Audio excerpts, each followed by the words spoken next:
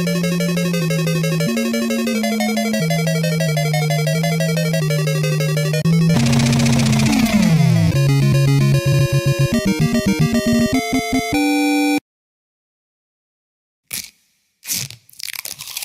like to troll. We do a little trolling. It's called We Do a Little Trolling.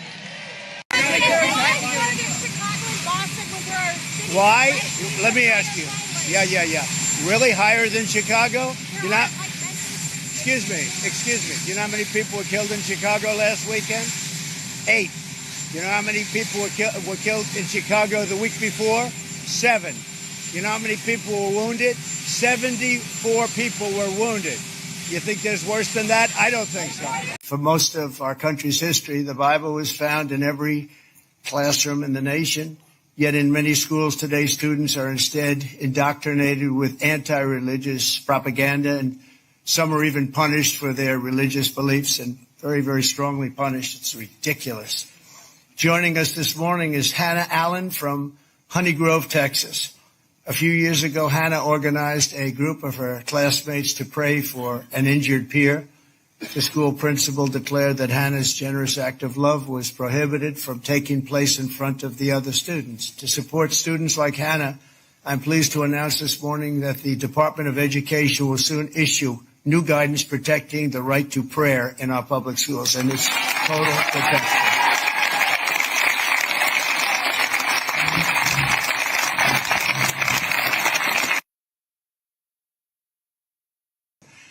But America was founded on faith, as we know, and I've been saying it for a long time. And when faith gets weaker, our country seems to get weaker. When faith gets stronger, as it is right now, we're having a very good period of time.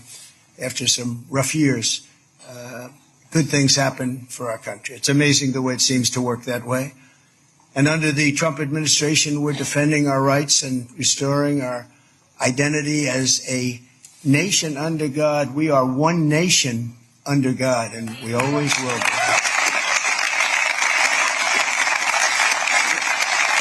And if we need to, we're going to do the same thing in Chicago, which is a disaster. We have a mayor there who's totally incompetent. He's an incompetent man. And we have an incompetent governor there. Pritzker's an incompetent. His family threw him out of the business, and he ran for governor. And now I understand he wants to be president. But I noticed he lost a little weight, so maybe he has a chance. You know, you never know what happens. But Pritzker's a gross incompetent guy, thrown out of the family business. But when I look at Chicago and I look at L.A., if we didn't go to L.A. 3 months ago, L.A. would be burning like the part that didn't burn. If he would have allowed the water to come down, which I told him about in my first term. I said, you're going to have problems. Let it come down. We actually sent in our military to have the water come down into L.A. They still didn't want it to come down after the fires. But that was it. We have it coming down. But hopefully L.A. is watching.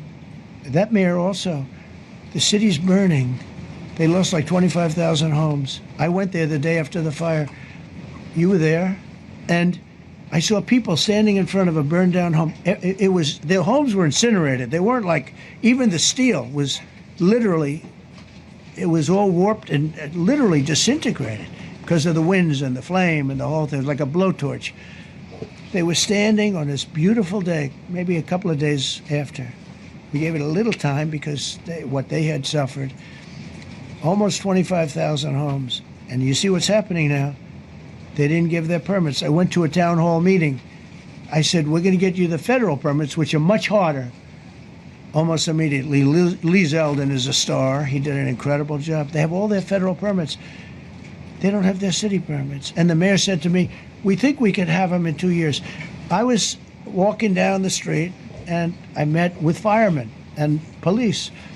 And I was saying hello to many people that were standing in front of their homes with yellow tape. You can't go in. You can't go onto the lot. And those people wanted to start rebuilding their homes then and there. And the mayor said, we should be able to get them the permits within 2 years. I said, that's a shame. 2 years? Are you kidding? I'm going to get them the federal permit like almost immediately. 2 years. And she roared back, well, maybe 1 year. The place was booing her out of the place. They don't have their permits to build their homes.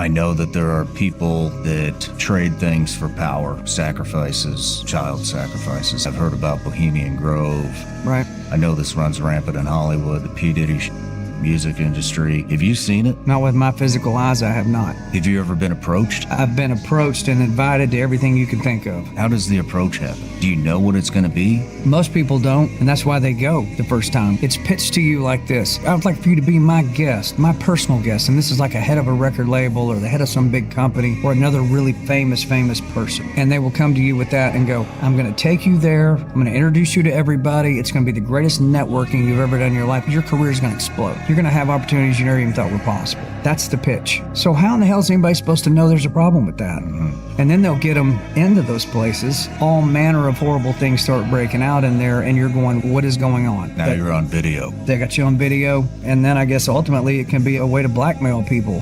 Hey man, those of y'all in Chicago and other cities that are telling Trump not to send a National Guard there because the YNs are going to scare away the U.S. military, y'all are out of y'all minds. I don't think y'all understand we have the strongest military in the world. The YNs and gangs in your city have nothing on the U.S. military. I just seen a post dude was like, yeah, don't come to Chicago. Y'all don't understand how dangerous it is.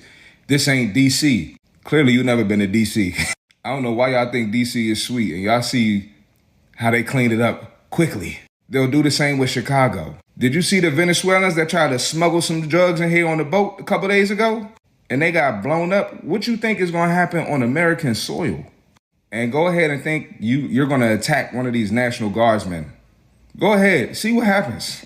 If you survive, that's a big if. You'll never see the light of day again. And keep the threats up. I don't know why y'all think that's going to make Trump be like, oh yeah, the YNs of Chicago said don't show up. So yeah, we're not going to go there. See what happens. I hope this happens. This is a message to all of you knucklehead YNs up in Chicago. How you doing? Guess what? The government's coming to lock all of y'all ass up. That's right. And I am 100% here for all of that shit. I need to figure out how to buy some stock in the penitentiary so I can make some money off you dumb motherfuckers. Y'all are gonna make a new Netflix series for me to sit back and binge watch on the weekends. It'd be great. We get a lot of seasons out of that shit. It'd be fucking awesome. Yeah. Talking about Trump better not send the National Guard up here because we gonna fight back. We built different. No, you not. I watched the first 48, motherfucker. And y'all are gonna do exactly what them motherfuckers do on the first 48. You are going to fucking run. You're gonna run and hide. You're gonna shoot that fucking gun and take off. And try and hide and hope you don't get caught for as long as you can get away with it. That's what the fuck you're going to do. That's what you always do. Every time you do something bad and you hear them sirens, what do? You fucking run. Y'all ain't gonna do a goddamn thing. Shoot that gun if you want to. Go ahead, motherfucker. Please do it. I want you to be locked up. For a long fucking time. I want you to be locked up, motherfucker. I want to see you locked up. Yeah, that'd be fucking awesome. Get your ass out of here. Full moon is very powerful. There are more police calls on a full moon than any other day of the month. The moon enhances our psyche, our internal state. If you are angry and a full moon comes around, this will be enhanced. And you will become a monster, a moon star, or a lunatic. Luna is the moon. On a full moon, you should be visualizing, thinking and feeling the desired reality you want, because your intent, thoughts and emotions are more powerful on a full moon. This is why if you type in witches, they're always next to a full moon, because this is the best time to cast a spell. 28-day cycle of the moon, 28-day cycle of the menstrual cycle. It's in direct correlation with the moon. The moon governs liquids in your body. Fasting on a full moon is also very powerful because the water in your body is being pulled by the moon. That's why the tides of the ocean follow the moon. 28-day cycle. This is a month, a month. 365 days divided by 28, which is 13. There are 13 monthly cycles. Where is the missing month? We do not know what year we are truly in, people. I think they did this to stop us being in sync with the monthly cycle. What do you guys think? Think about this. What if 1 million people pray for our country every single week between now and next July 4th. More specifically, what if believers all across this great nation got together with 10 people, friends, family members, colleagues, work associates, 10 people each week to pray for our country and for our fellow citizens? Let that sink in. 1 million people every single week, 10 people getting together to pray for our country and for her citizens. Think about the miracles that would take place over the next year. Think about the transformation that you and I could witness in communities all across the land. Sons returning to their fathers, daughters returning to their mothers, families coming back together, health being restored, financial needs being met, mountains being moved. Think about it. If 1 million of us every week got together and prayed for this great country, how many know that God is well able to do it? Amen.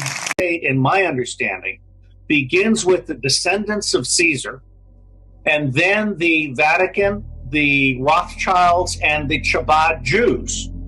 And they in turn use the 10% of the Freemasons and the Knights of Malta as fixers, and they use the City of London, Wall Street, and all central banks, which are not nationalized, all central banks as the managers. So you have the deep state on top, and then you have the shadow government below that, and then you have the intelligence community services, the 10% of the intelligence secret services, like this Dutch banker just talked about recently.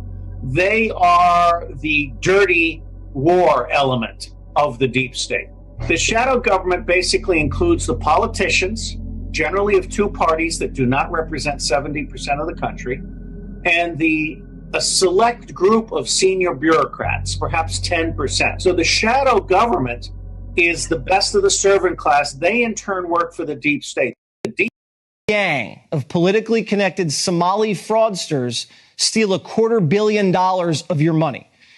It was the single biggest COVID scam in American history. During the pandemic, the government was just giving out money left and right. A nonprofit in Minnesota, Feeding Our Future, got $250 million to send food to needy kids. Sounds good, right? Here's the problem. Almost none of it was used for food. The Somali scammers blew our cash on real estate, cars, extravagant get trips. We have wire transfers that show thousands going to car dealerships. $160,000 went to some company in China. And $500,000 was sent to Kenya to buy an apartment. A $500,000 apartment in Kenya is probably a palace. But our tax dollars weren't just used on goodies. The politicians got a taste too. Ilhan Omar got thousands of dollars in donations from some of the scammers. These guys weren't criminal masterminds. It was sloppy. When they cooked the books, they made up names of their fake clients. They came up with these names. Are you ready? Unique Problem. Friday Donations. How'd nobody catch that? Well, early on, Walz's administration thought it looked a little suspicious, so they froze the funds. Then the Somalis sued and called Walz racist, so he kept letting them steal. They didn't bother to crack into the bank accounts or issue subpoenas. Walz just put his hands in the air and said, I'm not racist. Take whatever you want. Minnesota has a huge Somali population. You can't get called racist and expect to win another election there. Walz even gave one of the fraudsters the Minnesota Outstanding Refugee Award. 3 years later, she was indicted. No thanks to Walz, the feds came in after he ignored the problem for years. During the trial, the Somalis tracked down a juror and dropped off a Hallmark bag on their doorstep, filled with 120 G's, and a little note saying there's more to come if she acquits. This all happened under Walz's nose. He had every chance to stop it and failed. Just like he failed to protect his city during the riots, and just like he failed his unit when he retired before deployment. This is the guy Kamala Harris chose as her number 2. These are grown-ass people in Seattle. They're here opposing a Christian concert.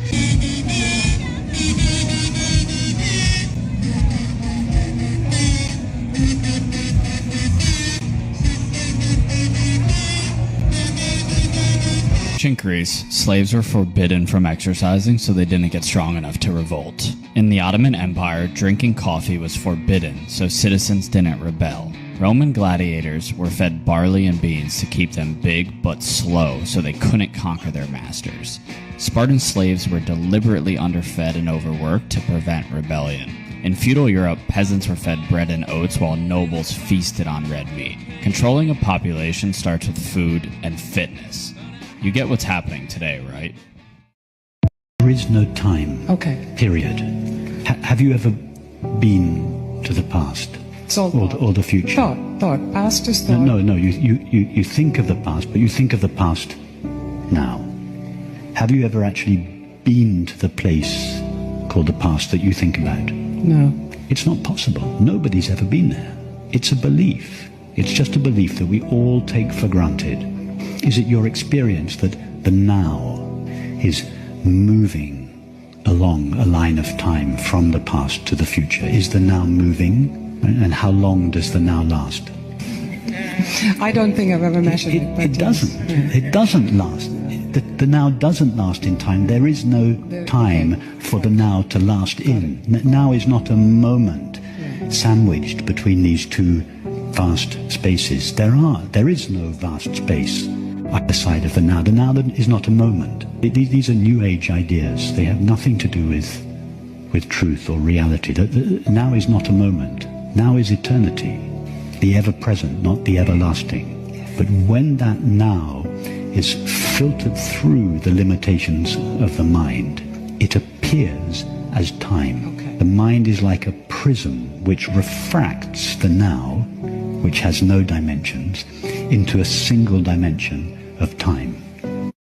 And not violate the religion of Islam by selling and distributing products that are against the religion, because we should love what Allah loves and we should hate what Allah hates. This is what we're here for, and little by little, one by one, we're going to be visiting all of the stores in the neighborhood, particularly the inner city neighborhoods where the religion of Islam is ignored by not only our enemies. The pork, alcohol, and gambling, okay, that'll give them, that gives them, at least to the end of this month, to change their inventory or either move to a different neighborhood. Also with us is 12-year-old Shay Encinas from California. Last year in 5th grade, Shay was forced to read a book to a kindergarten student promoting a message of radical gender ideology that is contrary to his religious beliefs and ours. I'd like to have Shay come up and tell the story. It's an amazing story. Shay, please come up.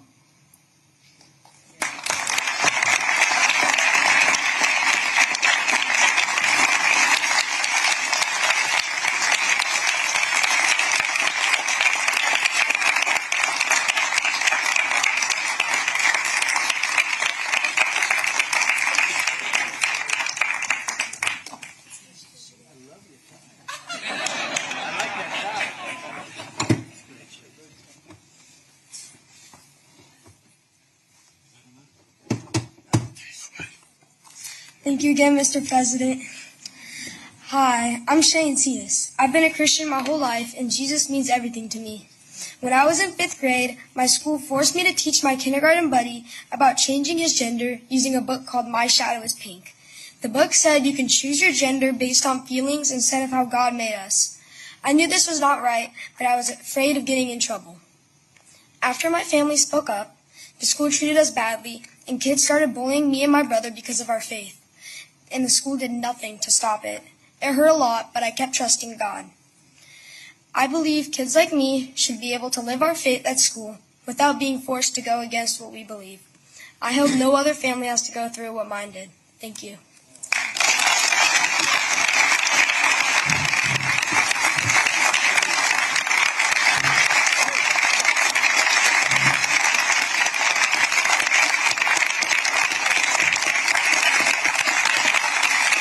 Thank you, Shay. Great job. That was delivered well, wasn't it?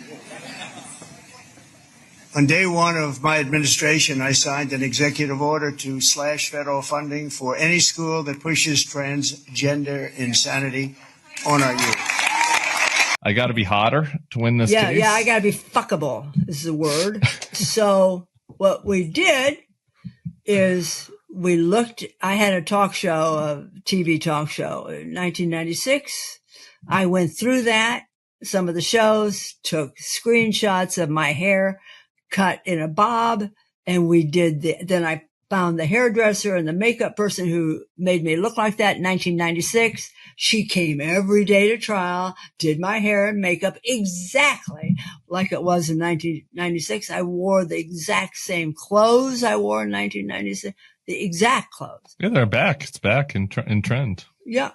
Oh, I don't have a book here, but the thing I'm wearing on the cover, I bought it at Bergdorf's in 1993. So Wow. that's the kind of, and I didn't look like I looked in 96, but I looked like somebody who could have looked like somebody in 96. And it was enough. It was enough. So it was a trick. District, that doesn't make you annoyed?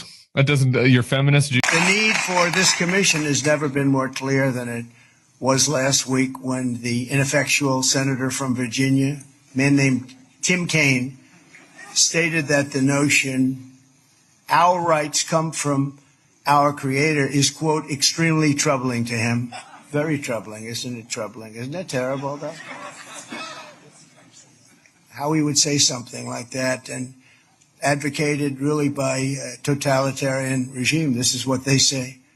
But as everyone in this room understands, it is tyrants who are denying our rights and the rights that come from God. And it's this Declaration of Independence that proclaims we're endowed by our Creator with the right to life, liberty, and the pursuit of happiness. The senator from Virginia should be ashamed of himself for many things. For many things, for things even beyond that. But in his own way, nothing's more important than those words. Oh, terrible words. As president, I will always defend our nation's glorious heritage, and we will protect the Judeo-Christian principles of our founding, and we will protect them with vigor. All right, fam, y'all have got to see what is unfolding with the whole entire USDebtClock.org, because what they got us showing right here is the blueprint of the new financial system. Yeah, it's not just numbers anymore. It is a blueprint of what is about to unfold. Look, right here, okay? It shows the dividend dollar, the new USA Treasury dollar, which they've been telling us that is going to unfold this year for the better part of 3 years now. New type of money that is part stock, part bond, and is connected to an anonymous bankless savings account. All in one. Promising a 3% increase each year backed up by 100% reserves. And check this. It says each citizen owns a share of America. So that means you, me, and everyone that is tied to this new wealth system is going to reap this reward. This whole entire thing is labeled the USA Sovereign Wealth Reserves. If you don't know what that means, it's basically like countries like Norway that use their natural resources to create massive funds to pay out dividends back to its people. The US is basically hinting at the same exact setup. Instead of paying taxes into a broken system, they're showing a model where you get dividend payout of the national wealth pool. No property tax, no income tax, no capital gains tax. Gone, crossed out, peace out, no more. And look down here, 0 to 3% APR loans on home loans, car loans, business loans, and credit cards. All routed through purple lines from 50 state credit union banks. Yeah, this is not going to be going through your Wall Street giant banks. This is going to be going through your state credit unions that are owned by members, by we the people. This is why I say ICE needs to be at every single way station throughout the United States, not just in Florida. It's great that Florida's AG announced that they are having ICE at every single weigh station, but this has to happen nationwide to crack down on people like this. This is Kusha Mohammed Youssef, age 33. She was at an immigration checkpoint, in Yuma Thursday. They determined that she was removable. Why? Because she was convicted in Minnesota for felony trafficking, engaging in sex trafficking of a minor. She was sentenced to 7 years in prison. Now, here's the kicker. She entered legally, with the visa, but she violated those conditions with that conviction. Not only that, why is she out on the street?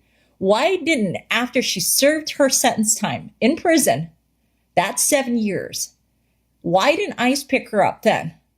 But here she is, out driving a semi, living her best life until she got to this checkpoint. These people need to be picked up immediately, and sent back to wherever the hell they came from, because we don't need people like this. So what kind of message was the president sending when he blew up these fast boats or whatever in the heck they're called, full of drugs coming this direction? And people are like, oh, this is horrible. This is horrible. Why didn't he just arrest them? Well, I'll tell you exactly why. There's about 11 guys on that boat. They're getting big money to just take a cruise across the Caribbean, across the Gulf of Mexico, drop the drugs off, do some partying and come back. And they're like, yeah, this is great. They're making money. Now all of a sudden, it ain't the same. They may be cruising along, drinking beer, talking, and all of a sudden a frickin' missile blows them out of the water. It's going to cost those drug cartels about 20 times more to get somebody to take one of those boats out. Now, that was definitely the statement, and I love it. Every American sitting at home right now needs to realize that you are paying for a genocide. Rise up! Rise up, America! Rise up! It is time to take back this country from these corrupt politicians. It is time. It is beyond time. We're going out to the loading dock. Thank you for your service. We need to stop supporting dictators and Israel. The American taxpayer is paying $30,000 a year for every Israeli man, woman, and child, and most of that money is going into military spending and the repression of the Palestinians, which produces refugees. There are over 40 dictators in the world. The United States loves all of them, except for two, North Korea and Cuba. And Cuba is a good example of the ideological insanity of the United States. Saudi Arabia is the devil. Israel is the devil. Germany and France, for lacking ethics, are the little devils, The United States of America and the bankers are the primary source of support for all dictators on the planet. The common enemy for all people is the deep state that starts with the Rothschilds and the banks and then goes down through the corrupt political systems in every country. These elections are all frauds. The fix is in and the decision's already made, and then goes down through the corporations and the media. Being an overthinker feels like living in a house where the lights never turn off. Even at 2 a.m., the rooms in your mind stay lit, each one echoing with what you should have said, what you could have done, what might happen if you get it wrong again. You replay conversations like broken records, zoom in on facial expressions like crime scene photos, trying to find the moment someone stopped meaning it. You draft text messages 10 times before sending, then panic once they're read.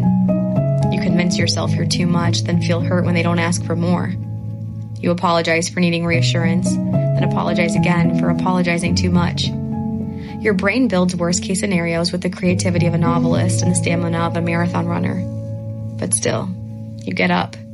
You show up. You try again. Because even when your mind runs too fast, your heart still hopes.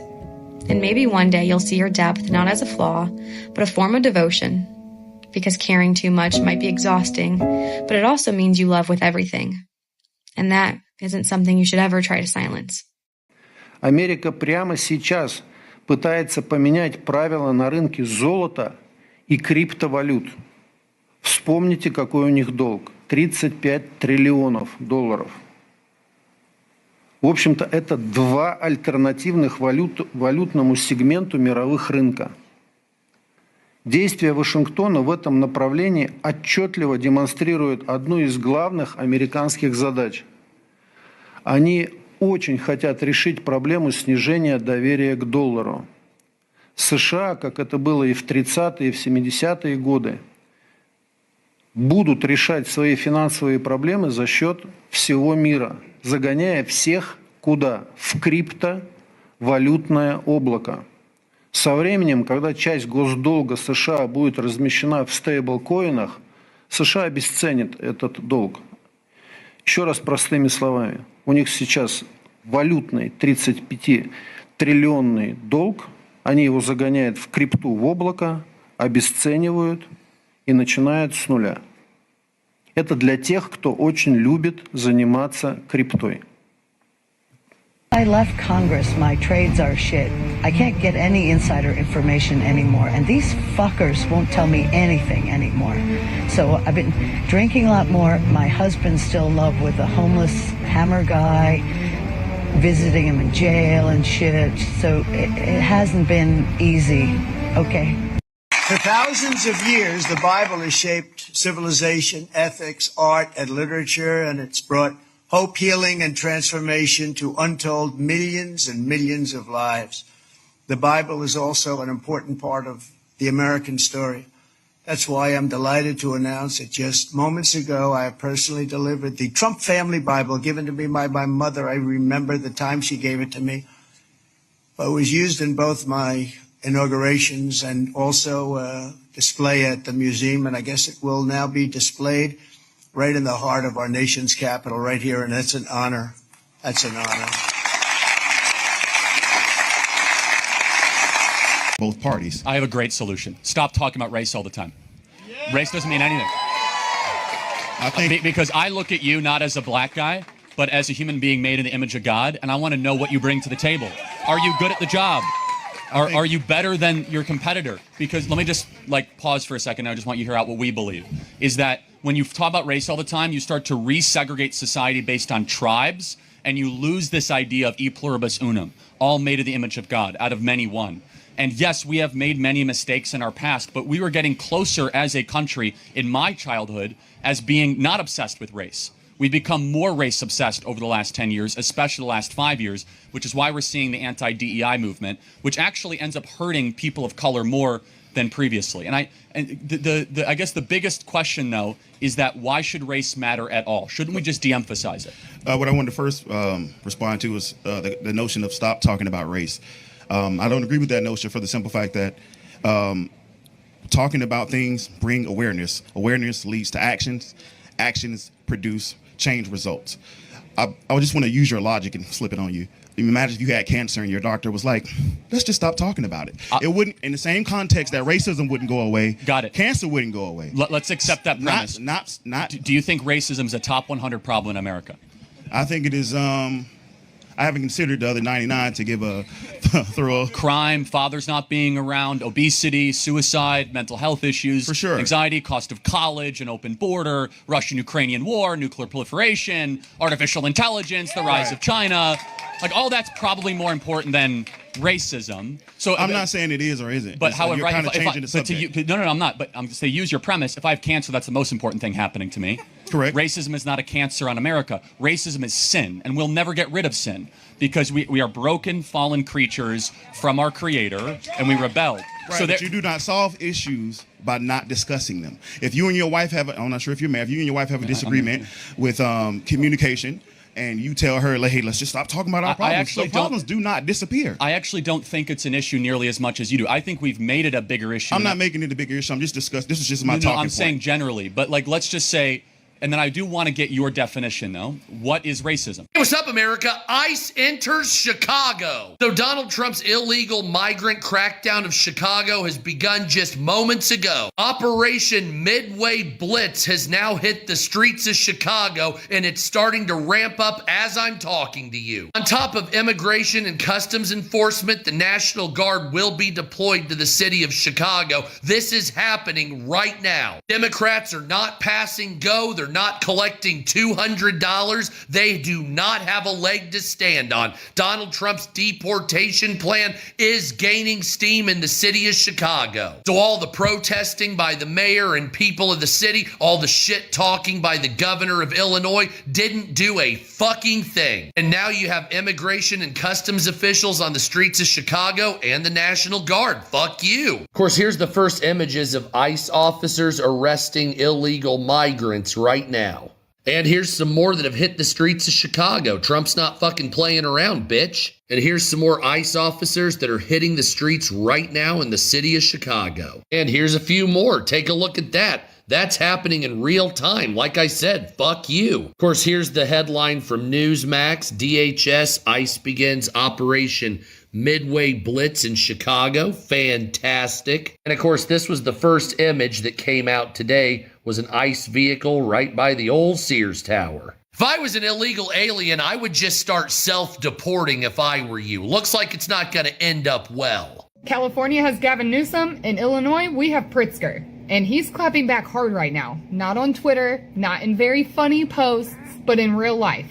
I live downtown Chicago and I share a driveway with the Trump Hotel, so I wish I was home right now. I'm traveling to give you guys my own pictures, but Chicago residents just woke up this morning to every single street lined with salt trucks. Trump just activated 300 Navy men from the Naval Academy in Chicago down as ICE agents, and he is coming in with ICE agents heavy. What's Pritzker do? He puts out salt trucks, what we always do when there's ICE in Chicago. And every single street is lined with them at every single intersection in the greater downtown area. I'm talking every main intersection from the Mag Mile down to Grant Park. And if you are not from Chicago and you don't know what these salt trucks are capable of, within 3 minutes, they can have 20 miles of highway completely shut down and everyone diverted off the exits. They sit and wait and they pull out in front of each other in a staggered way so you cannot get through them, and they shut it down. So every single one of these intersections that has 2 or 3 salt trucks can close down every direction of downtown at any moment. And these lines of trucks are on the side streets that block anything from coming in from the outside areas into downtown. And these salt trucks surrounding Grant Park and surrounding Millennium Park, there are so many of these that they can box the entire park in. There are talks of a no mask ordinance being placed on Chicago as well, and the only thing I can say about that is please do not wear your mask, as the city officials, the city officers have been instructed not to mask up either, pressing the hand of the federal officers to have to comply with the no mask ordinance in the city. There's no snarky remarks, there's no press conference with a bunch of shade and a bunch of Truth Social posts going out afterwards. He is quietly lining the streets with a complete shutdown. LA is loud, and California is louder. Chicago moves in silence until we have to get loud. And if this is the silence, imagine the loud.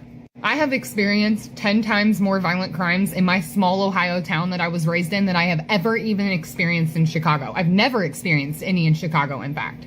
And that's with working in the service industry in the bars in Chicago for almost a decade. Fuck around and find out, final boss. Let me know what you guys think in the comments. What would happen if the United States attacked Venezuela right now? Using the pretext of combating drug trafficking, the United States suddenly deploys a massive naval fleet to the Caribbean Sea. Venezuela immediately condemns the move and demands Washington withdraw. However, the U.S. accuses the Venezuelan president of sheltering criminals and launches a full-scale assault. Missiles rain down from American warships onto Venezuelan targets, while fighter jets deliver additional firepower from the skies. Within a short time, Caracas and other key cities fall under U.S. control. Yet the true motive behind the operation is not drugs, but Venezuela's vast reserves of oil. The move sparks outrage around the world, with many nations announcing sweeping sanctions against the United States. Russia and China openly declare their support for Venezuela's struggle to regain independence, pushing the global situation to the brink of escalation.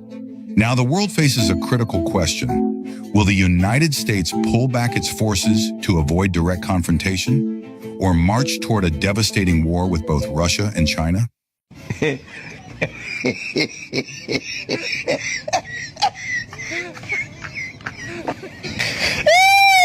The reality is this: since COVID and the disaster that the medical establishment inflicted on people and the lies that were told, people have lost confidence in the medical establishment. You have seen an increase in parents who are opting for those exemptions. the Surgeon General believes, and I believe, that if you actually didn't say you've got to take this, otherwise you're going to be punished, I think you'd actually have more uptake on some of those. I think there's some people, they're being told they have to do it, so they're opting for the exemption. In March of 2020, Joe Latipo said we shouldn't do lockdowns. He was pilloried for saying that. Very few people were willing to say that. He said you shouldn't be forcing young school children to wear masks shortly thereafter that. He was right on all those. All those things. The lockdowns were harmful. The mask mandates on kids. Now, I overruled those in Florida, but, you know, there were school districts that wanted to do it. And so now they carry their. So now Puerto Rican people have to carry their American passports to show you that they belong here. Do you carry your American passport, Benny? Do you? I carry an ID everywhere I go. Yes, and a firearm.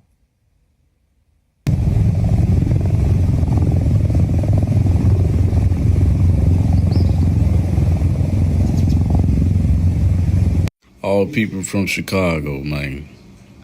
Y'all can play tough with that military if y'all want to, bruh. Y'all shoot one of them, that ain't the police.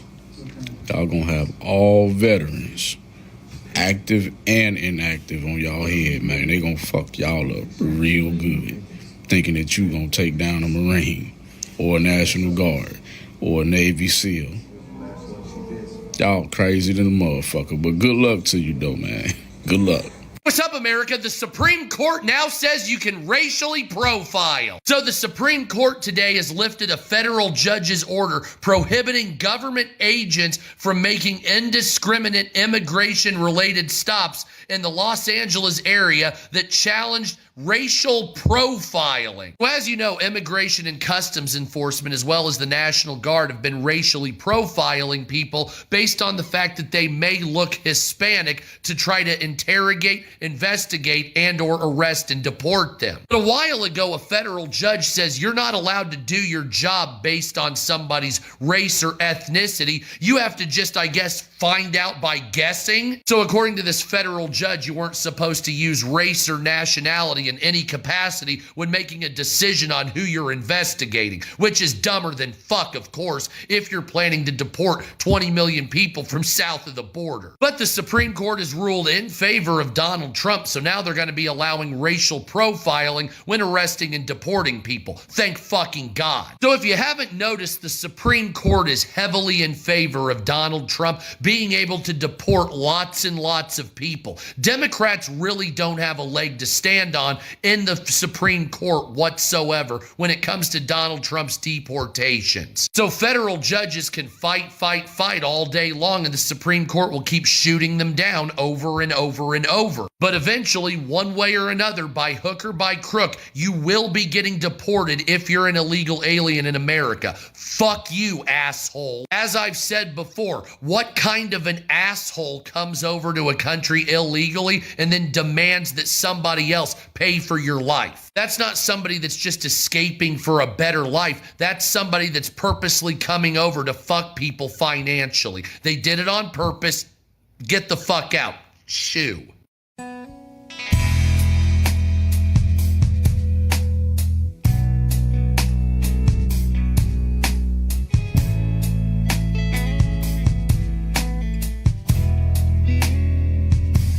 I've been sitting here trying to find myself. I get behind myself. I need to rewind myself. Looking for the payback. Listen for the playback. They say that every man bleeds just like me. And I feel like number one, yet I'm last in line. I watch my youngest son, and it helps to pass the time. I take too many pills, it helps to ease the pain. I made a couple dollar bills, but still I feel the same. Everybody knows my name. They say it way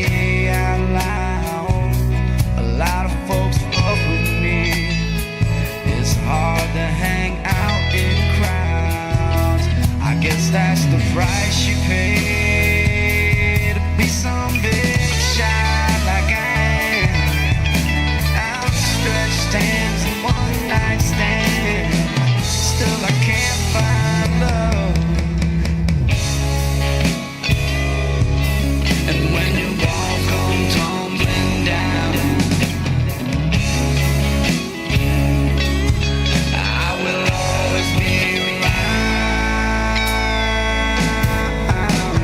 Yeah.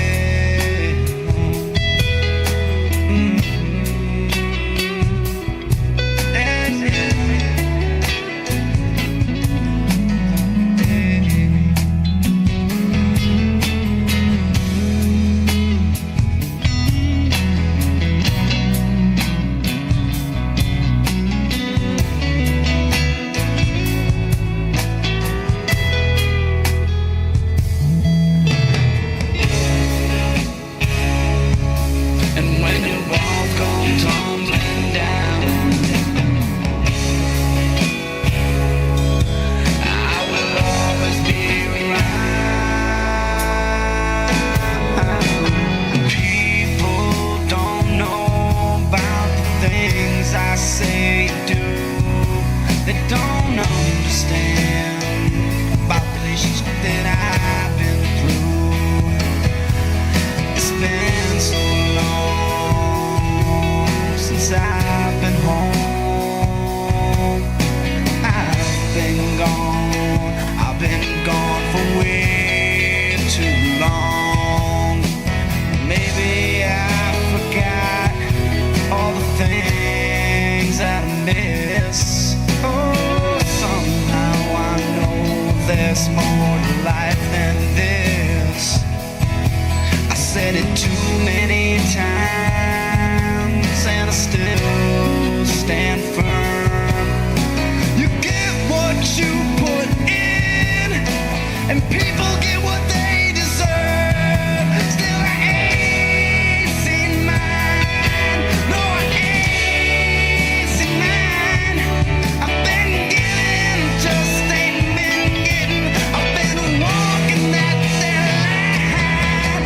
So I think I'll keep walking with my head held high. I keep moving on, and only God knows why.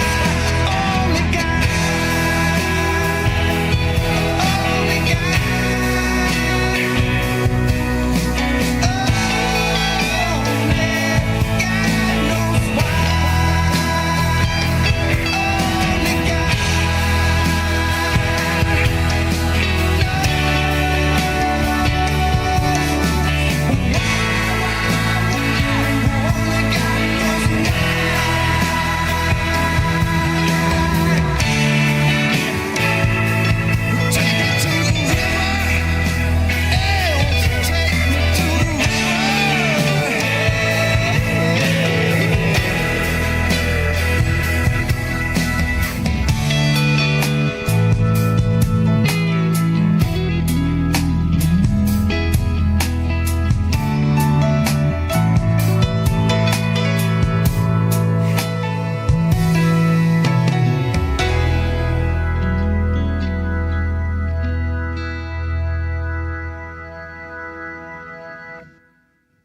God bless you, Patriots, and welcome to Patriot News Broadcasting.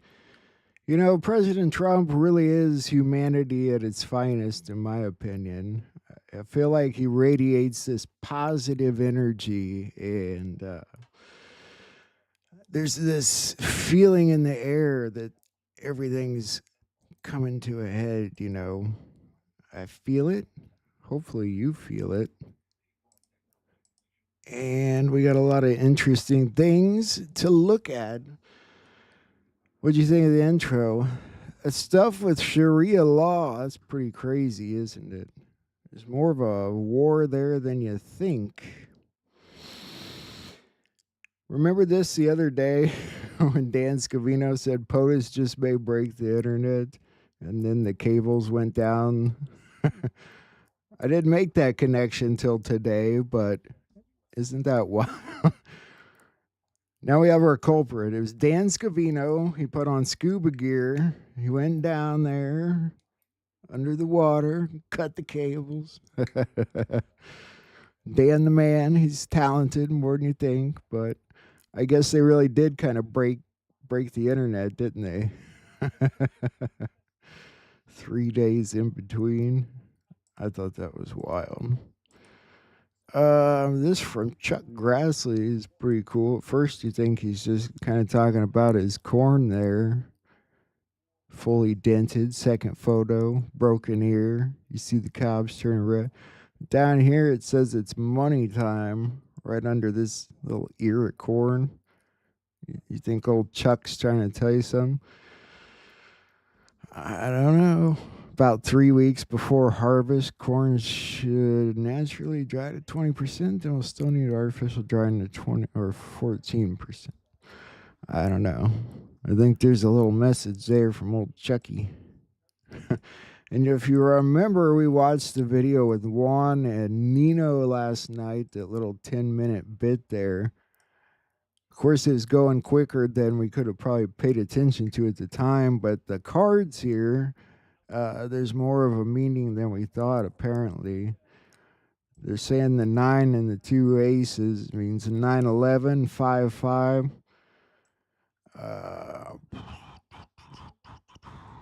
It's has to do with September 11th. There's more interesting things there. I'd really like to go back over that video. 911, green for go, New Year's, loud and clear. 5-5, JFK Jr., loud and clear.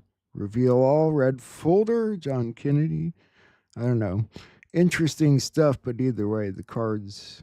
You make of it what you will. And this is where it all ties into. The Biden auto pen scandal is big, not as big as the Russia hoax or the rigged 2020 presidential election, but nevertheless one of the biggest ever. That's what it's all going to tie back into. Sounds like it might be an interesting Thursday, but I don't know. This is pretty wild, too. So you heard already about Kilmar Abrego Garcia going to some tiny little African country. Well, it's because his lawyer had claimed that if he went to all these other countries, he'd be tortured. And he handed over a list of 22 different countries. So the Trump administration, they all found this tiny little country in Africa that promised they would not torture Mr. Garcia. And so that's why he is going to the tiny little country of Eswatini. Ever been there?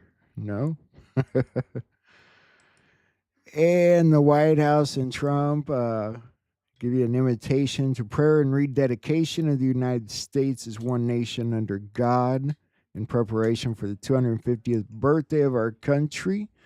I thought that was a pretty good video in the intro there about his Bible and praying every day.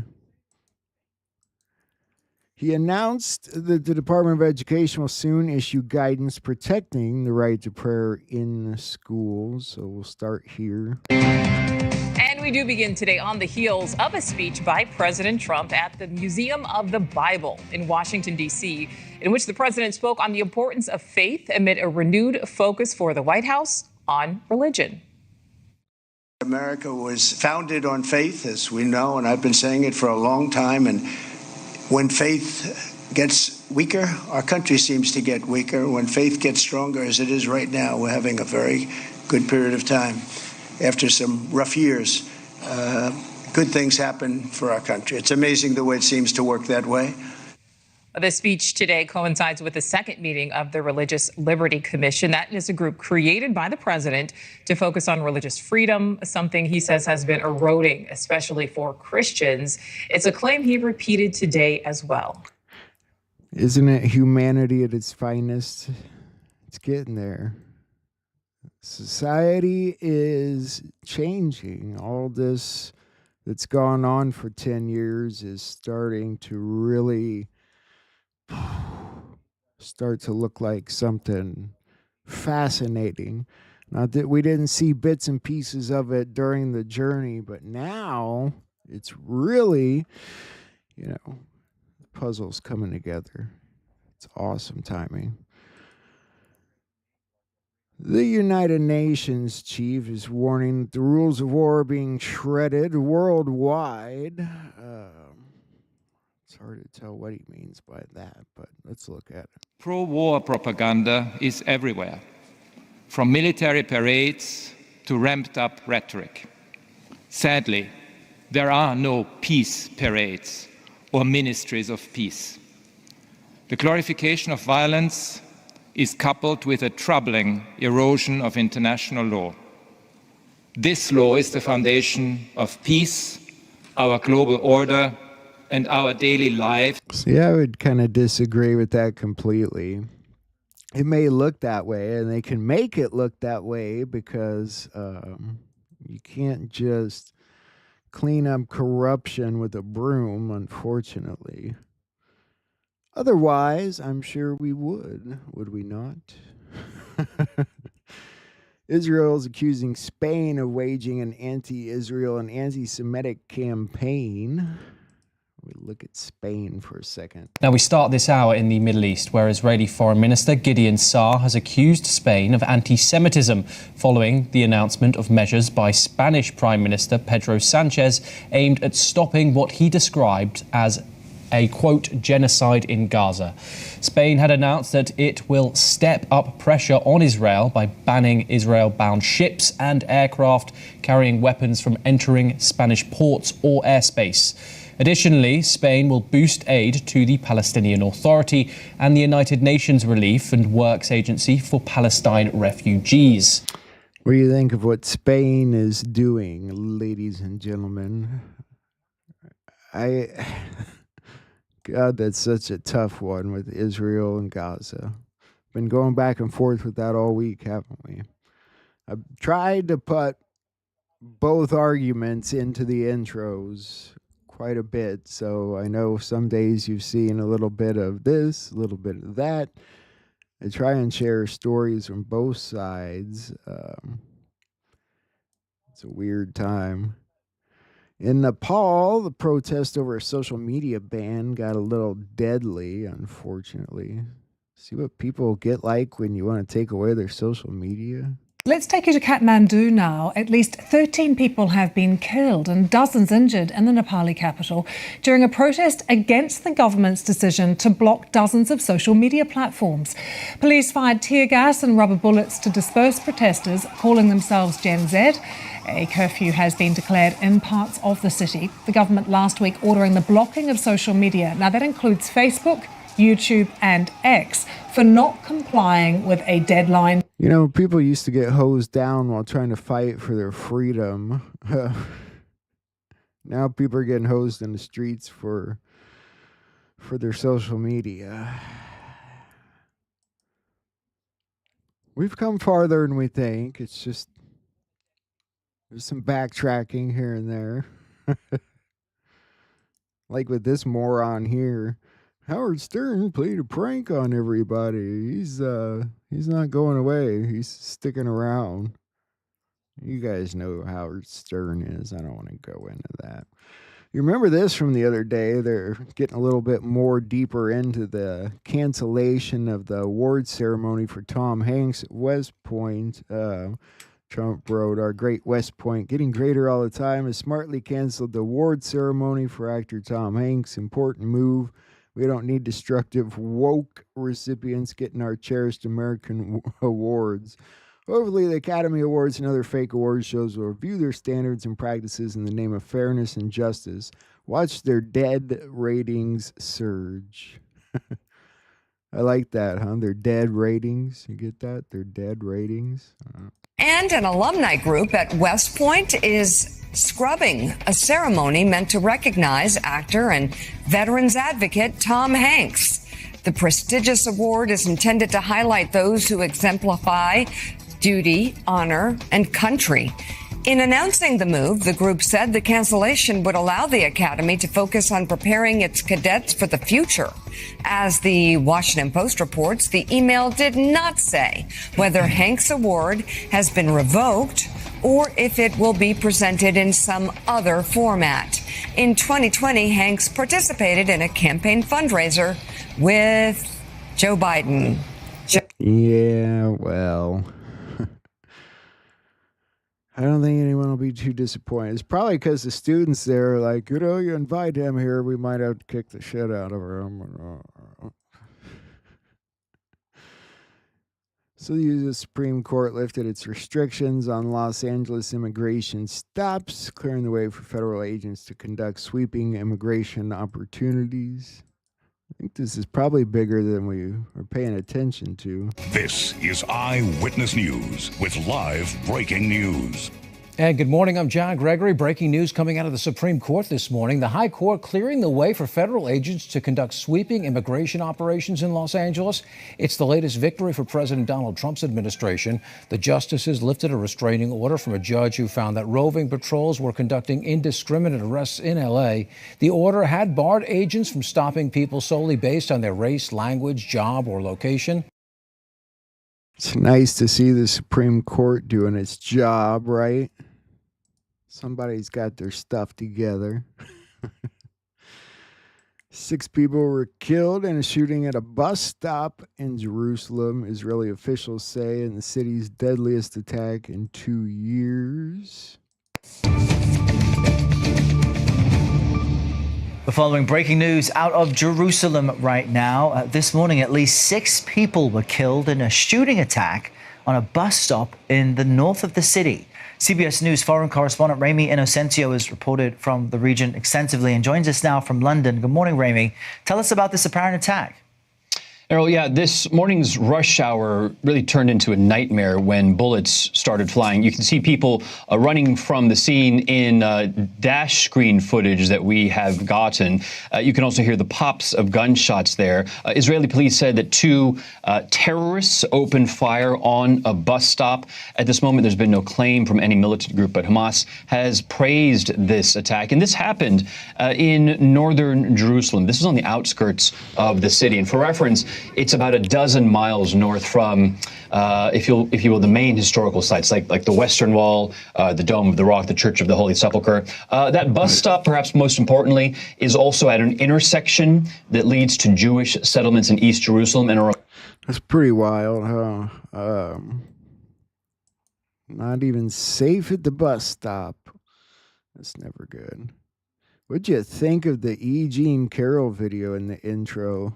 Talking about how they made her up to look like her old self and tried to make her look more, well, you get it.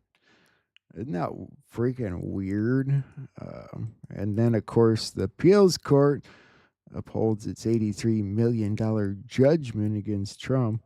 We'll see where it goes. 12:09 here on the East Coast. Welcome back to Live Now from Fox. Take a look at your screen. The Associated Press reporting on this Monday, breaking. The appeals court upholding the $83.3 million defamation judgment that E. Jean Carroll won from President Donald Trump. As we are learning about this breaking news, I want to provide more perspective on this story. In a ruling issued this Monday, the Second U.S. Circuit Court of Appeals rejecting President Trump's appeal of the defamation award, finding that the jury's damages awards are fair and reasonable. AP goes on to report that President Trump had argued that he should not have to pay the sum as a result of a Supreme Court decision expanding presidential immunity. His lawyers did ask for a new trial. A civil jury in Manhattan issuing a new trial. Well, you think he'll get it? I can kind of understand a little bit there. Of course, the whole thing's a bunch of bogus bunkum anyway. Trump asked Supreme Court to allow billions in foreign aid cuts. This is kind of interesting. The case marks a showdown over the president's power to unilaterally withhold funds allocated by Congress. Washington. The Trump administration on Monday asked the Supreme Court to allow the government to withhold $4 billion of spending on foreign aid that was approved by Congress. The move came in response to a federal judge's ruling last week that requires the administration to spend the funds despite President Donald Trump notifying Congress that he intends not to. The case marks a showdown over to what extent the president can refuse to spend money that Congress has appropriated, a brewing issue as Trump has embraced a sweeping view of presidential power since taking office again in January. In the new filing, Solicitor General... I wonder where the money was bound for. Probably Ukraine, I'm guessing. Be my guess. So in Chicago, people were a little upset over a post that Trump made. Protests across Chicago on Saturday, with more expected as ICE looks to ramp up crackdown efforts. This as President Trump traded barbs with Illinois Governor Pritzker on social media about the enforcement operations. Senior correspondent Mike Tobin is live in Chicago with the latest. Hello, Mike. Operations have not materialized. What have materialized here in the city of Chicago are protests. 3 different protests took place yesterday. Yesterday evening, we saw hundreds. Yeah, we don't care about their protests. I mean, they're always angry about stuff. But they did launch Operation Midway Blitz in their push to target immigrants. The Department of Homeland Security posting on X that it is launching what they're calling Operation Midway Blitz. It will target undocumented immigrants with criminal records in Chicago and throughout the state of Illinois. The department says that this is in honor of Katie Abraham, a Glenview native who was killed in a drunk driving incident, hit and run, that was caused by an illegal immigrant. That crash happened in Urbana, Illinois last January. That announcement from DHS included a video from Katie's parents. Here's a guy that wasn't productive, wasn't a good citizen, and he barreled into a vehicle with 5 women into it. And his first instinct was to get out of the car and run. And then within a day and a half was almost at the Mexico border. So to me, these are not the productive folks we want to bring into the country. You want to build a country on migrants, probably not the guy you want to stand behind to build the countries. Religious leaders rallied against deportations at Daley Plaza. They said that they will stand up to President Trump's threats. Fox 32's Joni. They're gonna build walls. Yeah, I don't know. Not much they're gonna be able to do. I did see in that intro that Pritzker was trying to park all his, plows and trucks on the sides of the road to block the roads. It's retarded. So Netanyahu says forces are now organizing, assembling into the Gaza City for ground maneuvers, which they've been doing. Palestinian prisoners are not being given adequate food, the top court of Israel says. Let's take a look at this. Israel's top court has ruled that the government is failing to provide sufficient food to Palestinians held in Israeli jails. The 3-judge bench has ordered authorities to take steps to improve their nutrition. Thousands of Palestinians have been held in Israeli jails for years, many without trial. And rights groups say nearly 10,000 are currently detained. That number has drastically risen since Israel launched its war on Gaza. Let's discuss the legal aspects of all of this with Niamh Gordon, a professor of human rights and international humanitarian law at Queen Mary University in London. Good to see you, Niamh. So, it's pretty, I really didn't realize they were taking that many prisoners, I guess. It seemed like it was live or die type of thing. Anyway, we're going to take a quick look here at Hurricane Kiko and see if it's still headed towards Hawaii or not. We do have our lead story happening in the Pacific. We have Hurricane Kiko, which is now a Category 2 hurricane and is moving closer and closer to Hawaii. Well, we will have live reports this morning coming out of Hawaii, so stay with us here on Fox Weather. There's been a state of emergency declared over the weekend in preparation. Even though the storm will be tracking north of the islands, we will be impacted by very dangerous surf, and we also are expecting some rain from the outer bands of Kiko. That is a live look this morning morning, where you can see the waves kicking up. We're anticipating this to be passing north of the islands tomorrow and Wednesday, but you can clearly see the close approach. Yeah, I mean, at one point, this was a gorgeous-looking storm on satellite, especially in the middle of the eastern Pacific, eventually crossed into the central Pacific a few days ago. But it's the cooler waters, the wind shear. You can already see how that's eroding the southeastern side of this storm. So at one moment, this was a powerful Category 4. Now we're down to Category 2. The likelihood is... Honestly, it doesn't look like it's gonna harm Hawaii whatsoever at this point. That's my guess. But I wanted to show you this interesting story on a new hurricane model that's being researched. Abroad are rethinking how we rate storms. Fox 13's Jennifer Vaglis is live in our newsroom tonight for us. And Jennifer, they've developed a new scale for this. Yeah, that's right, Brianna. It's called the Tropical Cyclone Severity Scale. And unlike the current Saffir-Simpson scale widely used today, this takes storm surge and rainfall into account too. Now, USF professor of geosciences Jennifer Collins says Hurricanes Florence and Katrina are examples of why this is needed. With Florence in 2018, it appeared to be developing as a major hurricane in the Atlantic heading towards the Carolinas. But as it approached the U.S., it dropped from a Cat 2 to a Cat 1 based on wind strength. So some people who considered evacuating decided to stay and thought it was...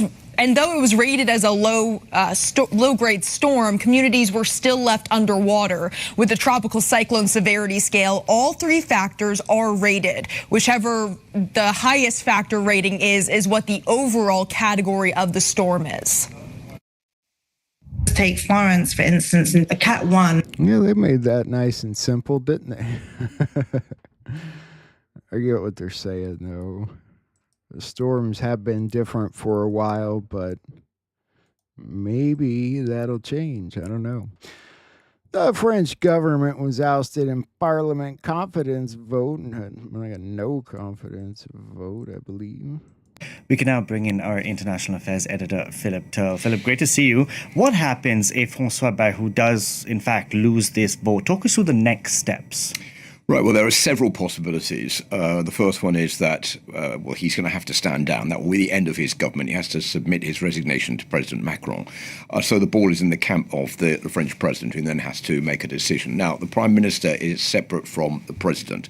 It's the president who names the prime minister, who then forms a government which governs the country. So it's President Macron's choice over who is prime minister. In theory, he can choose who he wants. In practice, it's probably better to choose someone from his own political camp than from an opposition camp, which means that he would be living in a situation of a lame-duck president. The problem this time round is that President Macron doesn't have a majority in the National Assembly because he called early elections a year ago and lost those elections, which means he only has a relatively small relative majority in the National Assembly. He can't push through any policies. That's why we've seen François Bayrou in such a weak position trying to push these policies through to reboot France's economy. Kind of sucks for Macron, huh? I suppose he'll have a bit of a task on his hands there. This was an interesting post. Diamonds are the biggest export market of Israel and account for 18% of their total exports, and yet they don't even have a diamond mine. And so the question becomes, are they paying for the war with blood diamonds? An ongoing success story that continues to develop. Tradition, innovation, vision. The Israel diamond industry.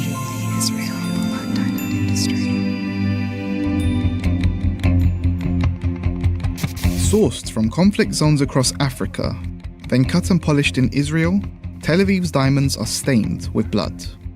The country's booming diamond industry conducts dubious transactions and mines these gems through a process that invariably involves human rights violations and the funding of armed rebel movements in various African countries. And the industry has, for decades, not only been robbing Africa of lucrative resources, but also aids and abets Israel's killing of Palestinian civilians and its illegal occupation of Palestinian territories. Tel Aviv has no diamond reserves. Despite this, Israel is the world's 5th largest exporter of diamonds, and the precious gems are among the country's main exports, with diamonds topping the list in 2022, raking in $10.5 billion. Since 2010, over $100 billion has been injected into Israel's economy thanks to diamond exports, making the country and its government heavily reliant on the precious gems. Overall, the Israeli diamond industry contributes about $1 billion annually, it's a very rough estimate, to Israel's military and security industry. Experts say that the steady flow of revenue has helped Israel's apartheid regime sustain its brutal and unlawful occupation of Palestine by funding Tel Aviv's military and its intelligence and security agencies, including Mossad and Shin Bet. Every time Israel exports a diamond, and every time somebody buys a diamond that was exported from Israel, some of that money ends up in the Israeli military. So the financial connection is quite there. Among the companies that reportedly fund and support Israel's military is that of diamond magnate Benny Steinmetz, whose company Benny Steinmetz Group Resources is one of Tiffany's biggest diamond suppliers. Through its Steinmetz Foundation, BSGR funds and supports the Givati Brigade, an Israeli military unit accused by the UNHCR of war crimes during Israel's assault on besieged Gaza in 2008-2009.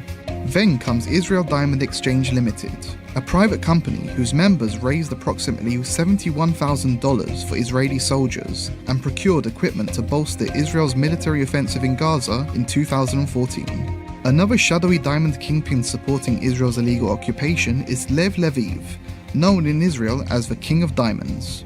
Leviv, whose son and brother were accused of illegally smuggling about $18 million worth of diamonds into Israel between 2010 and 2018, was involved in a $34 billion lawsuit in 2016, when a group of American Palestinians living in the occupied West Bank accused him of supporting the construction of illegal settlements in the region.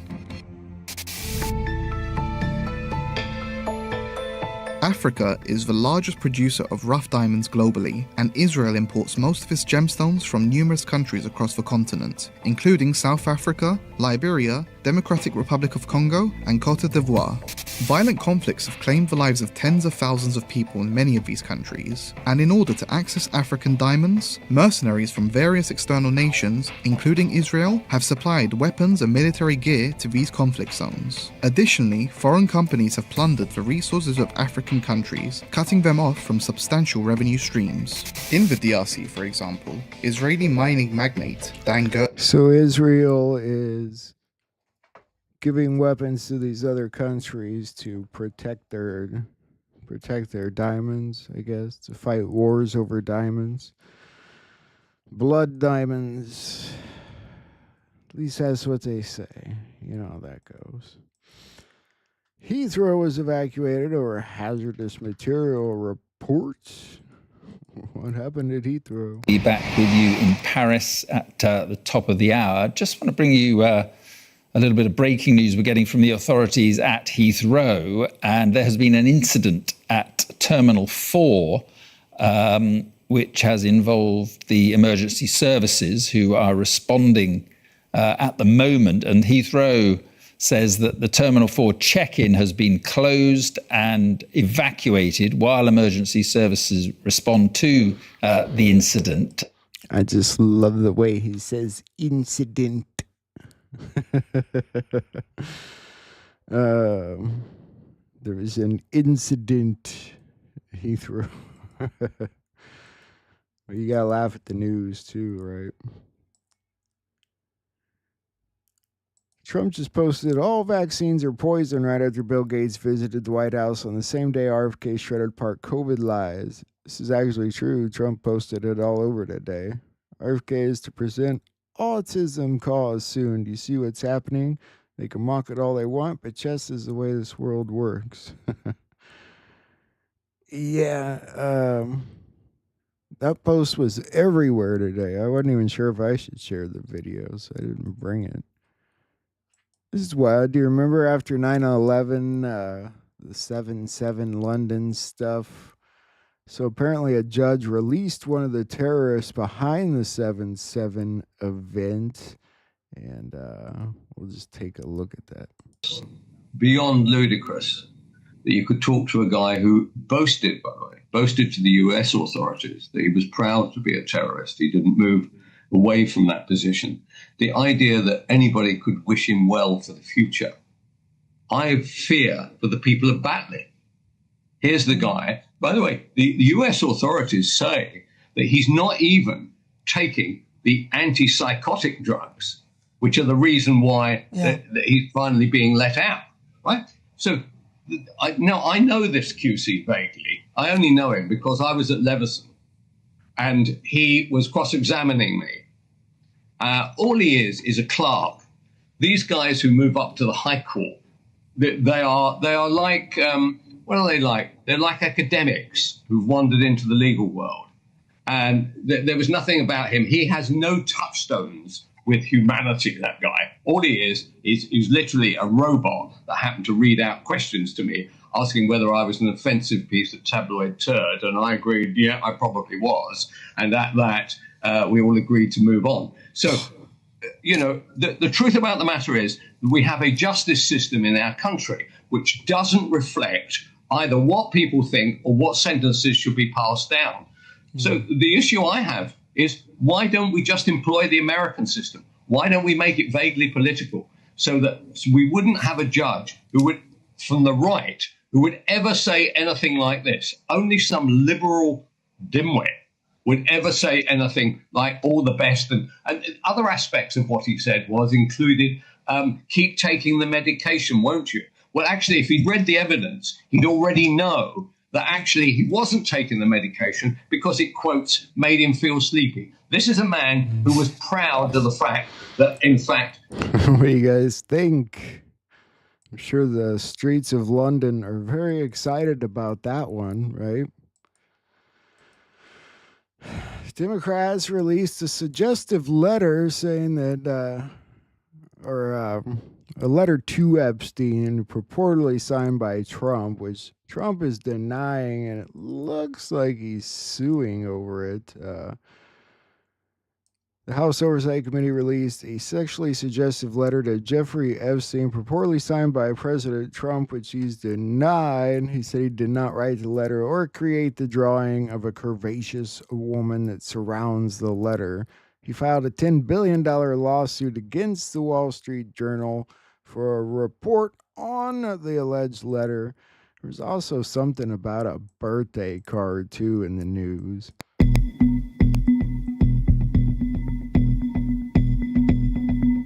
I mean, it's a birthday card. It's a birthday card. The Republican-led House Oversight Committee today received materials from the Epstein estate as part of its investigation into the late convicted sex offender. Among them, a book that allegedly contains an explicit birthday message from Donald Trump to Jeffrey Epstein. According to the note, the president allegedly wrote to Epstein, quote, "May every day be another wonderful secret." President Trump has denied writing that letter. Barry Levine joins us now. He's the author of the book, The Spider Inside the Criminal Web of Birthday card, letter, birthday card, letter. I don't think they can decide even. And that might be all the news that I have. So we're going to take a look at some things. I want to take a look at this. It's another one of old school films done with the Wano Salvin camp. And then it's like 20 minutes. And then we're going to move on from there. So let's check it out together. I can finally relax. It's been a long day, Patriots. But we're alive and we survive.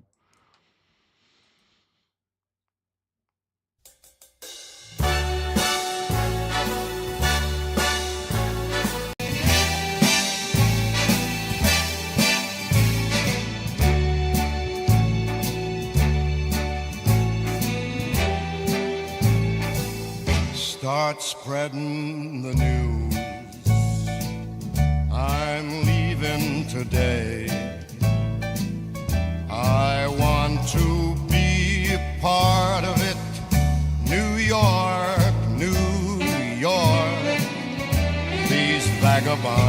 shoes are longing to stray right through the very heart of it. New York, New York. I want to wake up in a city that doesn't sleep and find I'm king of the hill, top of the heap.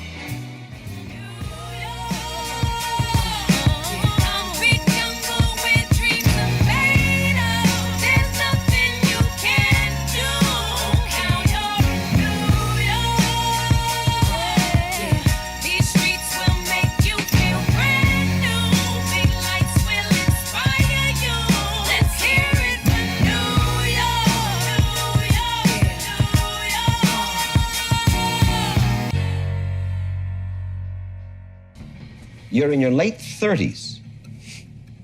You got 40 years to live, minimum. Somebody has to help this country, and if they don't, the country and the world are in big trouble. Because within a short period of time, as sure as we're sitting here, there's not going to be a country and there's not going to be a world.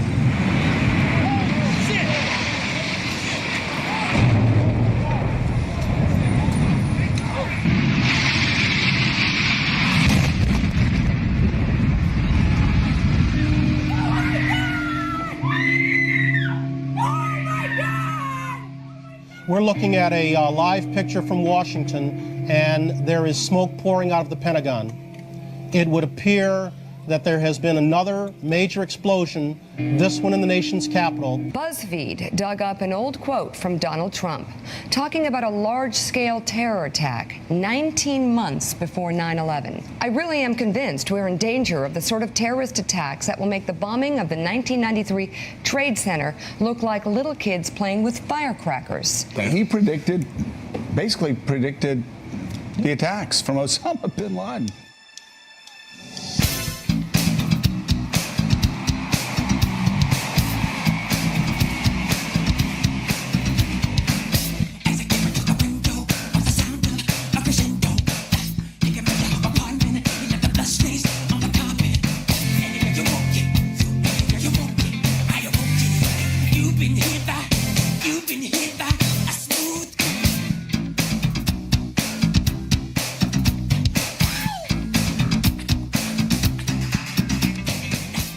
The thing about 9/11, it was so crucial.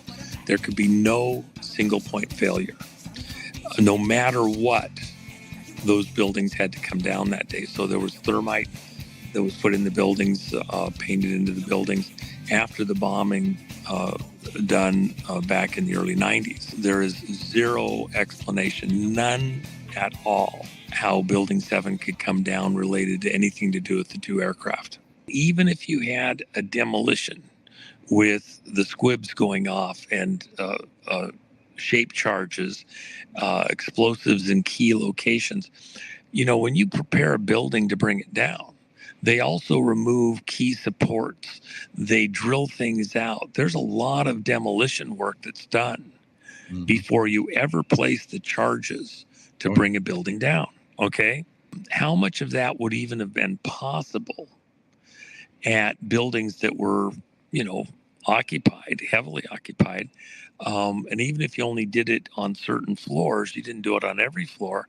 In the way the buildings came down, it's hard to imagine you wouldn't have seen hangups. You see buildings where they let the weight of the building bring certain other areas down. So they'll do key spots and then let the destruction on those floors allow other floors to fold in and come down in a certain way.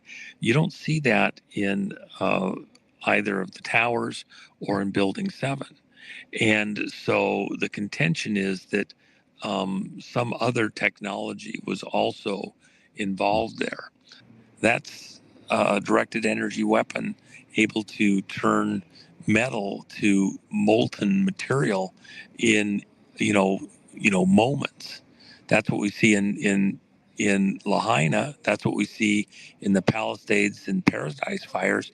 Car wheels melted, glass melted. that you can't get anywhere close to those temperatures, not even in the same world with wood or other accelerants present, the paint.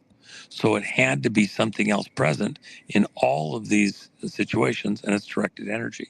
Before Trump's over, Trump said when he ran for office the first time, before I'm done, you will know exactly who brought down these buildings.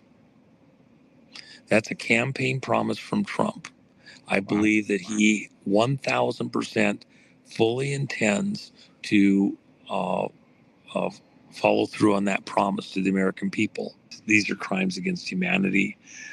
They're war crimes against the United States, against other countries in the world, in the way that our election was stolen, and then the people who got there through fraud and deceit.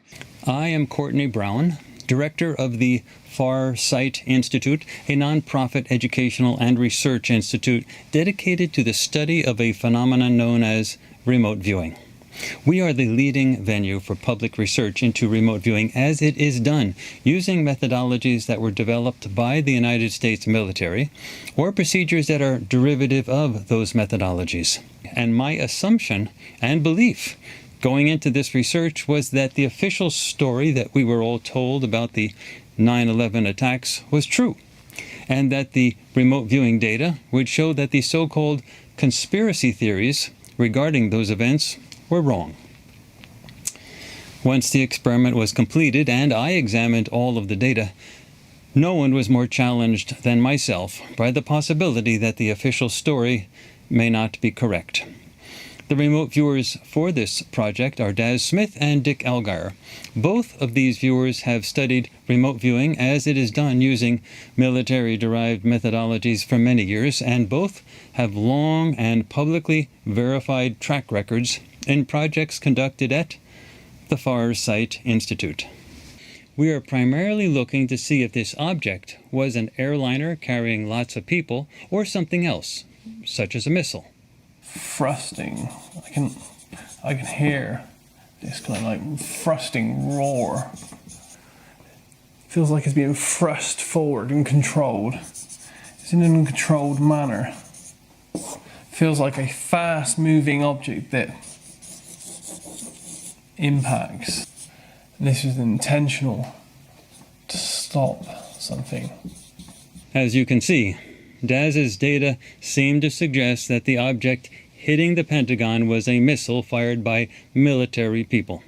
And it's just a streak across the sky, like it's got a whine, pitched like a World War II buzz bomb cruise missile, silvery, blue, rivets, vectors, guidance. So it's not a buzz bomb because they weren't guided. This has intelligent, but it's just going straight like a bat out of hell, a rocket. This stubby thing kind of burst up, and there's a flash, and then it, like, the engine ignites, and it's like it's not going to achieve flight. It comes up and just hangs there, like, whoa, and then I see it ignite, and the thrust is amazing, and then this is coming out of water. I've got to say, submarine launched. This isn't the river I saw. This is a water gestalt that I didn't get in my S3. And this is a structure here that's, I'm going to say that's a submarine. Popeye. Popeye is the name of a family of air-to-surface missiles developed by the Israeli company Rafael for the country's Air Force and for export. In addition to the aerial version, the Popeye missile also has a submarine-launched variant. Popeye was developed by Israel on the basis of the American AGM-142 Raptor medium-range air-to-surface missile. The standard Popeye air-to-surface missile has a weight of 1.36 tons, a length of 4.82 meters, a diameter of 533 millimeters, equipped with a 340 kilograms fragmentation warhead or a 360 kilograms I-800 penetrator warhead, with firing range is 78 kilometers. Meanwhile, Popeye Turbo is an extended range version of this air-to-surface cruise missile. It uses a liquid fuel engine, length increased to 6.25 meters, and range up to over 320 kilometers.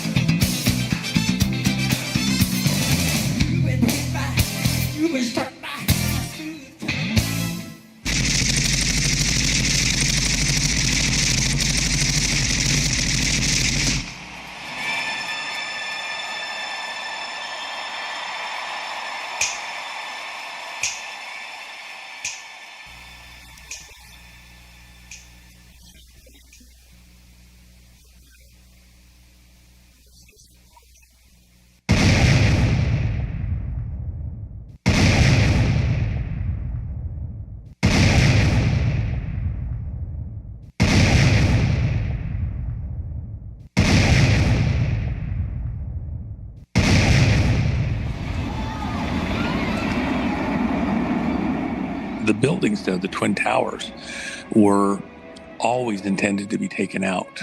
They were built to be brought down. But there was concert stuff that was being done in New York, and Michael Jackson was performing at the concerts. It was the big deal. Michael Jackson was scheduled to be on one of the upper floors in one of the buildings on 9/11, receiving a presentation exactly when the buildings were hit. He was at the pinnacle of his career. Everybody was good to go. And remember, it's sleight of hand. It's a card trick. All of these false flags are card tricks, okay? Tell me lies, tell me sweet little lies. Tell me lies, tell me lies. Oh no, no, you can't disguise. You can't disguise. Tell me lies, tell me sweet little lies. He was exhausted, and his mom called because he understood that he was being framed into something. He was upset about it. He didn't understand within his career, and he was kind of beside himself. And she was trying to talk him down. And he went to sleep, and he just couldn't get up. Of course, you weren't going to stop this event that was pre-planned. It had to go forward. I have learned to trust remote viewing data collected by viewers such as Daz Smith and Dick Allgaier, especially when the project involves a past event where there are corroborating physical data. This is stale air. This is recycled air. A lot of electronic smells. The inside of an airplane, and the guys are on the inside, and there's no windows in the plane. There's consoles, and they're at workstations that are in a row down the fuselage of the plane. And I want to say like the word AWACS. This definitely has a military feel to it. These guys are in uniforms which seem like flight suits to me. And I'm drawn to, I saw a particular person as that looks central to this to me. And when I saw him, he was like standing at a desk. He's standing there rigidly, and he stands up all day. It's like I don't know if he thinks it keeps him more alert, burns more calories. He's a very fit guy. He just doesn't think he should sit down. I get a smell from him like expensive soap. Very faint smell of good aftershave, but not that you'd have to get up close to. It's just a very faint whiff of something clean and pleasant. he's in charge, man. He's one of the top guys. He's like advises presidents. He tells presidents what to do. Elitist New World Order, PNAC. He's a chairman of the board kind of guy, been in a lot of corporations, been in the military, is involved in the government, is at the very highest levels internationally. Very powerful guy.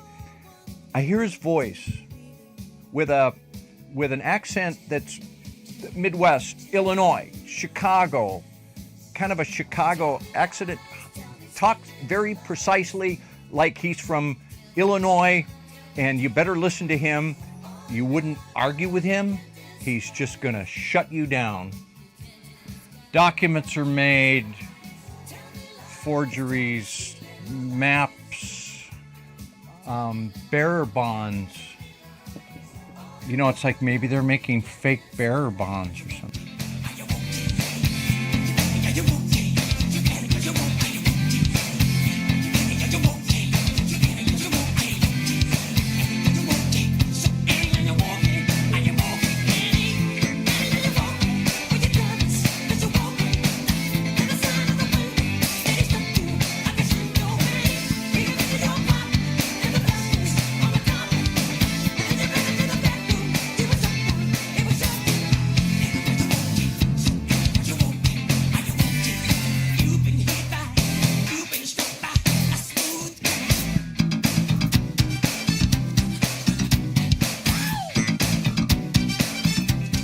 Everything you've heard about how Michael was getting himself drugged and the doctor and all the other stuff, and that this was, self, induced, and he killed himself essentially with the doctor doing it. Totally false. And people around him that are fighting internally to get to the truth, it's a big deal. Within the entertainment industry, there is a club where they're literally killing people off in order to get their music book, to get their IP information and resell it, own it.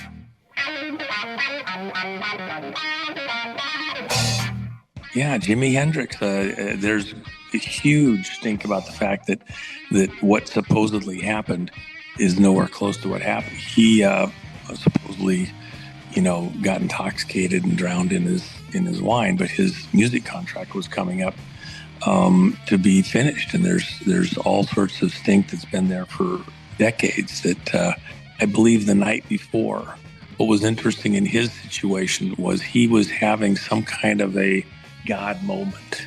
There was people that were around him at the time that were like he was, it was just stunning that at this exact moment, just hours before he died, he was like, asking, why God am I here, and can you help me, and like that, and a conversion type of a thing. So, and he wasn't willing to essentially give away his music book. He had the Beatles, he had the Sony stuff. He was like, he had everything, and he wasn't giving it up.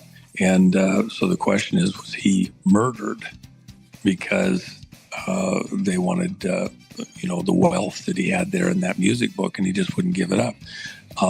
People that were present say, no, I mean, this particular individual was in the room. It's a name everybody here would know, and watched him getting the shit beat out of him, and, encouraging him, look, just agree with him. Come on, Michael, it's the only way.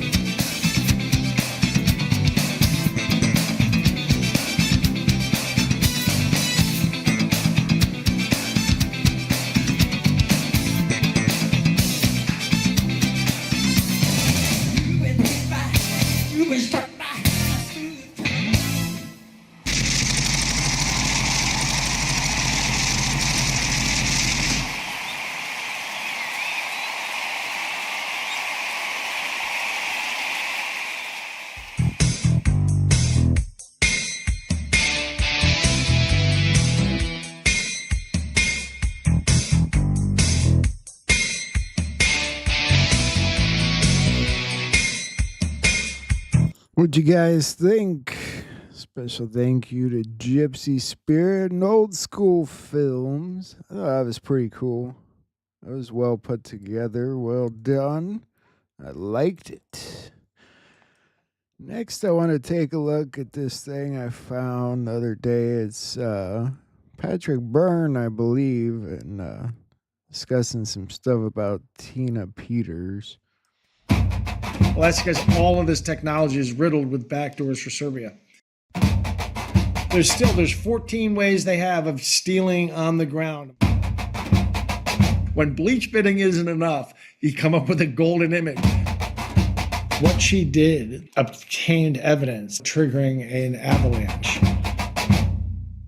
Had Kamala Harris won. Global bird flu with a mandatory shot, and that would have triggered the civil war. And I'd like to see them take 12 hours of sitting in the box that Tina Peters is sitting in. It all meets in Serbia. Another day, and one more day that Tina is still in prison. We are less than a week now to her birthday. For those of you who don't know, on September 11th, which is, of course, a historic day for this country as well, and a day that needs to be remembered and that the American people still has yet to see the truth of in many ways.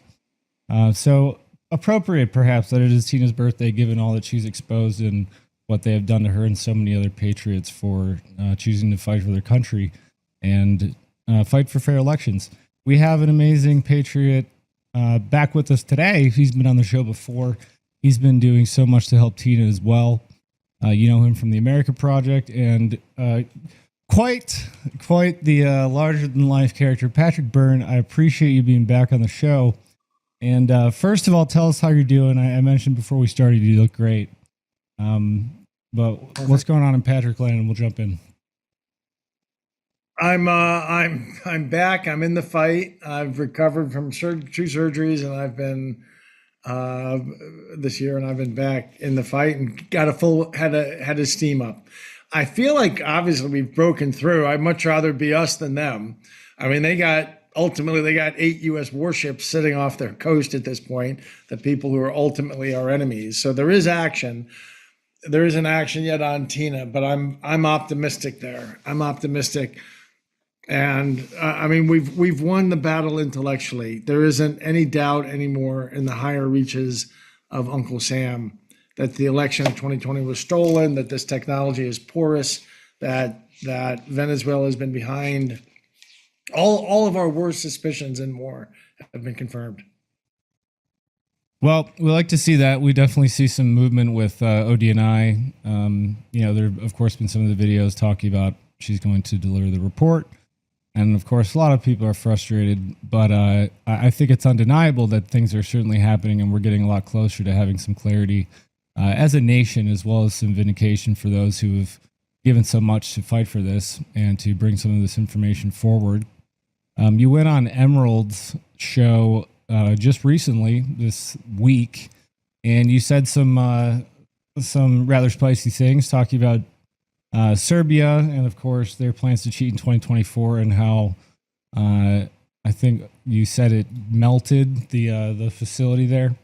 Of course, Sheriff Darleaf has been talking about Serbia sending code to the Chinese and everything too. So, can you expound a little bit on that for us? Sure. Really, the right way to think of this technology is its headquarters is Serbia, and it has different fronts through which it operates. Originally through Venezuela, and then through Smartmatic around the world, and Dominion within the U.S. But the real, ultimately, center of gravity of this operation is a place in Serbia that has Serbian military and intelligence and Chinese military intelligence. And they have, it's a Venezuelan product, but that's really behind the scenes. Turns out for 20 years, it's been integrated to this office in Serbia, or this place in Serbia has had back doors into the system.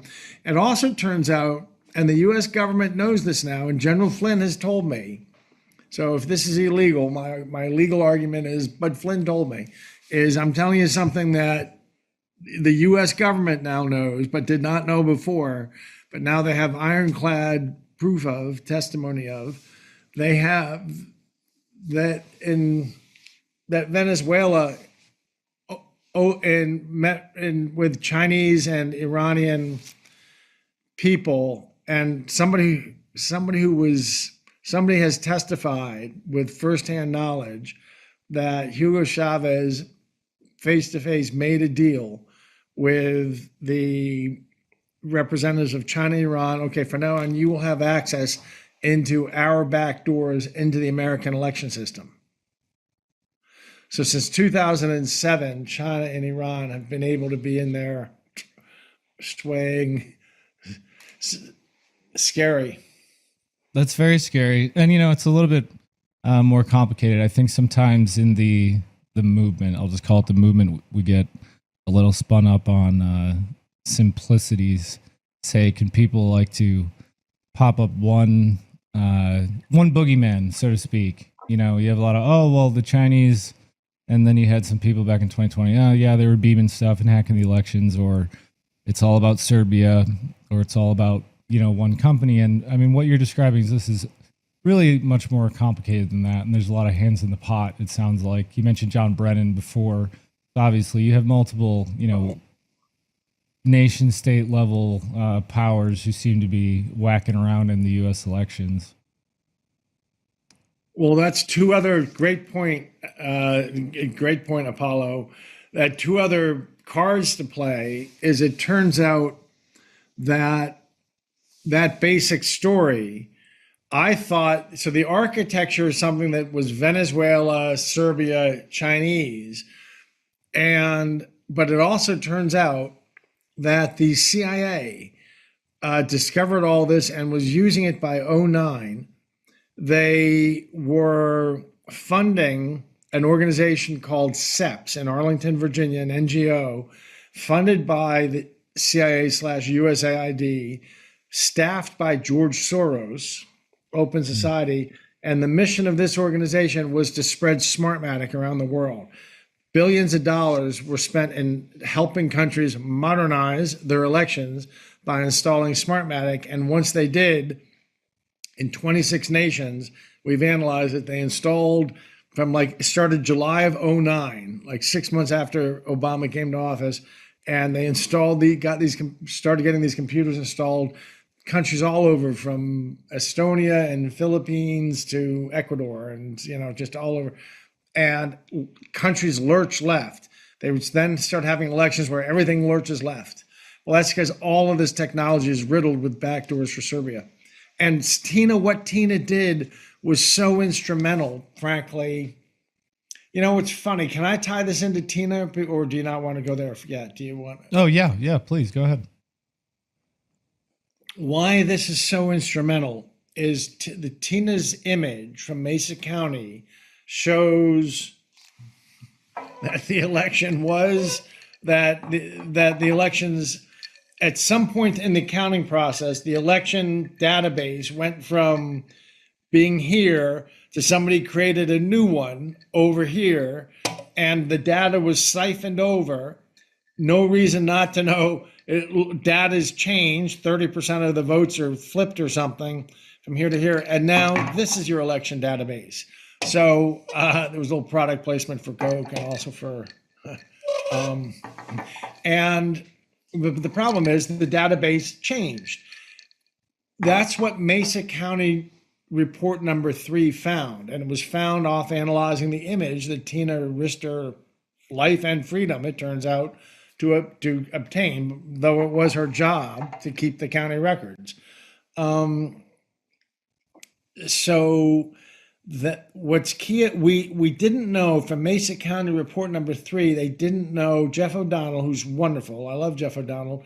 He never got to, how did that happen? They never found the instruction. Was it a cloaked script? Was there a hidden program within the machine that did that? They never found out how it was done, just that it happened. Well, we know now how it happened. What happens is the machines get logged onto from Serbia through some cutouts, and this manipulation goes on inside the machine run from Serbia, and it takes, a very short amount of time, and they do this, and and that's what did the orange juice to Diet Coca-Cola switcheroo in the Mesa County database. And now so what the great question raised so Tina's work generated the Mesa County number 3 report, which raised this great question: how was that switcheroo accomplished? We now know it's accomplished from Serbia. There's 14 ways they have of stealing on the ground of all the stuff we've been hearing about: inflating voter rolls, dead people voting, this, that, and the other thing. But at the end of the day, the 15th way is they can come in and jam it through from Serbia. And the artifact of that is what Tina found, what was found in Tina's work. Wow. Think she stepped on her toes there? Do you get why they went ballistic trying to use that in prison? What she stepped on? Well, and there's been good for Tina's sake, good developments too, because it's recently been highlighted publicly. You can see that one of the other shows that we did with Peter too and Trennis. But even in the county contract, you of course have her being in alignment with federal law. You have a bunch of nonsense where they claimed that she did things against state law, which is completely untrue. But also the county contract specifically articulates Tina Peters as the one who had the authority to come in and bring someone to do the image. So I mean, she's when this all plays out, she's in a really good spot. But the media continues to paint her in a certain way, and the reality is she's just being tortured, essentially in prison. I think the best way I heard it put was court-ordered abuse, while she sits there. And this is going to take, for this to play out. If she gets out on her habeas appeal, she's just out on the conditions of a bond, for the appeal to actually go through, short of something else. Kind of intervening in this whole process. She's looking at a couple of years and a very, very long, difficult process to be able to see this through. So, I mean, it's just such a poignant example of how far they will go to destroy somebody when they step on their toes or, cross their bottom line, so to speak, I think. You know who I would not want to be, Apollo? I would not want to be the prosecutor nor the judge who railroaded Tina Peters. Now, I want to be clear. I'm kind of always one step ahead of the sheriff myself. People aren't quite sure whether to prosecute me or thank me. So I don't plan I don't mean to reveal any inside knowledge, but I did, as a concerned citizen and in discussions with let's just say a senior DOJ official in the not so distant past, said, and we were like discussing how awful the Tina Peters situation was. I said, have you ever looked at the actual prosecution and the decisions made by the prosecutor and the judge about, how they railroad her? At some point, I'm sure there's all kinds of judicial discretion, but at some point, it sure looks to me like that crosses the line. Crossed the line into just a straight up railroad job. And this DOJ official looked at me like I was an imbecile and snorted and said, you think we should look into that? I took it to mean very much that they were looking hard at the prosecution and the judge. And maybe they're going to look at the appellate court. I don't know. This is such an obvious miscarriage of justice, an obvious Bolshevik kind of miscarriage, something worthy of a Stalin and Beria. This kind of show trial, the way that judge scolded her when he sentenced her, that's because he thought there was never going to be a Republican president. This was all part of a whole narrative creation. And so that's why he crossed all kinds of judicial lines. The process, the fact that Tina wasn't able to even put on a defense, and the charges were crafted so goofily, so she couldn't. So it was all just a question about bullshit little things. She went along with showing somebody the wrong ID, and would not letting her defend. But what is it that she found? She unearthed this massive world historic crime, and she was just doing her job, somewhat enthusiastically, to do that. I won't belabor the point, but I mean, everything you just said, from being instructed not to testify, how they walked this. I talk a lot about how they framed everything, because in the public mind, it was nothing about elections. It was just because she did all kinds of corrupt things and violated her oath and manipulated the scheme and X and Y and Z. So in the courtroom, none of the things like you had Clay Parikh and other people who had expert witness testimony showing that, no, there are some serious problems here. What she did was justified. She had good reason to, based on this information. It showed clear evidence of exactly what she was worried about. But in the courtroom, nothing about elections. They weren't there to talk about elections. They were there to talk about what Miss Tina Peters did, supposedly. You go to the media side, though, they still report that she was election tampering and she was manipulating all these records. Yeah, right. And then you have Jerry Wood. You had people who outright perjured themselves on the stand. You have Jesse Romero and these people who admitted to deleting records. Where are they? Yeah, well, Gerald Wood, do you remember he got caught on the stand? That's a funny few seconds or minutes you should look up. Do you know that clip? He got caught, where he said he didn't know anything about this. Under cross, they said, here's some signal messages. He didn't know that there were still records of the signal messages he had sent. He knew all about it. He had just completely been caught. And the prosecutor, he was completely impeached on the stand.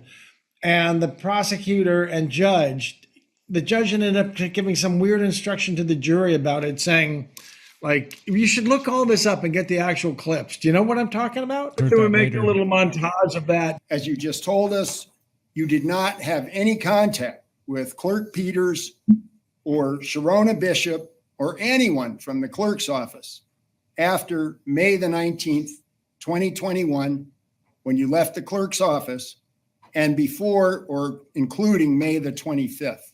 That is my recollection, yes. What did he say? Yes. No, I asked you if you were certain. I have reason to be certain. And yes, I am certain. This is a conversation between myself and Clerk Peters and Jerry Wood pertaining to his key card and preparation for the trusted build. And you never gave permission for anyone else to use your key card. Correct. Did you send a message that's depicted here? Yes, I did. What does your message say? My message says, Tina, this is our guy. Did he respond to your message? Yes, he did. What did he say? That I am, and then posted the phone number to contact him at. And you did not know anything about the plan to use your key card to bring in Conan Hayes? I did not. What was the purpose of continuing to talk to Mr. Wood? Well, after he said he didn't have the skill set to do it, I had inquired of our lawyer, do we have somebody else that could do the forensic image? And he provided somebody that would. However, there was a caveat to that his identity not be used. And in 2021, were you using Signal on that cell phone number? I was. Did you use the handle Trebuchet? That's Trebuchet. Trebuchet. I have used that name. I don't recall if that was my Signal handle. Did Mr. Wood use a nickname in this text chat? His was Trebuchet. Would it refresh your recollection to look at a Signal chat from May of 2021? Does it have your phone number on it? It does. Does it have your Signal handle, Trebuchet? Yes. May 13th, 2021. Yes. Yes. Now, what does Trebuchet mean? It is a medieval siege engine for throwing rocks to a great distance. And why did you choose that name? I like the physics of it. Can you identify that as a communication that you had with those people identified in the exhibit? It is a screenshot of Jerry Wood's phone number. Do you know if you were a party to that conversation? I don't recall this conversation. In the Signal chat. Were you part of a group known as the Tech Team? Do you recall that? I don't recall any of this. That is Jerry Wood and his wife, Wendy. There's quite a lot of trebuchets out there as IDs. I don't recall those. But remember, this guy got up there and said, oh no, I had no idea. And he went on these interviews talking about how he had destroyed this had caused so much hell for him, and how Tina Peters was such a bad person. And, Mr. Trebuchet gets absolutely blasted on the stand that he was knowledgeable about it. He'd made statements, to that effect in the past, and they completely walked past it. And then, and then you had people high-fiving the guy. Yeah, you had people high-fiving the guy after he got off the stand. He got caught. He perjured himself on the stand, clearly. Well, that's yeah. You probably should go through that hour and find. You could tell that story in 90 seconds. That video would go viral. This is the central witness against Tina Peter. What she said, how she was, and then how he was completely caught out. And then the instructions that what the prosecutor says is so lame in response. And the judge gives this crazy instruction to the jury. It's something worthy of a 1934 trial in Moscow at the Louvre. It was so ridiculous. That would be a wonderful little montage if you had time to make something like that. I will absolutely make that. So I'm optimistic, so I don't have any special, and I certainly don't speak for anybody, and I don't have any special insight other than some occasional glancing social contact when it can't be avoided with people in Uncle Sam's world these days. And yeah, I wondered if they were seeing it at all. Like I saw it like a railroad job, and they looked at me like I was stupid to even be like broaching the question. They saw it as obviously a railroad job. Pardon me. And I think that the judge and the appellate judges, and if Colorado judicial system lets this stand, they're going along with a RICO coup. So I think the judge and the prosecutor ought to be really thinking hard. They want to push this, really. I go ahead. Well, I was just going to say, the judge has gotten plenty of attention because of his sentencing, because of course there's video of that. The prosecutor, I think, has flown a lot more under the radar on the public side. But then, the fact that we're at this place and, she's put out these motions for bond on appeal, and that got stomped down. So now we're at this place where we're in this federal habeas filing, and the AG's office is saying, "Oh no, well they still have to figure it out at the state court," and they're raising this younger abstention, saying that they haven't touched on any of these issues, and all this bullshit. Just let the woman out. Yeah, Every point that they have. I don't mean to be disrespectful to anybody at the DOJ, but anyone who'd be holding that up. Somebody going out to fundraisers, sipping Chardonnay and eating brie while they discuss, well, let's let that state process play, Meanwhile, you got a 70-year-old lady sitting in a box. Let's see the people who are making that decision, let's see them spend 12 hours in that box and then decide whether that's really the correct balancing of justice and politics. And it's why the politics should play no role in this. What they're afraid of is, if we step in, if we haven't let the state process play out with this habeas. By the way, Tina had a good habeas argument, but the habeas threshold is a high threshold. So you really got to wait another couple months while that plays out. And I think you're likely not going to win, even though it's just because it's a very high threshold. And the state doesn't have to do much to beat that. The state, it's a very low threshold. The state doesn't have to do very much to beat it. And so some people in Washington, D.C.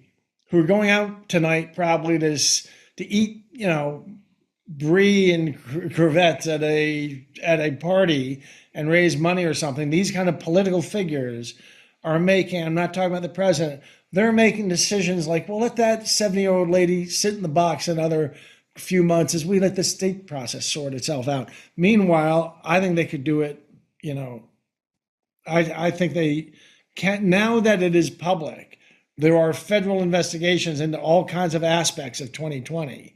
I think that they should say that Tina Peters is a key witness She's a witness in the obtaining of that in that hard drive. She's a key witness in all kinds of facts around how they just the fact that the Secretary of State of the shenanigans that went around the process by which that hard drive got rewritten with a so-called golden image, which is just hilarious, Orwellian. The golden image was a complete smashdown of every bit and byte on that hard drive.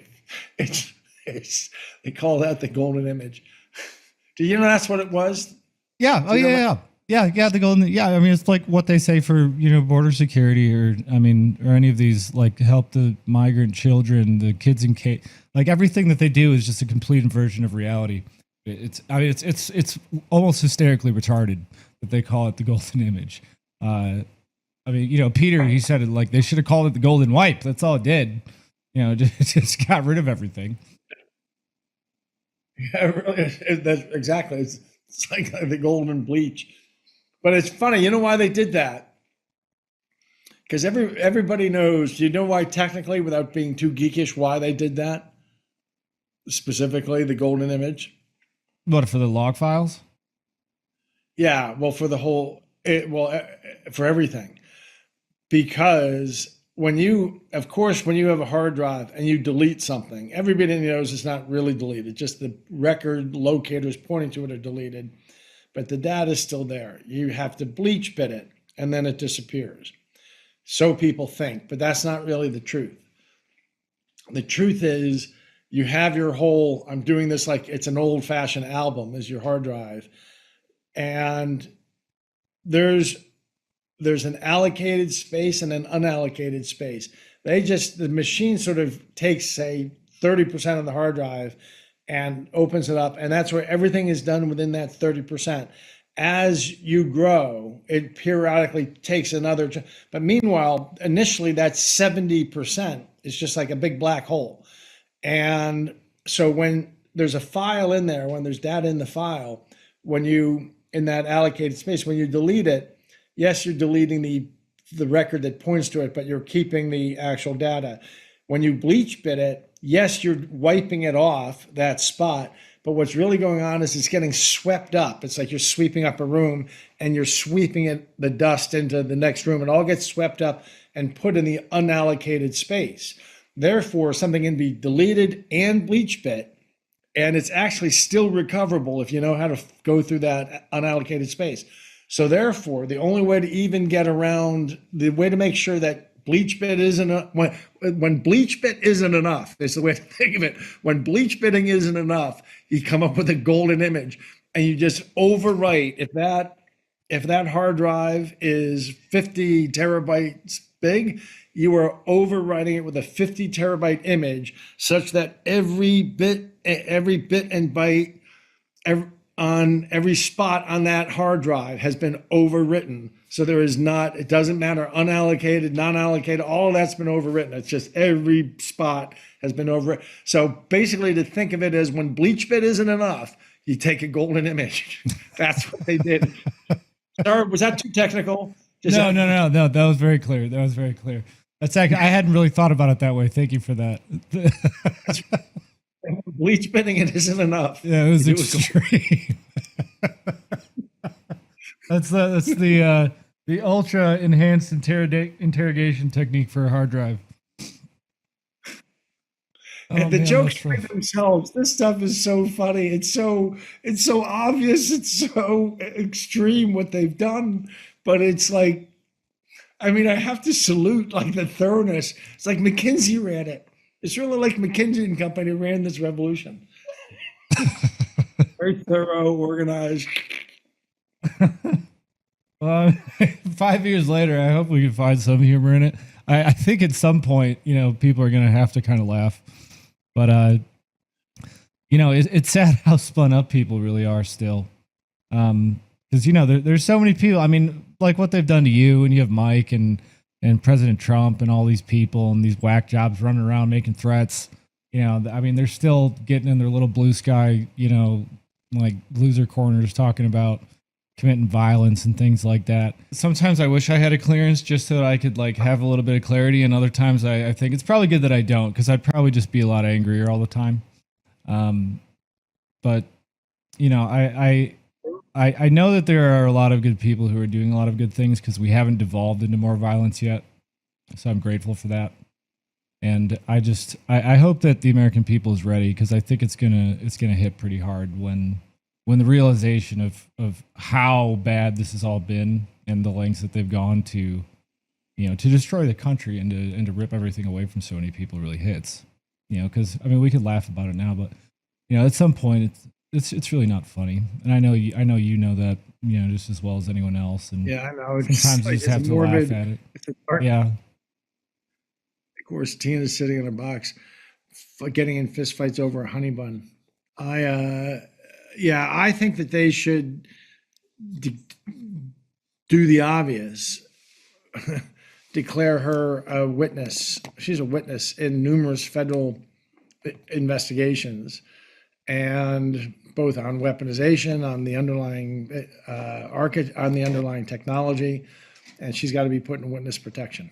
That would be, I think, a healthy and fair approach. In fact, I don't think they should have waited for the state process, but there are people who worry about, and I'm not talking about our beloved president, but I am talking about there are people who worry about I don't know if they're worrying about the Washington Post is going to say about them or how, you know, people are going to look at them in their country club or what, but they will make decisions like, well, should we get her out now as a witness in witness protection, or should we let the state process play out? And as they sip their Chardonnay, decide, you know what, I think we'll it will be politically, you know, better cosmetics if we just let the state process play out first. So let her sit in the box for another 30 days while they get an appeal together, a habeas, and then another 30 days while the other side responds, then another 25 days to a hearing, and then 45 days. Yeah, let's go through that process. It'll be better cosmetics. That's why I happen to be in Washington, D.C. That's the kind of people you meet in Washington, D.C. You don't meet people like that out of the military. Well, unfortunately, the military, I'm told, has it now. But that's the way the political class of people in America are. The people who are at the very top. I mean, just the political class. The people who go on television, That's how they make decisions. Well, you know, and that's kind of the confliction that I have sometimes when I think about this, because obviously, I mean, especially with what you've been saying and a lot of the information coming out now, I mean, China, Serbia, and X and Y and Z, and Venezuela. I mean, you've got all kinds of foreign intervention into the U.S. elections. I mean, this has been a narrative that's been played out for quite some time. And, you know, going back to 2020, some of the triggers and the options that were available back then.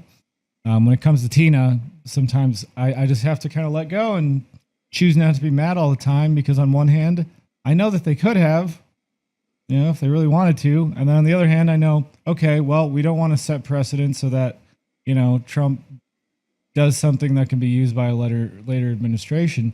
But then I wonder, like, who's really deciding that? And, you know, is that really what it comes down to when she's in right now, is optics? Is it like Doug Logan saying he didn't want to say what the, you know, report found because it would cause a constitutional crisis? Or is it like back to that? Like, well, if we How pull do you her know out, that? How do you know that? I've been told that too. I did that interview. I was producing that interview with him. He came on with Joe Altman. And he said that? 2021. He said that. Yeah. He really? Yeah. I could find you the clip. I can send it to you later. He said that. He said basically the report showed a bunch of stuff, and he said I did not essentially put in the report what I thought was legitimate because it would cause a constitutional crisis. And, you know, and he was scared. Yeah, well, Doug's not the guy for that job. He shouldn't have taken the job. Yeah, well, I didn't. He should not have. But I mean, that's kind of the point. When I get back to it now, it's like, is that really ultimately, is that why Tina's still in there? I mean, and I don't. It's above my pay grade, you know. But that's what frustrates me, and I think a lot of people. It's like, is it just? I promise. Is it optics? I promise the conversation is along the lines I just said. It's, oh, you know, should we have her declared a witness and pull her out now, Muffy, or and put in witness protection, or should we go the habeas route? Well, No, Biff. I think that it'll be better optics if we go the habeas route. Pass me another crumpet, dear, over a cocktail party. The kinds of people that you see on television have conversations like that. So let's let the 70-year-old lady sit in a box while we let the state process play out because it'll be better optics. Pass me another crumpet. So I know there are good people who wanted a more aggressive approach, but there are people below our president who were just fine with that, more they care. You know what I hate about people who say the expression, what would the optics be? Warren Buffett had a very big influence on my life, and Buffett's whole vision of the world is there's this underlying reality to everything you need to understand and be able to understand. And there's the cosmetics that all the fools pay attention to. And your job is to see through the cosmetics to the underlying reality of stocks and companies to be a good investor. And yet these people, dumb people who can't really get to the underlying realities of things, spend their life saying things like, oh, but we got to worry about the optics. What would the optics be? That's. I know I'm dealing with somebody who's fundamentally dumb when they say stuff like that. So anyway, I promise there are people in D.C. who had some conversation over crumpets and decided, well, let's go. It'll be better optics for the Tina matter to resolve through the state route first. Let's go eat up another 5 months in that process. If it doesn't go our way, then we'll revisit it. That's the kind of way so it irritates me. And I'm yeah. I don't mean to piss anyone off at the DOJ, but I'm just trying to call it as I see it. Well, I think it's been pretty clear. If you look at optics, I think President Trump has been pretty clear on a number of occasions. The other thing, and maybe this is not something for the show. I don't know if you really can say much on this. The one thing that I've kind of considered is, there are other people with other cases, perhaps. It's just like kind of a vibe that I've picked up on. Like maybe there are some people who they do want Tina out, but maybe they don't want her out yet because something to do with her situation, they're like trying to tie to something that they're working on, or, I'm not sure if that makes sense. So I don't know if that's like DOJ or someone connected to it or someone advising, but that's almost the sense that I've gotten, like over the last 3-4 months. I know that there's blockers on high somewhere between Trump and the kinds of people I know, or I'm one step removed from a bunch of. Sorry, I have an injury. I'm one step removed from some people involved, and have something of a good feel of their temperature. No, they want to go forward, but between the two, there's layers of people who are politically inclined, who care about the optics. What are the optics? What are Muffy? Oh, Muffy, what are they going to say about us at the yacht club? Kind of people, and that's and that's the blocker. And I'd like to see them take 12 hours of sitting in the box that Tina Peters is sitting in, and see if that seems like the proper weighing of interests. Anyway, I hate to be bitter, but Tina, we don't have to dwell on it, but Tina's going to go down as such a hero because what she did that has landed her in jail obtained evidence that has been part of triggering an avalanche of awareness and data and information.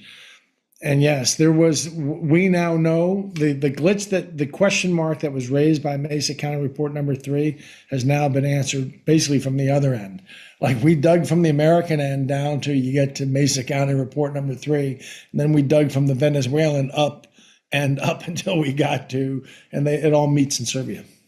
So President Trump, we have Xi and Putin, a lot of these optics going on. And you mentioned warships. I know obviously we have some of these Venezuela connections, and of course we have very clear signs that we have something brewing with China. I think that's been very obvious for quite some time.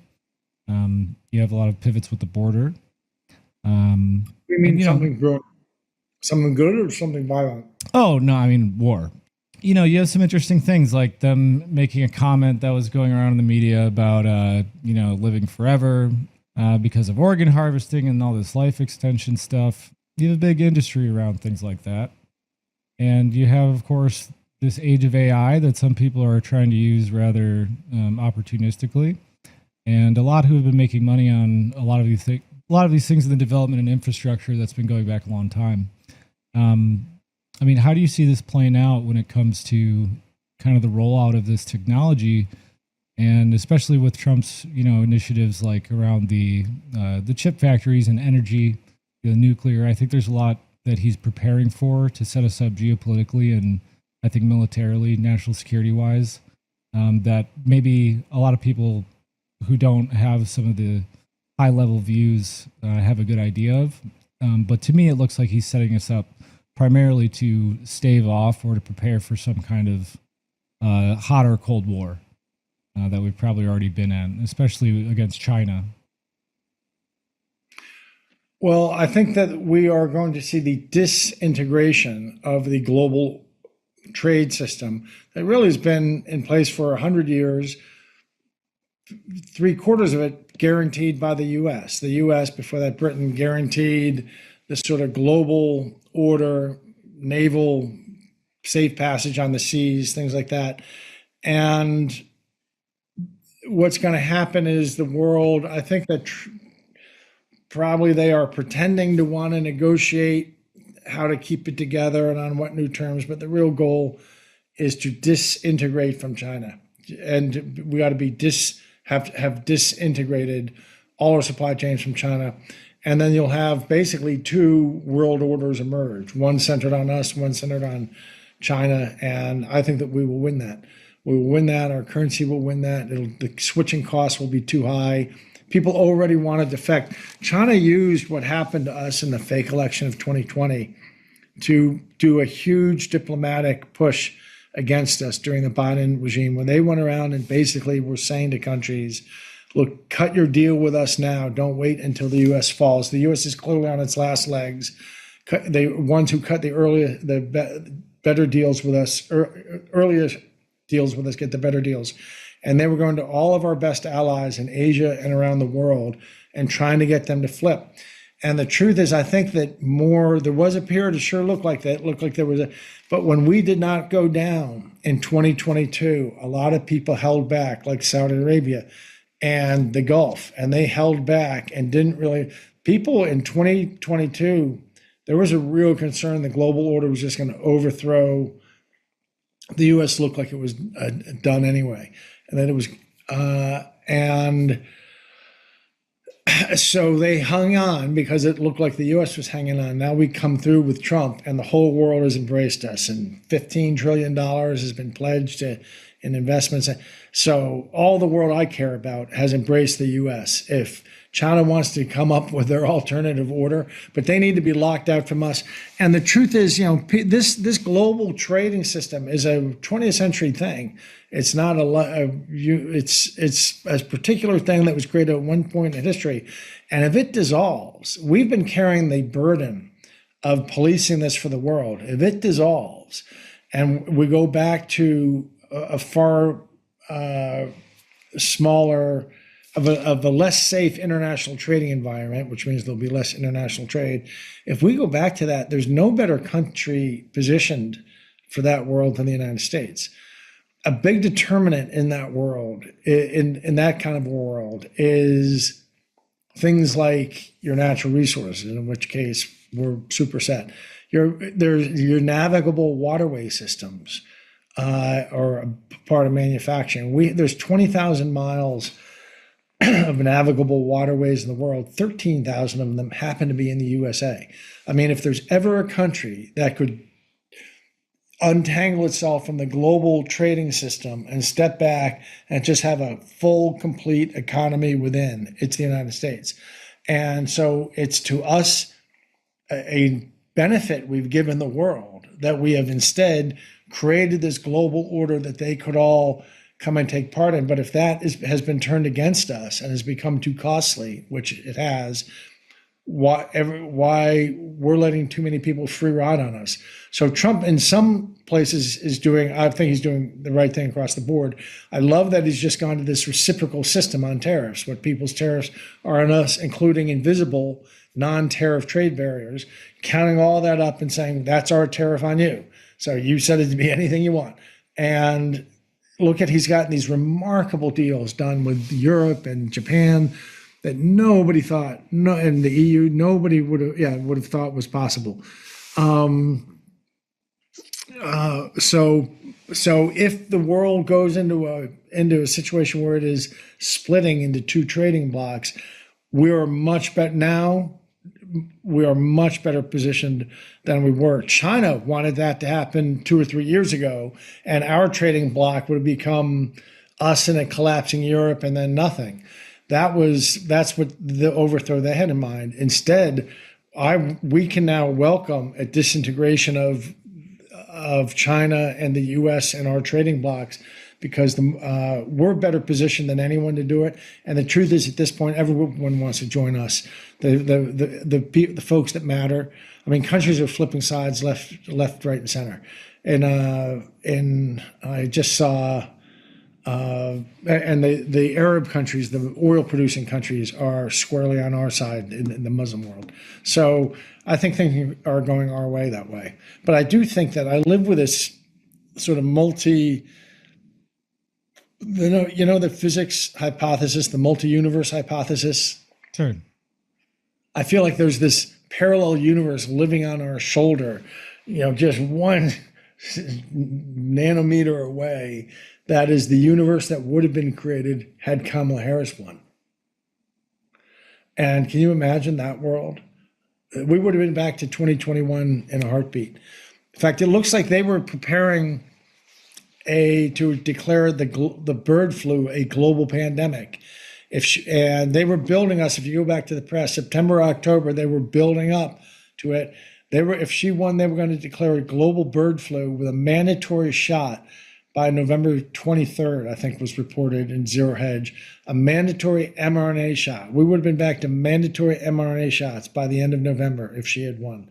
And that would have triggered the Civil War, because would you have taken one? No. Oh, yeah, it absolutely would have popped off something. Yeah.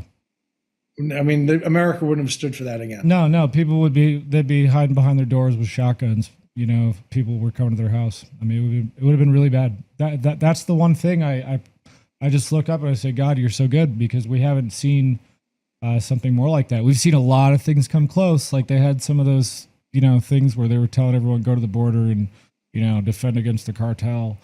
I mean, there have been so many little weird things, and some of these protests by these federal workers and things in various parts of the country. And I'm grateful every day.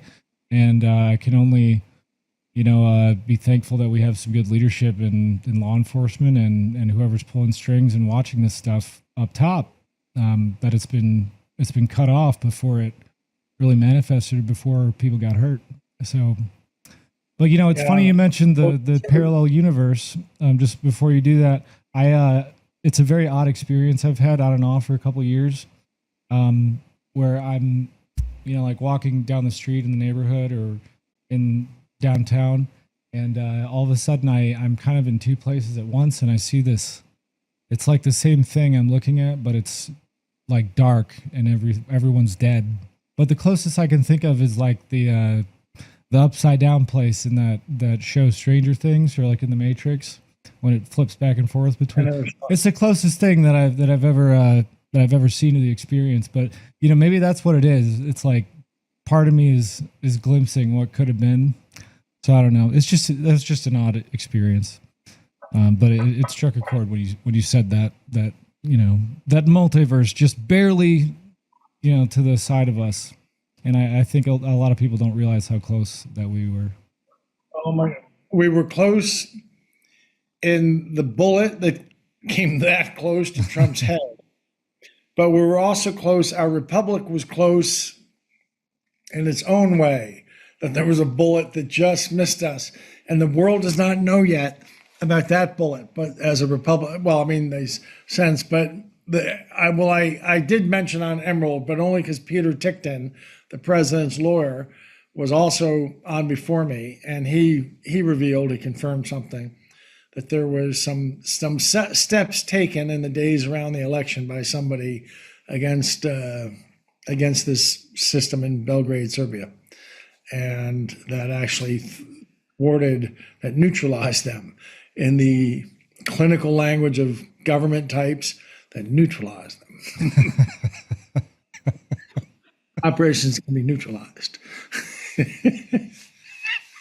That's the word you use for optics.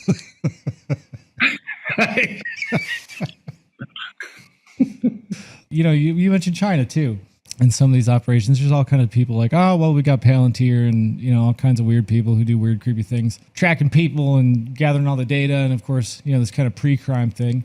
And that's what some people have been very reticent about, seeing them bring in, all these players and working on these initiatives into, what very much, seems to parallel this social credit system that they have in China.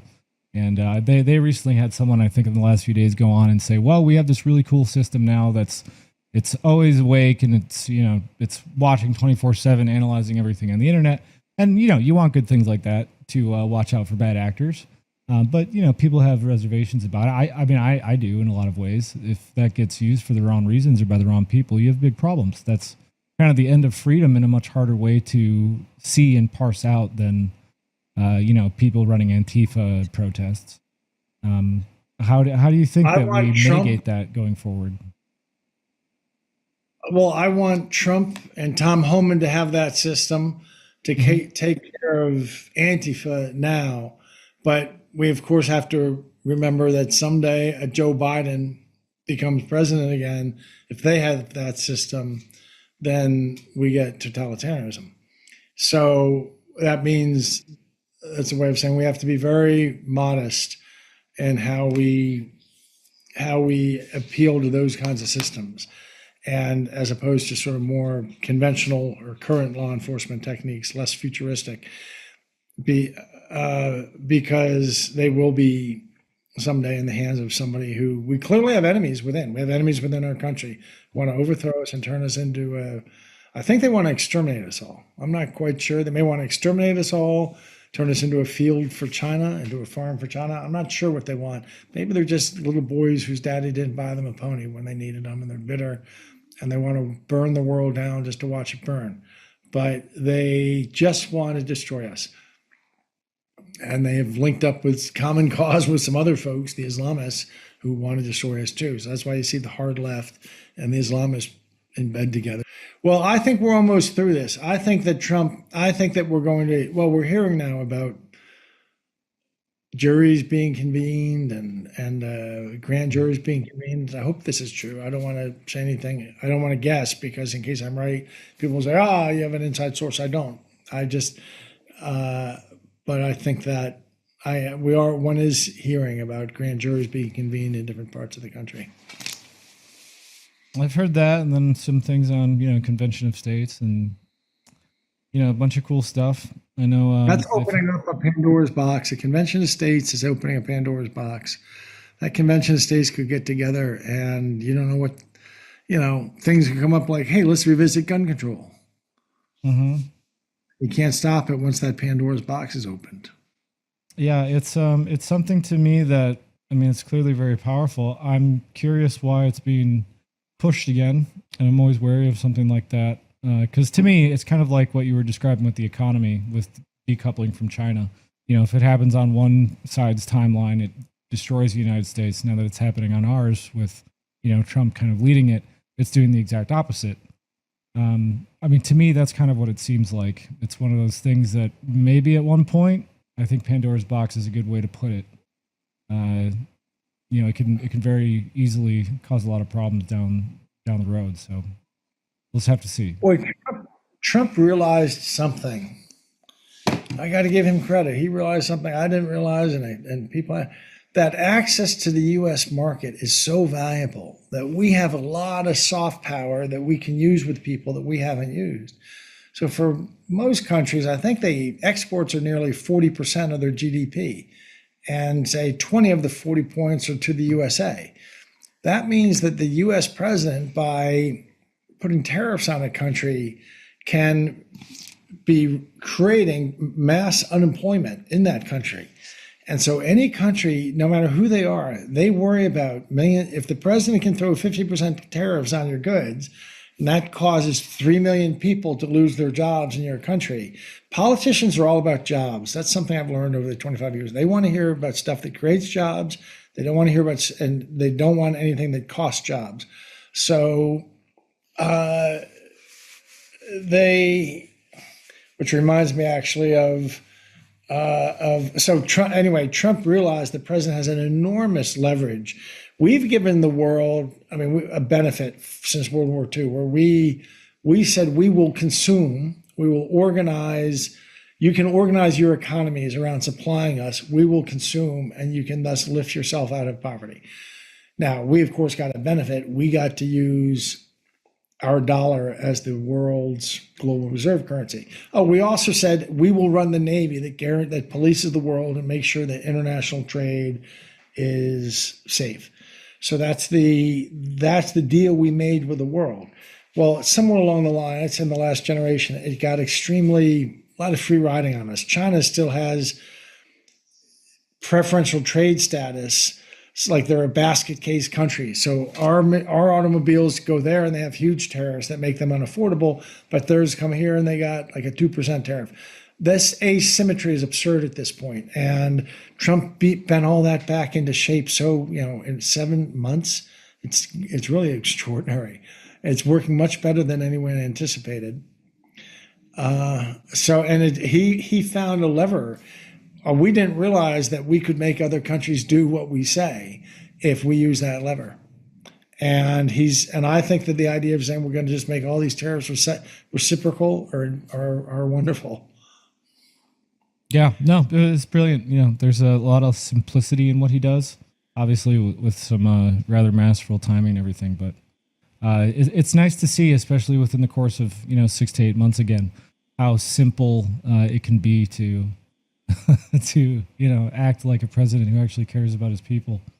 Because the stark contrast between just a year ago and now is getting, the gap is growing every day. I think we're very lucky. I think we would have been lost. I think it would have been irreversible if Kamala had come in. First of all, there would have been a mandatory mRNA bird flu vaccine within 3 weeks, less than 3 weeks. People would have been fighting. They would have cast that as insurrection against her confirmation, racist. These are white nationalists fighting against a black woman being confirmed president, and they would have spun the whole thing, and that really could have been the end. I think it would have been the end, because I don't think Americans would have stood for that stuff again. But they would have turned that into the revolution they needed. So it was quite a surprise to them that they lost. I understand. They thought they had it in the bag.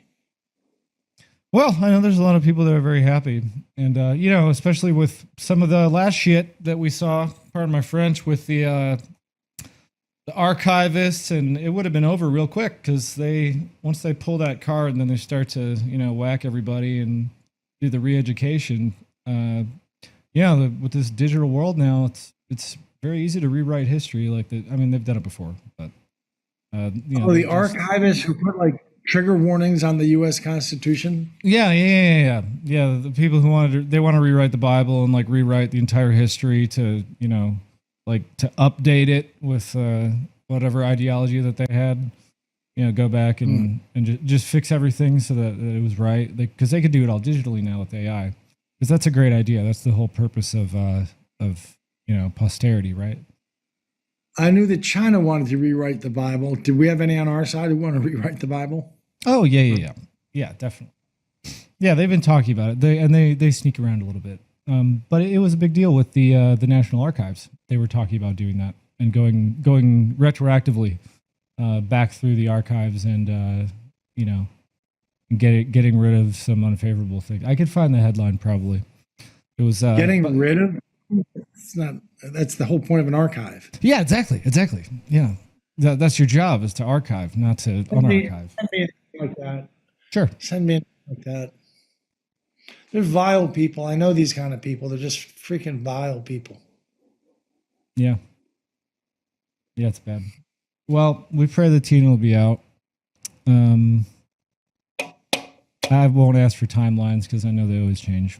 But Patrick, I Well, appreciate I all would you're sure doing. be happy. I mean, I'm praying that she's out. She does not pass her 70th birthday in prison. Next Thursday is September 11th, which means next Friday is September 12th. So next Thursday, September 11th. That's her 70th birthday. Yep. Let's all say a prayer that somebody cuts through what has to be cut through and gets something done by next Thursday. Yeah.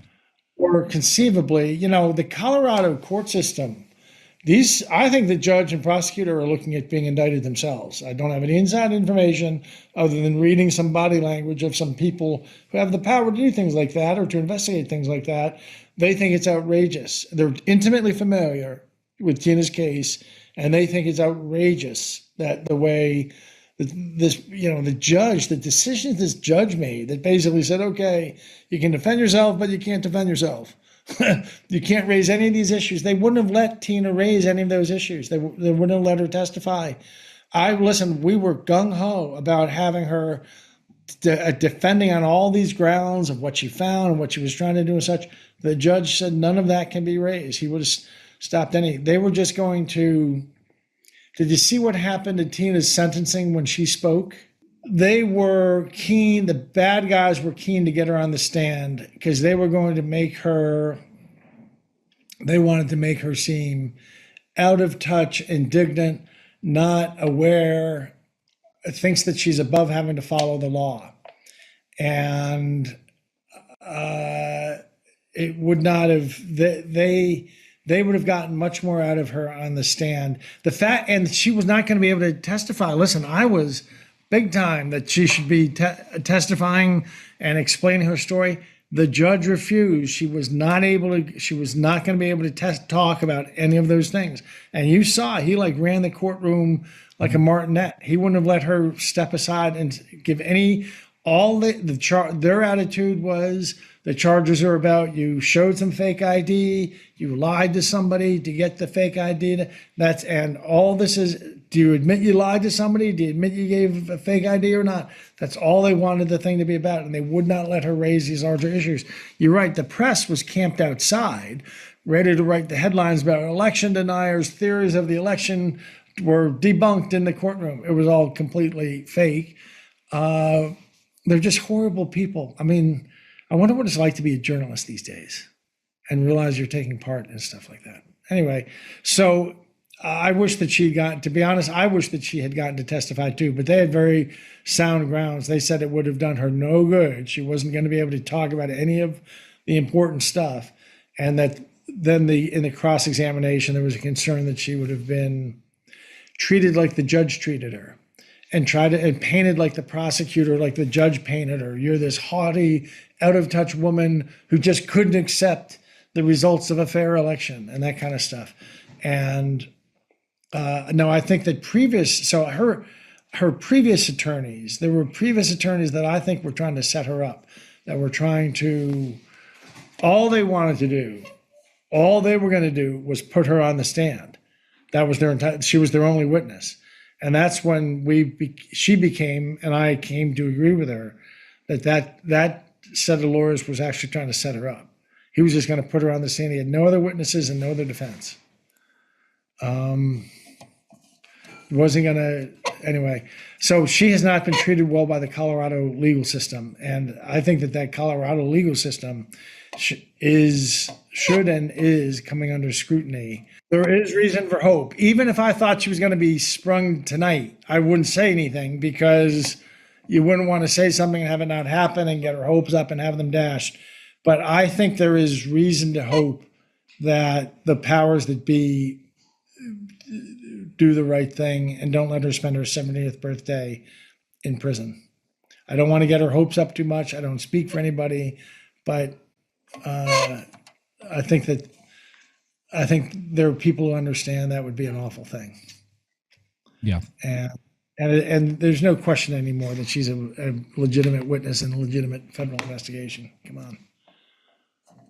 Yep. Yeah. Anyone who's still playing that card, I think, is I think you said it right. Muffy with the Triscuits or whatever. Yeah. Well, Patrick, thank you. I'll meet you when she gets out. All right. Sounds good. Bye-bye. See ya.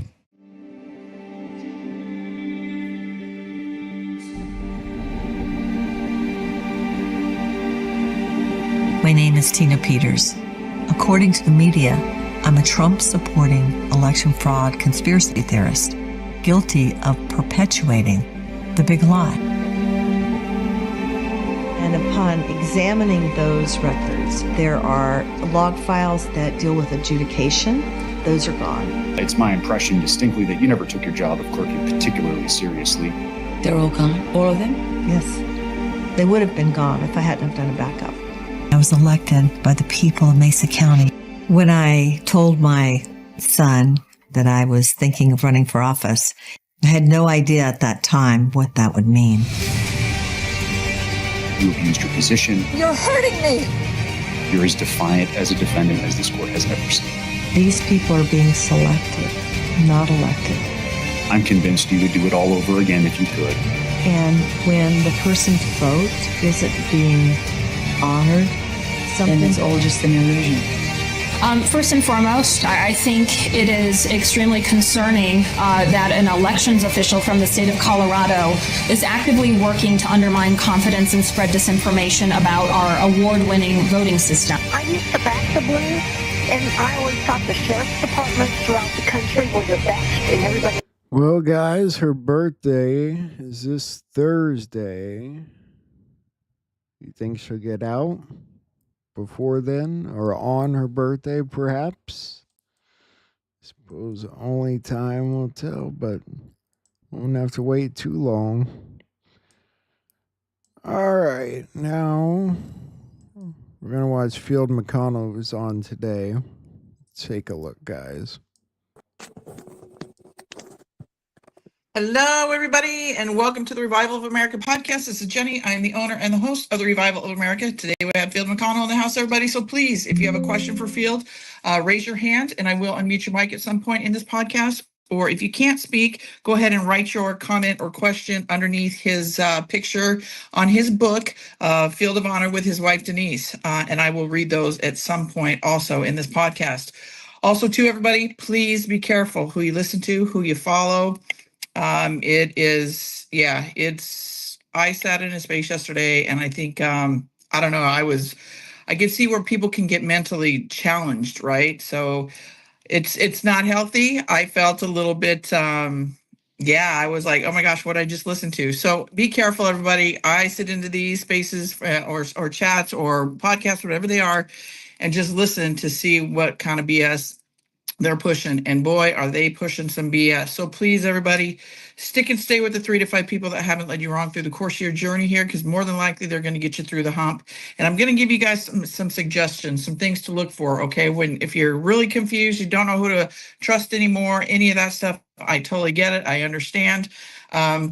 However, look for consistency in what they speak on, consistency in their guests and what they speak on.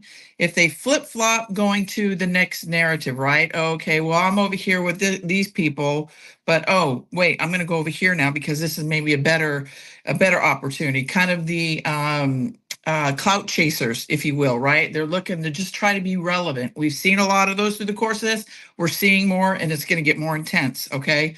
Also, too, if they get defensive, if you're not going with their narrative, because what I'm seeing a lot in a lot of these podcasts, chats, whatever you want to call them, people asking questions, and if it's not going along with the hosts or the people's narrative, they're getting defensive. They're shutting them down. And it's absolutely, it's just disgusting, because some of these questions are legitimate questions, logical questions, educational questions, and they're just getting shut down because it doesn't go with their narrative. So watch for those things, everybody, because it's a thing out there. When I say be careful who you listen to, who you follow, it's a thing. It's getting wild. I'm seeing some people that I have even been following now pulling away from Trump, calling him a pedo, which we know that's not true. He is not a pedo, everybody. And this is one of the the BS statements that are being put out there. So, and he throws all of his Trump memorabilia away in the trash. And this is all on video, guys. So just be careful who you listen to and who you follow, everybody, because again, like I said, it's a thing. Also, to everybody, if you come into the podcast late or you want to share the podcast with a friend or a family member, please go follow one of my other locations, because apparently on Rumble, and it's not on my end, and I get a lot of messages, well, not a lot, but some messages, and I keep repeating myself. Don't just follow me on Rumble. I'm on YouTube. I'm on all these other places. Go follow those places as well, because if you can't hear it on Rumble, I'm thinking it's something to do with Rumble. From the uploading from me over to Rumble, something happens. But when I listen to it, because I listen to all my replays, all of them I can hear. And the ones that maybe I can't, I'll go and redo it, and then it's fine. But go follow me on some of the other locations that way. So if you can't hear it on Rumble, you can go to YouTube. You can go to the podcast host, whatever. Maybe I post it everywhere, everybody. So don't just stick to Rumble. Go to some of the other locations. And those locations are, the podcast hosts are iHeartRadio, Spotify, Anchor, Apple, Google, Breaker, Pocket Cast, Podbean, Riverside, and Amazon Music. Social medias are Jenny Dreed Facebook, at Jenny_Dreed X, at JDreed True Social, at JDreed Instagram, at JDreed Rumble, The Revival of America right here on Telegram, The Revival of America on YouTube, and then at the official JDreed over on TikTok. Also, too, however, I am in timeout over on YouTube. Go figure. Reminds me of my Facebook jail days. But I'm over in timeout for a couple weeks, so I've probably got one more week of timeout, and I can't post anything over on YouTube. But still, go follow that one, because what I'm finding out is I'm thinking that a lot of times when people are listening to it over on Rumble, and I sent out a question to their support team, you got to check your settings on your phone, iPad, computer, TV, whatever it is you're listening on. It might be on your end, okay? So please, I don't need your messages, or I got tired of it, I'm not following you anymore, listening to your stuff. Fine, don't follow me. I don't care. I'm not looking for the followers. If you follow me, great. I'm just looking to get out the message, and you're putting out the message. But you know what? Listen, have a little bit of grace, because I'm doing this in my free time, because I have a day gig. I don't get paid to do this. I'm bringing it to you guys for free. So, I don't have to do this. So I don't, me, guys, I don't deal with bullshit. I don't deal with the bitching. I will mute that shit, okay? Because I don't have time for it.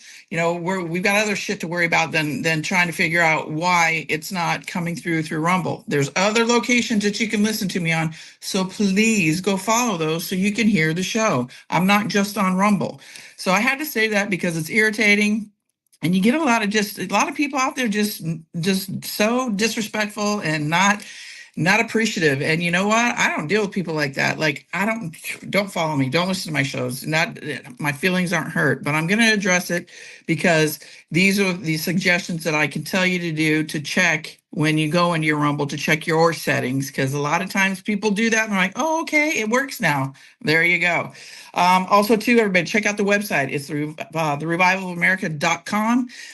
Please fill out the information for the newsletter. It is free. You'll get the lineup of the shows every week and the latest updates on the podcast. And then we've got a page on there for Fields, the children, John Baxter, Carrie, Rick Anson from Brain IQ Health. And then there's a little snippet of, about me and where I came up, with the podcast. We're also going to try to add a weekly newsletter. So good stuff over there. It's a work in progress. It's new and improved. We updated it a little bit, so that's good.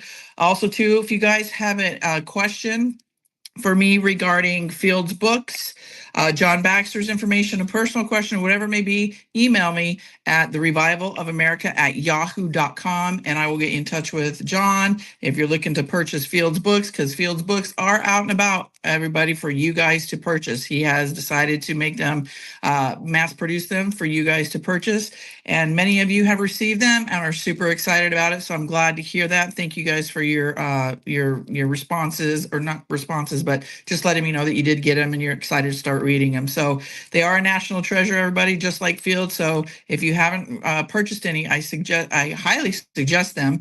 They are in paperback right now, so you can get a set of 4, or you can get just an individual book, and the links are on the board underneath his other picture where you can do the questions. So, and then if you want to get in touch with John Baxter will be back today, everybody. He's going to be the podcast here after Field, 4 p.m. Eastern Standard Time. Reach out to me again at the Revival of America at yahoo.com. And then for those of you that have a story or a journey to tell and want to get your voices and story onto the podcast, please submit your story to TROA submissions at yahoo.com. We will vet these stories, everybody, because unfortunately we have shysters that want to just be, relevant, making up bullshit stories. So we'll read it. Just give me a little synopsis. We'll read it. We'll reach out to you if we think it's legit, and then we will schedule you for the shows.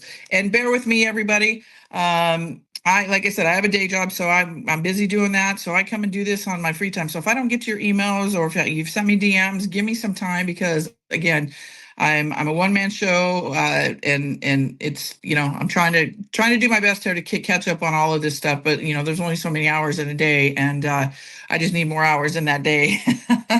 So with that, everybody, I appreciate you being here. Field is in the house. We're not going to take too much more time of my PSAs, and I apologize that I have to do these, everybody, because I'm looking out for you guys also and my channel as well, because there's a lot of shysters out there, and they're taking people for their livelihood. So just be careful, everybody.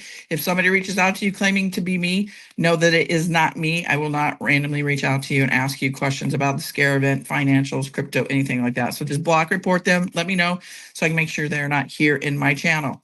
And hopefully here within the next week or so, guys, we will be bringing some of my guests on and doing video podcasts. I've been setting that up over the weekend, learning more about it. And so hopefully we can get that set up for like the Wands of the world, the Derek Johnsons, and Field wants to do one here and there. So we'll get that going as well here probably within the next week or so. And then also to the it's 5 o'clock somewhere with the Revival of America.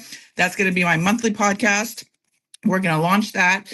And basically it's going to be myself and a guest, one of my guests, that you guys are going to get to come in and ask questions just on a, get to know us on a personal level. You know that we are people just like you, and you're going to get to know us more on a personal level than just kind of like the typical podcast that we do here. So look for that, everybody. I'll keep you posted. And without further ado, as SG Anon always says, welcome, Field. How are you, my friend? Well, I'm fine, but you surprised me, and I just spilled some coffee on my shirt. It's okay, because I got a bunch of laundry to do. And this shirt will be in the laundry as soon as you and I both wrap this broadcast up. But I have great respect for you, and I have some sympathy for you too. If there's anybody criticizing you, just keep in mind that's on them, not on you. And I look forward to your video cast. In fact, in that light, I just had a haircut about 45 minutes or an hour ago. And so I'm ready to go on video if you run out of other willing volunteers. But I love your chat room. And that sounds like just a empty statement. Yesterday, I was talking to a lady who found me on Jenny's show. And she probably won't be here today because she has a day gig just like Jenny.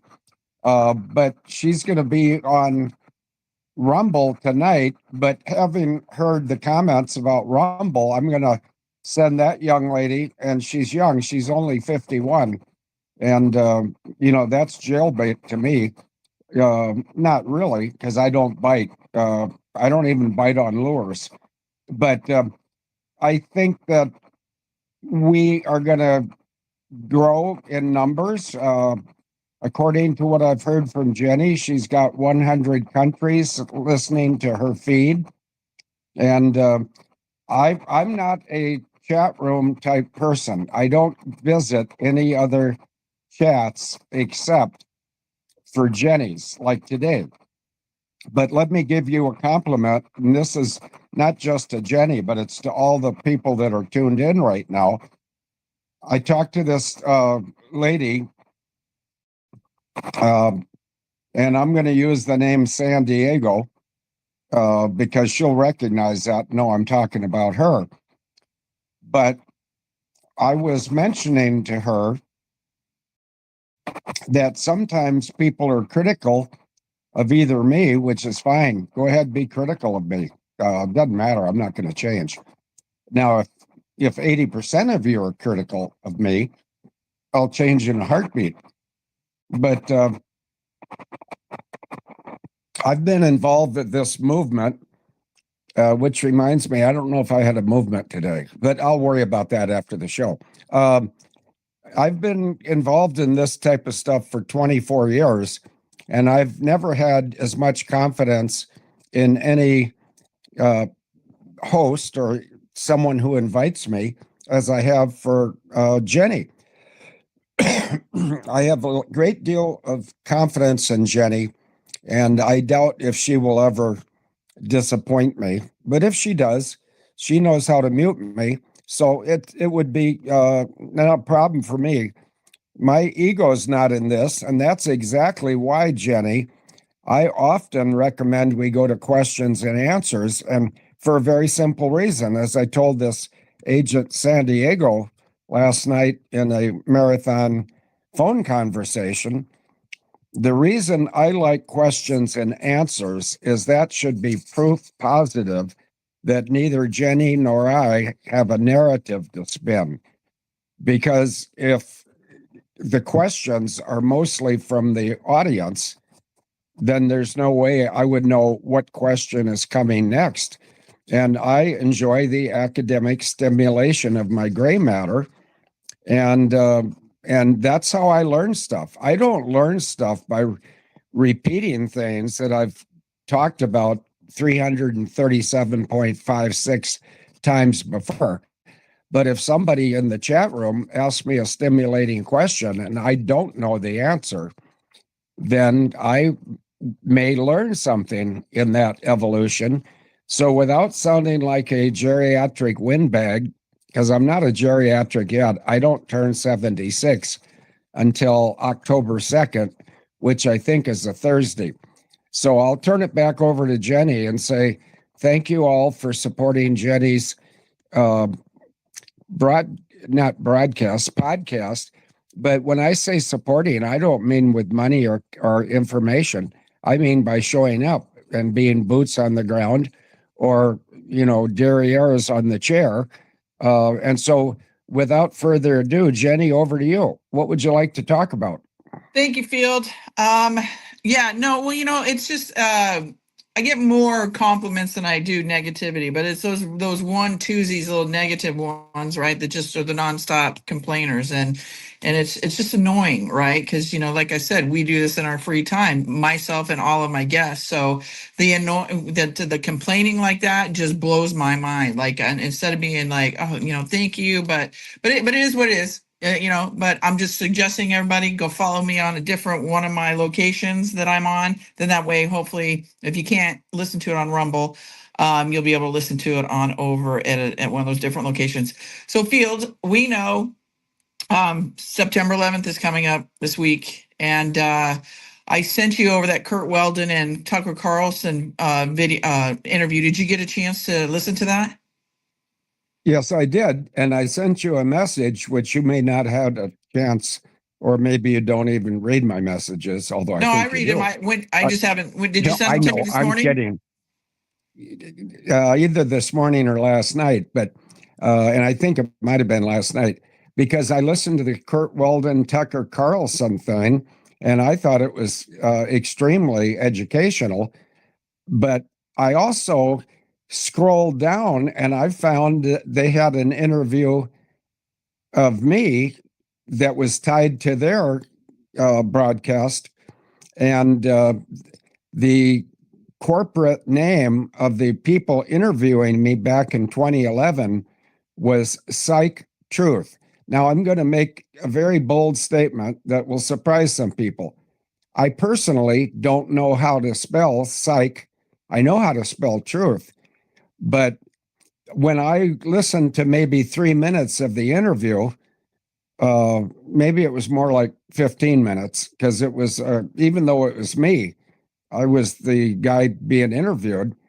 I thought it was very well done, and I was given good questions, not in advance. I don't work that way. I like to be blindsided with questions. That way I can occasionally say, I don't know, but in 10 minutes I'll know, because I have some sources where I can go to them and get an answer fairly quick, or poor grammar, fairly quickly. So, no, it's my great distinct pleasure to be a regular on your podcast every week. And, without wasting more of your time or my time or the audience's time, what would you like to do next? And yes, I did listen to Tucker Carlson and Kurt Weldon, and I think Kurt's name starts with a C, not a K. But anyway, over to you. Well, they're about to release a 5-part series, he and Kurt Weldon and Tucker, on 9/11 this week. So that might be something you and everybody here might be interested in listening to. It's very interesting to me to still hear people talk about how they saw the planes hit the building. That just blows my mind, about people saying, I saw the planes hit the building when there were no planes. Yeah, well, that's because people think if they see it on TV, it's got to be true. And if you see it on TV or hear it on the radio, it's more likely to be the media playing tricks on your brain.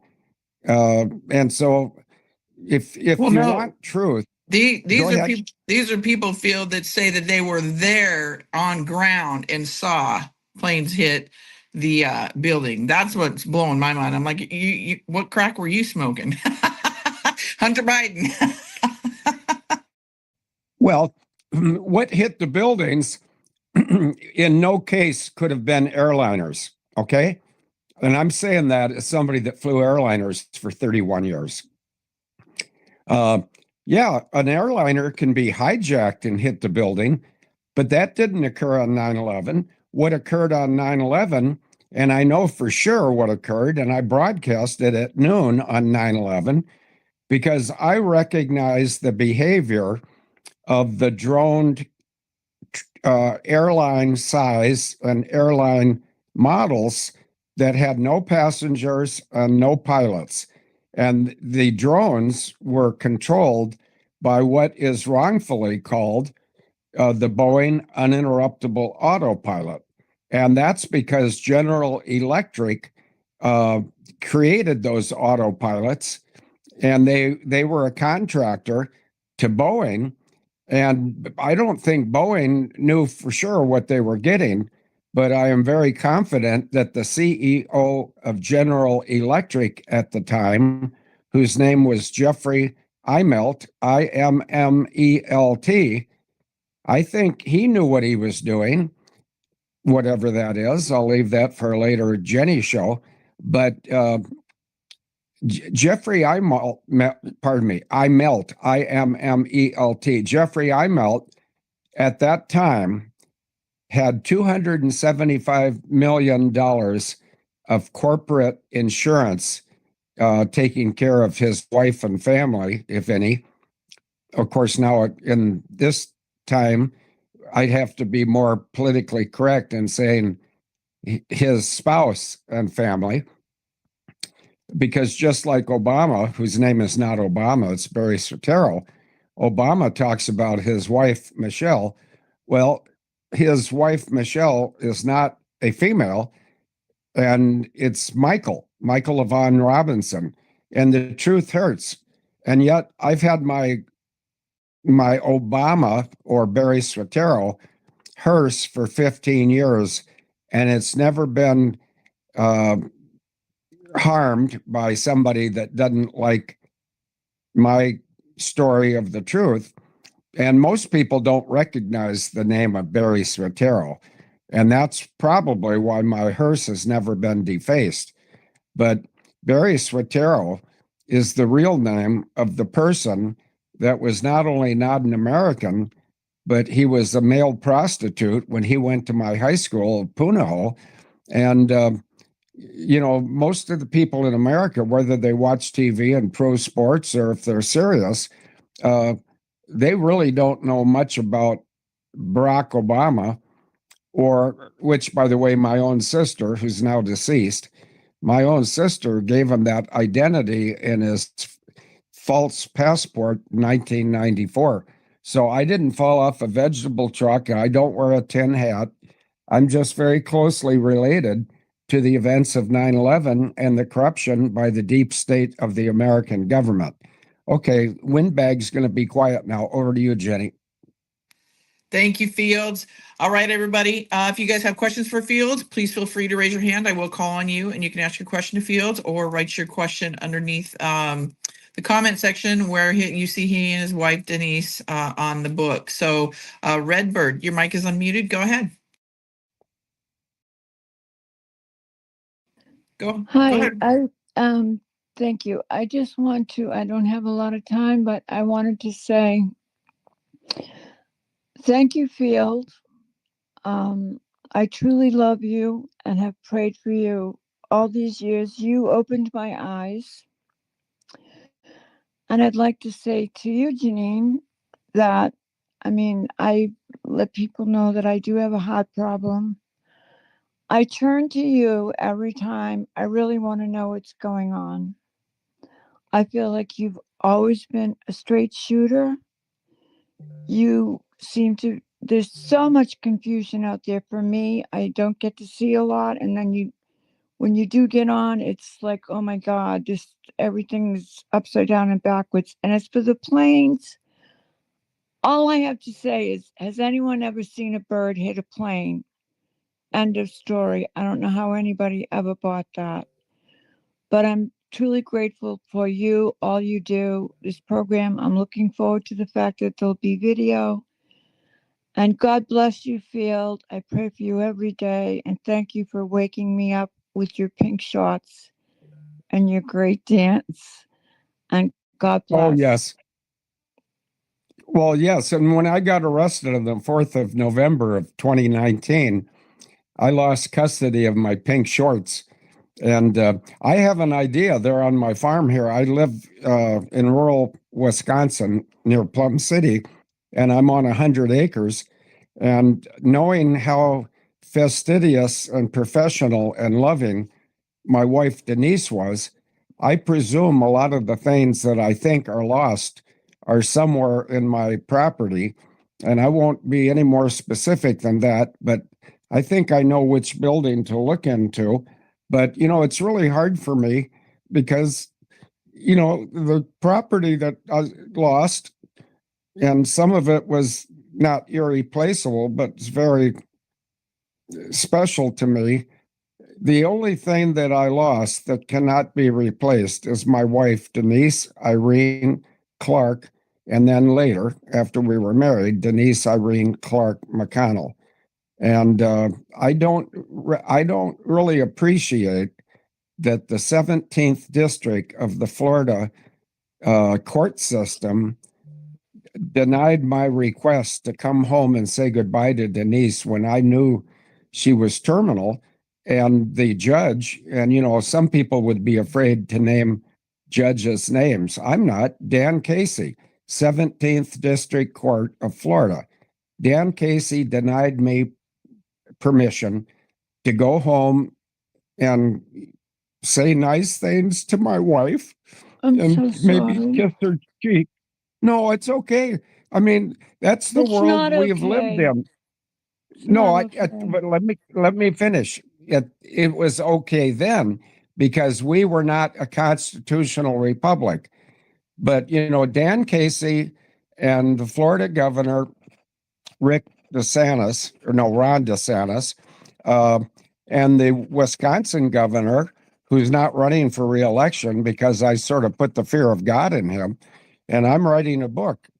It's going to be autobiography. It's going to be a biography of me that I'm writing myself, but more importantly, it's going to be a very accurate biography of Denise Irene Clark McConnell.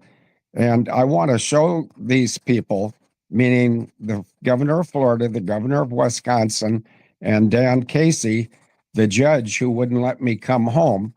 And yet, I don't know why in the world he was thinking that I would be a flight risk because I flew for 38 years and I never scratched an airplane. I never injured a passenger and I never got scared of the weather.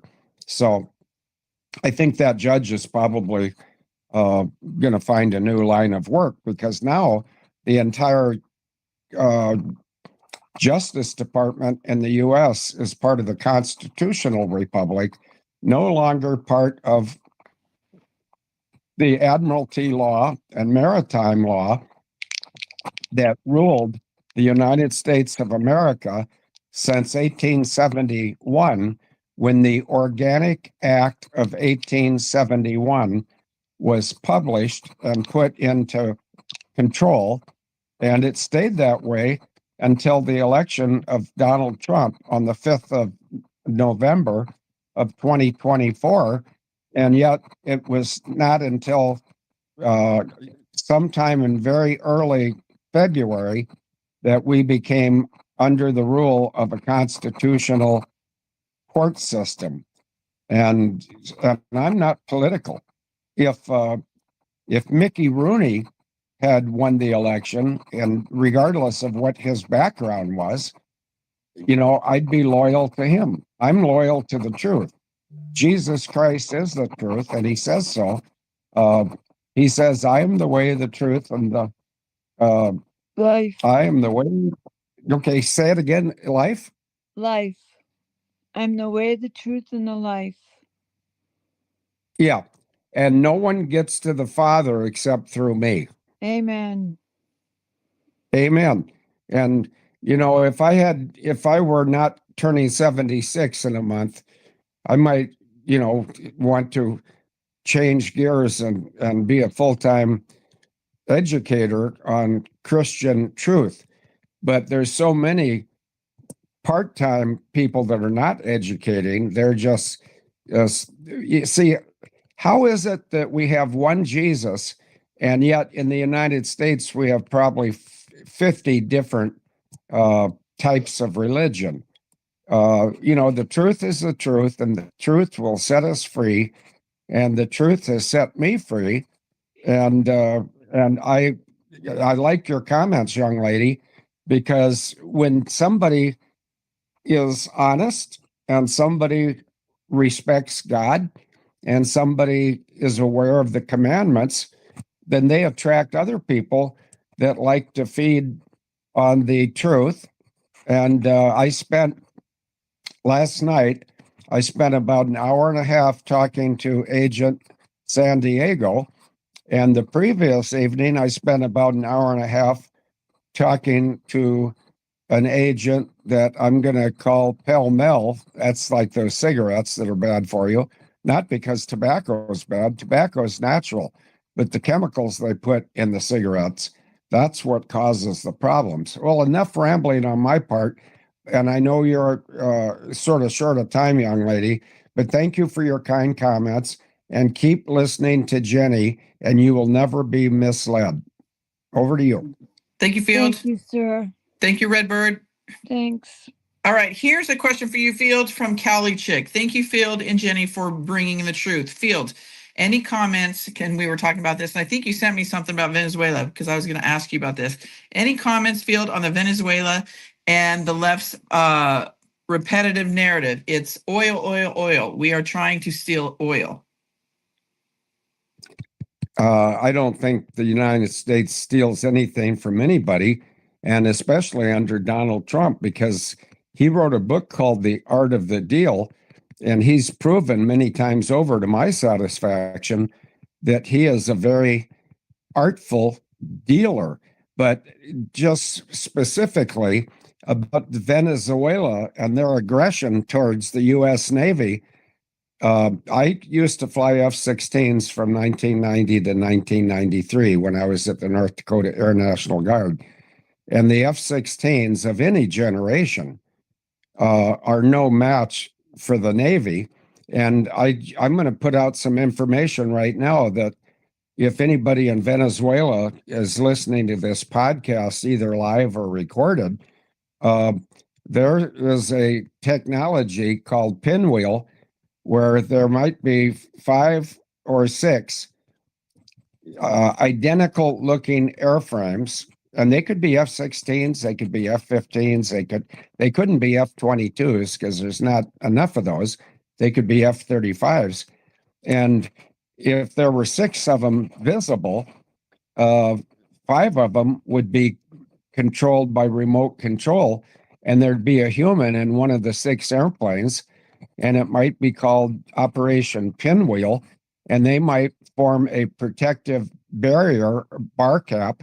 A bar cap means Barrier Combat Air Patrol. And the Venezuelans, I don't know much about their military. I know a fair amount about F-16s because I flew them.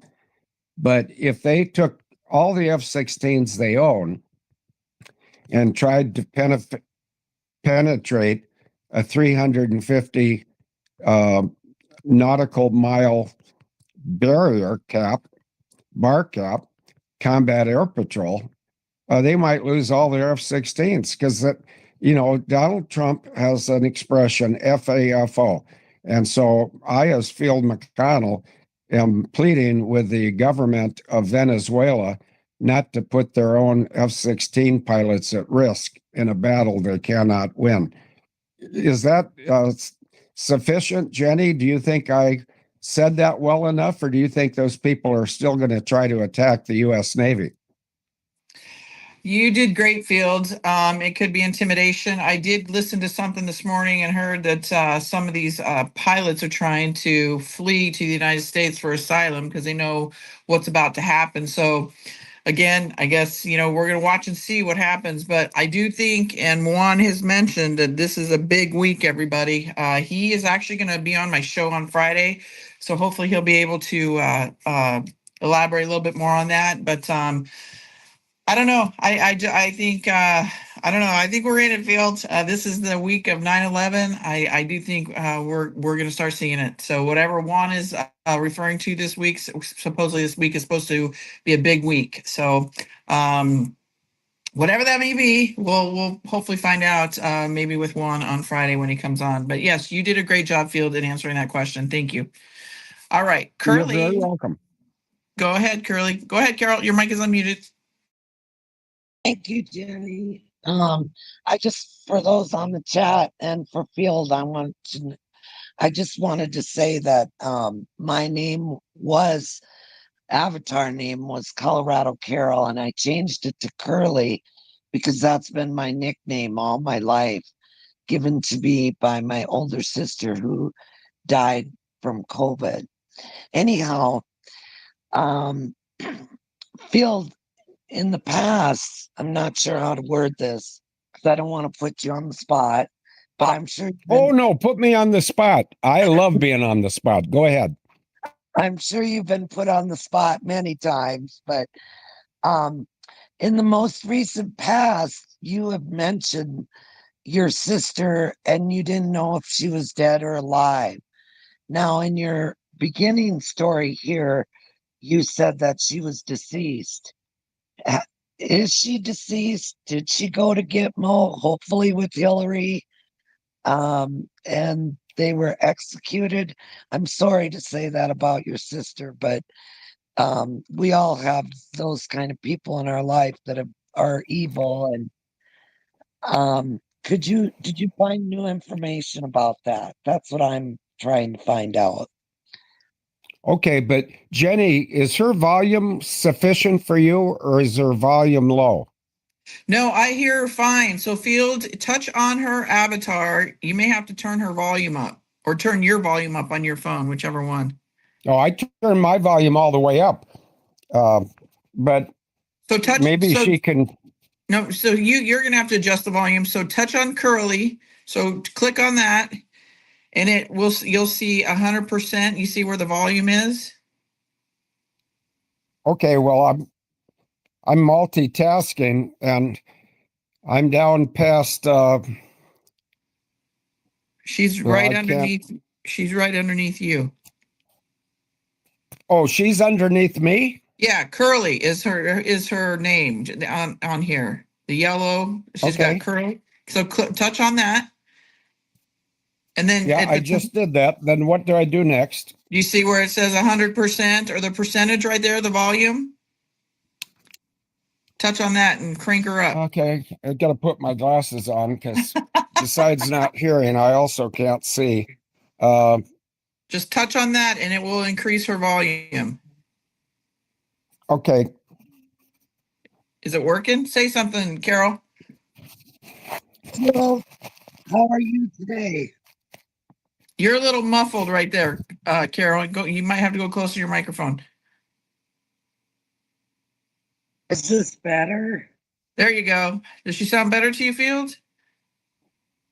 No, I'm getting lost in technology.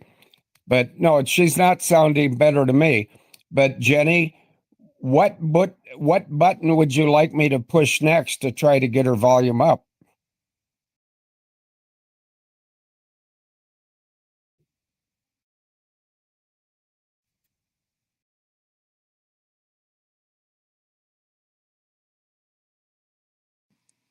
She's basically wanting to know about Hillary and your sister, how you have spoke on them potentially being executed. Do you know that to be true? Do you know, is that like a for sure thing? No, it's not. But if I were going to think I could find the sure thing, just as a private citizen, I would go to the there's a website that talks about, well, it monitors the executions, like it monitored the execution of Mike Pence in March of this year. But I'm convinced my sister is gone because she tried to reconcile with me in January of 2024. And I told her, I said, Christine, there's no reconciliation for you and I. You were disrespectful to our mother. You were disrespectful to our father. You were disrespectful to me. And the only legitimate comment you made about why you disrespect your father, your mother, and your only sibling is because we were all loyal military members that entered, well, my mom and dad entered the military right after Pearl Harbor, and I entered the military on 28 June of 67 at the height of the Vietnam War, and I wanted to go to Vietnam and get that thing over with. And my mother talked me out of it. She said, don't go over as a helicopter pilot in the Army. Go to college for 4 years and then become an Air Force, Marine, or Navy fighter pilot because they're air conditioned and they move a lot faster and they're hard to shoot down. But I still have low volume, so maybe it's at my end. Yeah, it's on your end. So yeah, that's all I can say. Either turn your phone up or you're gonna have to touch on Carol's avatar and just crank up her volume right there where you see it. Can you hear me? Can you hear me okay? Yeah, it's not very good, but I can hear you. So maybe we should let Curly go unless she has more questions she could ask through you. I'm not being pushy. I'm just dealing with technology issues. Carol, do you have any more questions that you want to ask, Fields? Yes, I would like to know that website that monitors the executions. It could be given to me. Jenny, what did she say? She wants to know the website, that if you could give her the website where she could find that out that you just spoke about. Well, I don't know it because I look at a lot of websites, but I think it might have been Real Raw News. But I'm sure somebody in your audience knows the website that publishes the executions of traitors to America. And that's what my sister was, past tense. She was, well, I think I told you the story before, as well as your listeners on whatever show it was, Jenny, that I was in a court setting in Plum City in probably 2017, I'm guessing. And the judge on the bench that day was a pedophile. And he asked a question to the 12 of us in the jury box. He said, "Do any of you 12 in the jury box have a personal history with pedophilia?" And I tried to look as nervous as I could because I was in the Marine Corps. Marines really don't get nervous, they just get active. So I started looking like I was afraid to tell the truth, but I was raising my hand partially and then pulling it down. And after about 3 cycles of that, the judge, who was a pedophile, and notice I didn't say what court he was with or what city he was in, he knows I'm talking about him because there was a time back in 2017, 2018, 2019 that people, or not, these guys are not people, they're animals, but 5 pedophile judges wanted to kick me off my land and take over my 5-bedroom house as a weekend retreat for underprivileged youth. And I told them on a live broadcast, and I don't remember if it was on one of yours, Jenny, or somebody else's back before I met you, but I said, if any of you 5 judges that want my property to be a brothel for underage children, you need to get some police officials to protect you when you come on my property. And you'd be very wise to get the Wisconsin National Guard infantry group to protect you, because I'm a United States Marine. I'm no longer on active duty, but once you take an oath, if you don't violate the oath, you're still restricted to the tenets of the oath. That's TENETS. And so I said, I have ways to defend myself, and I'm not going to tell you what they are, but you'll find out what they are as soon as you try to come up my half-mile long way driveway. And the judge, when he saw me trying to raise my hand, he said, "Mr. McConnell, you have a personal history with pedophilia?" I said, "Yes, Judge." I didn't say Your Honor, because I'm not going to honor these guys. I said, "Yes, Judge. My sister and Hillary Clinton run both Pedogate and Pizzagate, the 2 biggest international child trafficking mechanisms in the world." And he put his hands over his ears and he said, "Too much information. You're excused." And so I'm not going to say what TF stands for, but that pedophile judge got TF'd by a straight shooter that doesn't like child traffickers. And I've exposed as many as I can find.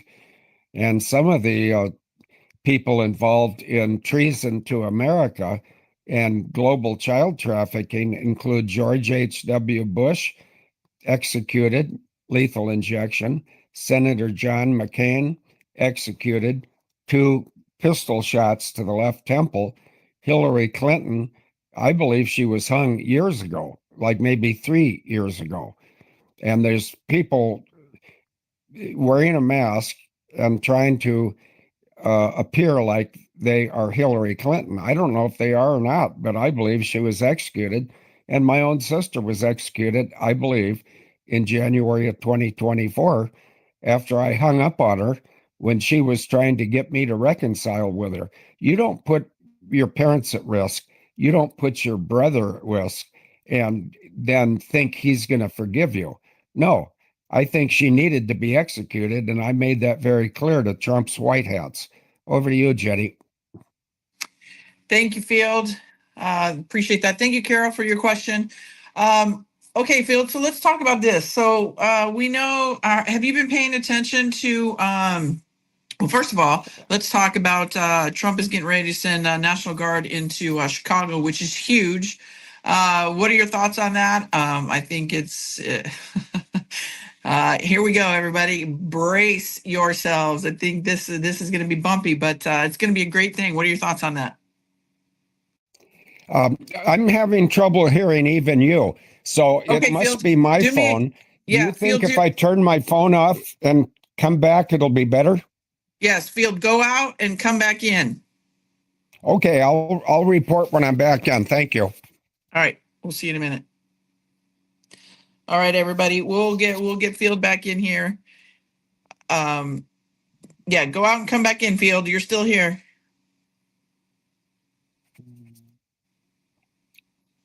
You got to hit the leave button. Just don't exit. Don't end the chat. Just hit the leave button.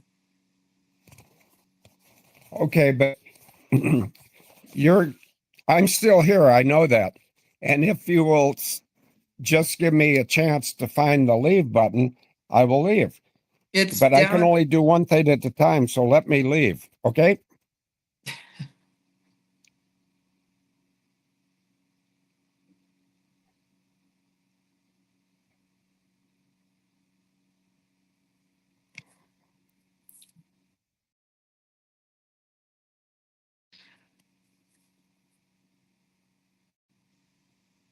Do you see the leave button, Field?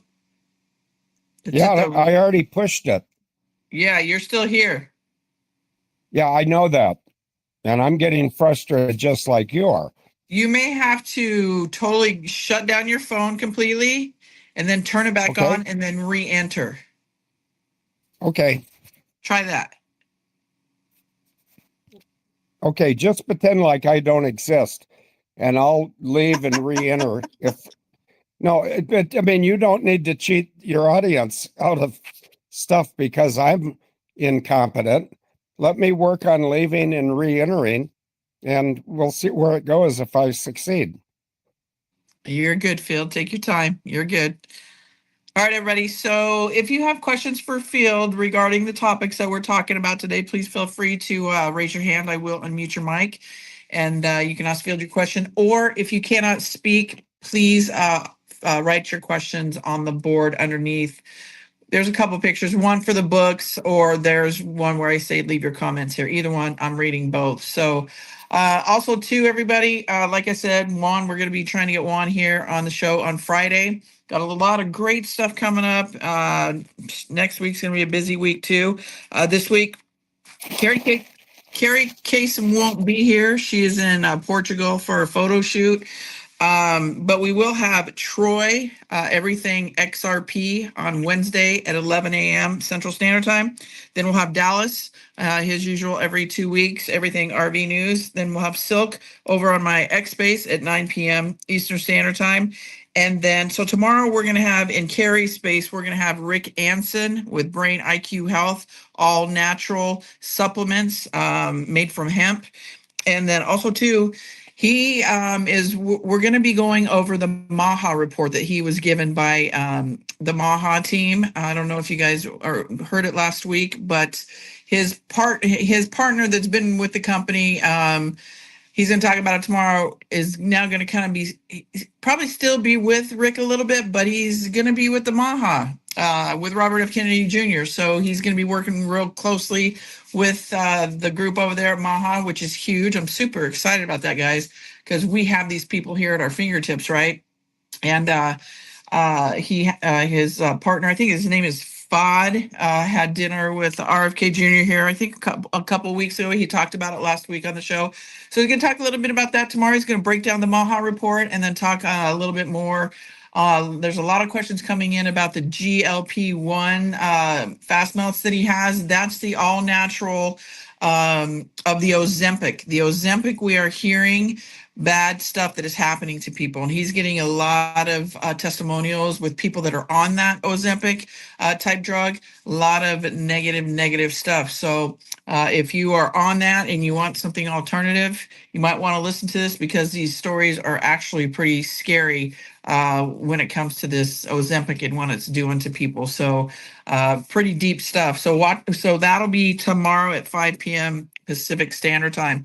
Also too, everybody, if you guys, like I said, many of you have asked me about the books. They are available. They're just not ready yet in hardback because we don't have a lot of requests for the hardbacks yet. I do have the paperbacks available. You can buy them in the set of 4 or individually. The information's on the wall. Again, I hope all of you guys that have purchased them love them as much as I have. He's going to be writing that 5th book to this series, The War Bride, right? And hopefully we'll have that out in time. He'll have that out in time for the Christmas holidays. So that information too, everybody, is on the wall. And then we'll sit here and just wait. But if you guys have a question for me in the meantime, or, you know, Fields, whatever, feel free to raise your hand. We can chat here a little bit until he gets back. I think he's going to be popping in here momentarily. But Grace, I'm going to unmute your mic. Go ahead. Grace, do you have a question for myself, or did you want to wait for Field to get back? Hey, Jenny. No, I was going to ask Field his opinion on something. I can ask you for your opinion on it too while we're Sure, go waiting on ahead. Field. That's okay. So I wanted y'all's opinion on why. I have my own, but I want your and Field's opinion on why President Trump and Melania had Bill Gates sitting to the left of Melania and Mark Zuckerberg sitting to the right of President Trump at the tech meeting. Just wanted y'all's opinions on that. Thank you. Yeah, no. I got you. There's a lot of that going around right now, and I've had that asked to me a lot over the weekend, and I was in some chats talking about it. So I think what everybody needs to do, okay, so go back to Trump. He put out a True Social about a week ago, I think, in regards to he's demanding the truth about these jabs, right? He's heard that some people say they're good and some people don't agree that they're bad, right? And he wants the truth and basically wants it now. Obviously, it was a little bit more detailed than that, but you have him putting that post out. You guys got to remember, we're in war, right? The art of war. We're watching that play out as we speak under our noses. So then you have RFK Jr. annihilate the Senate, basically calling out all the people that had their hands in the cookie jar and the money that they received from basically they got paid to play the nefarious stuff, right? He called them out. They tried to flip the script on him, and he just kept coming back with them with facts, right? He destroyed him. Then you have Trump having dinner with the two people that censored us, anything about COVID, encourage people to get the COVID shot, and then you have Bill Gates over here creating it, right? Trump is telling you, you guys have to remember, you don't give your enemy your next move. So he's not going to forecast that. He's already said that. By him having there at the table, he's showing everybody who is in charge. He's basically saying, when he says, I have it all, we've caught them all. He's got it all, everybody. I believe, too, with this Epstein list, he's using it as leverage. We've seen these 2 individuals on this list, right? So it's no different than he's done with the sanctimonious, Newscomb, all that stuff. Shines the light, right? Brings the dark to the light. These people, they're exposing themselves, right? Because we know what Bill Gates is all about. So I think everybody just take a deep breath. Know it is it's an amazing thing to watch. People are losing their minds over it. They're just thinking, no different than he did with the whole Stargate thing when he first came into office. All those techies with AI, people were freaking out about it. Well, listen. Do you want Russia? Do you want China? Or do you want the United States to have control of AI? We want the United States to have control of the AI, because if we don't, then it's man against the machine and we're done. So, and if you look into all 3 of those individuals that he pulled up to the podium there, they all have nefarious ties to them, connected to them.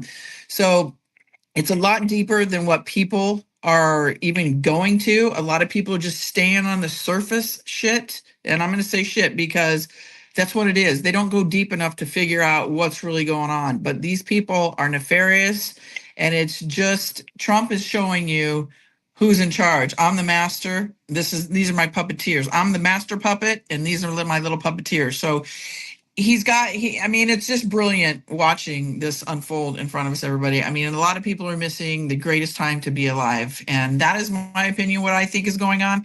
I've had a lot of people say the same thing. So yeah, that's my opinion, and I'm going to stick to it because it would make no sense him having a friendly dinner with these two pieces of shits that have done nothing but harm to all of us. So it's very methodical, everybody, strategic, but we are at war. Can't give you got to look weak when you're strong, and Trump. It's like Juan said, all the comms are there. Look at the comms. So get excited about that because Trump is telling you who's in charge, basically. That's what I believe.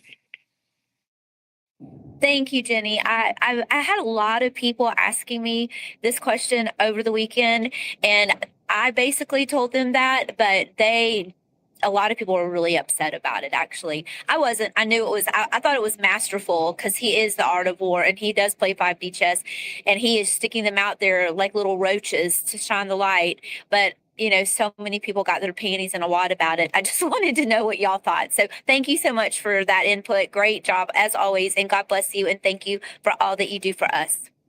Thank you, Grace. Glad to see you here again. And yes, everybody, I get people will be upset about it, because one, they're probably not doing the research. They're not getting a lot of the stuff that we're getting. They're on the surface, right? They don't know what we talk about or how we research or whatever. They don't see that. So I can see the everyday person kind of seeing that and, not getting it. But again, that's what we're going to be here for, everybody. We are that calm in that storm because people really are going to lose their minds. I mean, when they say that 4 to 6% people literally are not going to survive this, that's a thing because they can't handle stuff like that, which I get.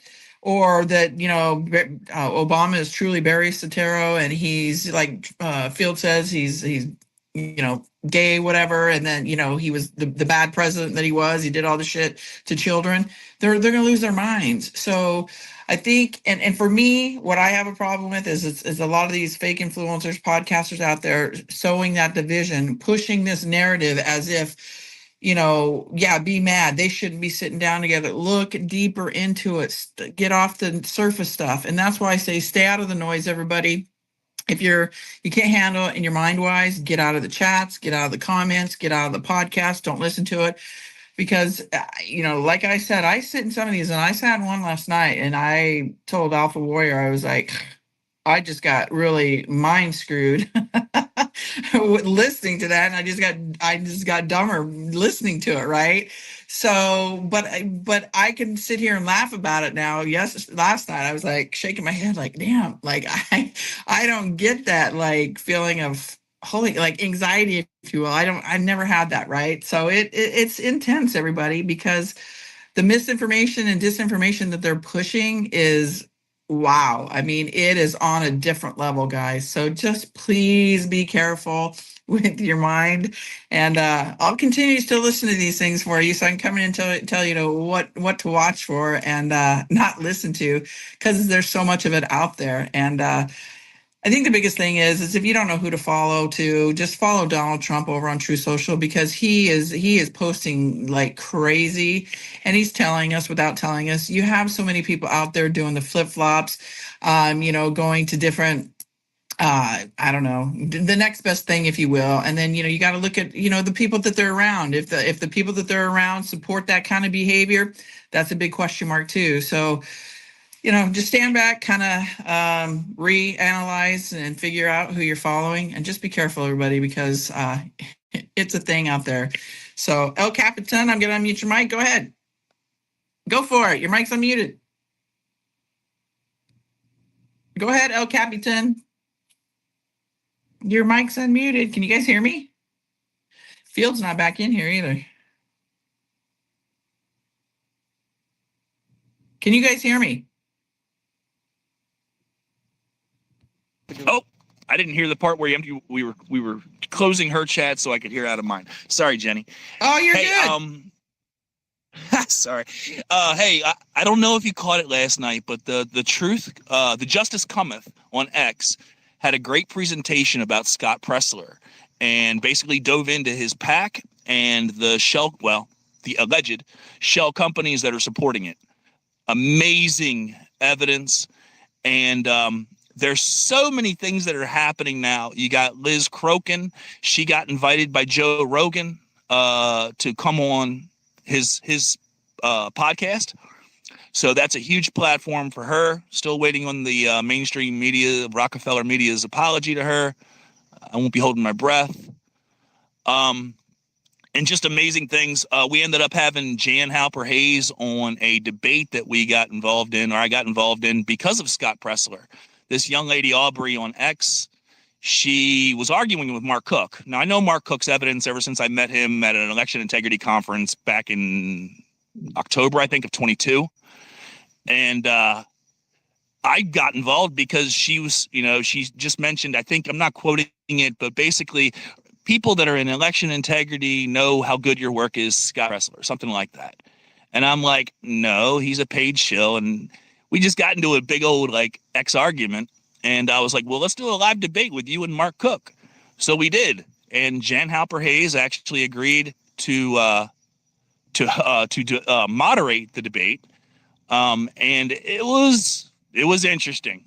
I mean, a lot of good truths, but unfortunately, the one individual just couldn't abide by the moderator and kind of disrespected Dr. Jan. But there's so many things that are coming out. And yeah, I know. And when you got RFK Jr., conspiracy theorist, Laura Logan, conspiracy theorist, why? Because she thinks the elections are stolen. Real quickly, Captain. Field just popped back into the chat, so I want to continue with him. Thank you for coming up. Love you. Love you too. All right, Field, can you hear us now? Yes, I can hear you now, but I had to jump through all sorts of hoops. And well, I'm proud of you. You figured it out. Yeah, I did. I tried to undo everything I could undo. And strangely enough, the one thing that gave me the most trouble undoing was at some point I had turned my camera on, and it probably took me a good 10 minutes to turn it off. But I'm glad to be back, and you're correct. By leaving and coming back, I restored my volume. So I apologize for my lack of technical skills, but I'm here now. All right, you're good. You're good. Okay, Field. So we've got a couple of questions. Grace wanted to ask you a question, but she asked me since you're gone, and I answered it. But I would love to get your take on it as well for Grace.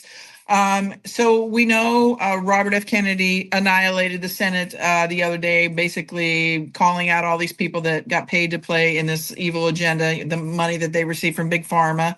Trump had posted a couple of days prior to that on Truth, basically demanding the truth about these jabs. Some people say they're good. Some people don't agree with that. They say they're horrible. He basically wanted the information. And then he had Zuckerberg and Bill Gates sitting in between next to he and Melania at a dinner, and people were freaking out about it. And what I told Grace and what I told many people in other chats or whatever is that basically this is the art of war. Trump has to be neutral. What it shows to me, and by his post, Robert F. Kennedy Jr. doing what he did, and then that dinner, he's basically showing to the public who is in charge. Trump has it all. He's caught them all, and he's basically showing that these guys are done. There. So what is your opinion on all that? I think you're absolutely right. And that's the track record of Donald John Trump. He exposes the bad people and he walks them into a trap from which they can't return. And a lot of these people that he targets, let's talk about all of the people. All the people he targets are guilty of something. Most of the people he targets are not the lower end of the food chain. They're at the decision level. And Trump and his mechanism and the people that are loyal to him will defeat the bad people. And keep in mind that that's coming from my mouth, Field McConnell, and I helped accelerate the removal by death of George H.W. Bush, John McCain, my own sister, and Hillary Clinton. So it's not that I'm anti-lesbians, like my sister and Hillary Clinton. It's not like I'm anti-Democrats. Both John McCain and George H.W. Bush claim that they were Republicans. Well, the truth is they were traitors, and they got what they deserved, just like my sister did. And Trump's not going to give in. He's going to continue until the House is cleaned out. Now, I don't mean the Congress. That was an expression, like house cleaning, or maybe the garage needs to be cleaned, or go wash your car. Trump's on a roll, and RFK is on a roll, and they're high rollers. And I'm not talking about Las Vegas. I'm talking about people with authority based on their position that can cause improvements in the day-to-day life of the American people. And then in turn, when Donald Trump is no longer the president of the US and it's taken over by who I think is going to be John F. Kennedy Jr., then Trump can have a higher position in the global leadership. And I think that's what's going to happen. And if I'm wrong, I'm wrong. But I'm not under the influence of anything other than good judgment so far. Thank you, Field. I appreciate it. All right, I've got some hands that have requested. I'm going to call on those hands. Let's see. We've got Tammy. Miss Tammy, go ahead. Your mic is unmuted. Yeah, well, I was raising my hand when you said, can anybody hear me? But I do have a question. I took the Real Raw News, and I was reading the articles there. And one of them just happened to say that the White Hats were concerned that President Trump had been replaced by a double. Well, Is for that me, a question for? Go ahead, Jenny. sorry, Field. Well, for me, I don't get into all of that stuff, who's who, and all that kind of stuff, because at some point we're all going to find out, right? There's just so much other stuff to be mainly focused on. So for me to give you a good opinion on that, I just kind of stay out of that lane. But Field, what are your thoughts? Well, I don't think he's been replaced by a double. There are people in this world that can't be replaced by anyone else because they're so uniquely qualified and skilled for what they're engaged in for the welfare of not only the American population, but the global community. So, and also back because I used to be in the military for 26 years, my military understanding is that when I last got a number on the attempts of Trump's life, I think the number was 23. And I don't believe they've gotten him yet. And I would suggest we all watch for video of Donald Trump and Melania together, because Melania would know who she's standing next to. And I believe that she would give us signals with her behavior that the guy standing beside her is not her husband. That's just an idea. That's not a fact. No, I don't believe Donald Trump has been replaced. They could hire people to act like him on occasion, but in order to take him out so he needs to be replaced, I don't think it's going to happen. The military is very good at their job. And we're going back now to Vietnam War.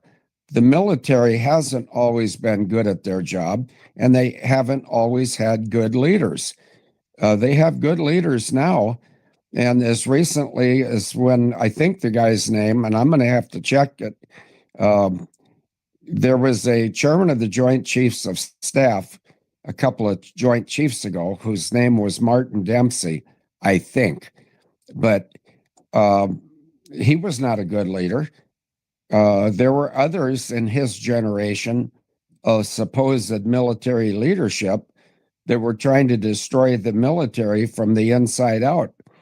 And, well, if those people want to try to destroy the United States military, I'd invite them up to Plum City and come to Molly's restaurant at about 4 p.m. any day other than Monday. And they could probably find me waltzing in. I might be wearing a Trump hat. I might be wearing overalls, but I'd be certainly wearing a smile, because the people trying to destroy America are novices.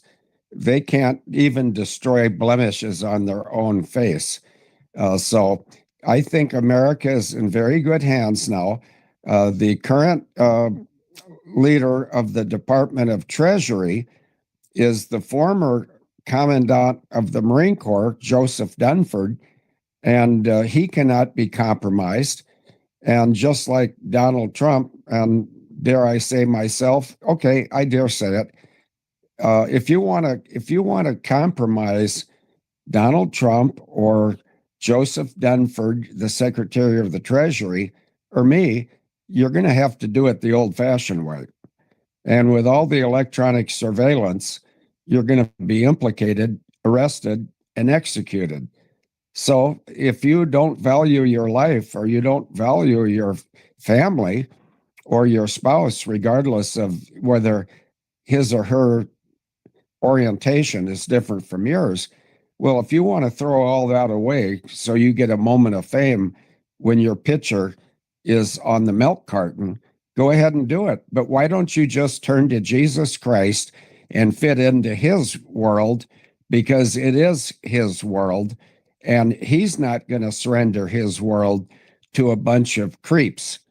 And I'll stop there before I get agitated and say a word stronger than creeps. But I've been doing I've been doing whistleblowing back to noon on September 11th. That's when I started doing this. And so it's 24 years ago that I started telling the truth. And it's a little bit frustrating to me that the truth is not embraced yet, but I said it's a little bit frustrating. It's getting easier every day to recognize the incompetence of the people I deal against. And they're going to fall one by one. And then if there's any smart ones left on that team, they will jump ship and come over to join Trump and the White Hats and Christians and other people that can think clearly. So that's my short comment. Stronger message to follow. Over to you, Jenny. Thank you, Field. Okay, I've got a few more hands here. Field typically gives us 90 minutes of his time, and we're coming up on that, so I'm going to call on these hands I've opened. So Lori Vaquero, go ahead. Your mic is unmuted. Go ahead, Lori. All right. Miss Cal, you're Sorry. Go ahead, Lori. I didn't know I hit a button. I'm so sorry, Jenny. Oh, I didn't have a question, but I love you're your show. good. Thanks so much. Thank you. Did you get your books? Did you get your yes, books? I got them. Love them. Thank you again. You're welcome. All right, Miss Cal, go ahead. Your mic is unmuted. Good morning. I just want to say I'm reading your books. I'm amazed and understand now why you're such a national treasure. But I live in Orange County near Tustin Marine Base, and I can relate to a lot of what you're telling us through these books because I am of your age. And boy, I would encourage anybody to read these books because I think everybody needs to know this.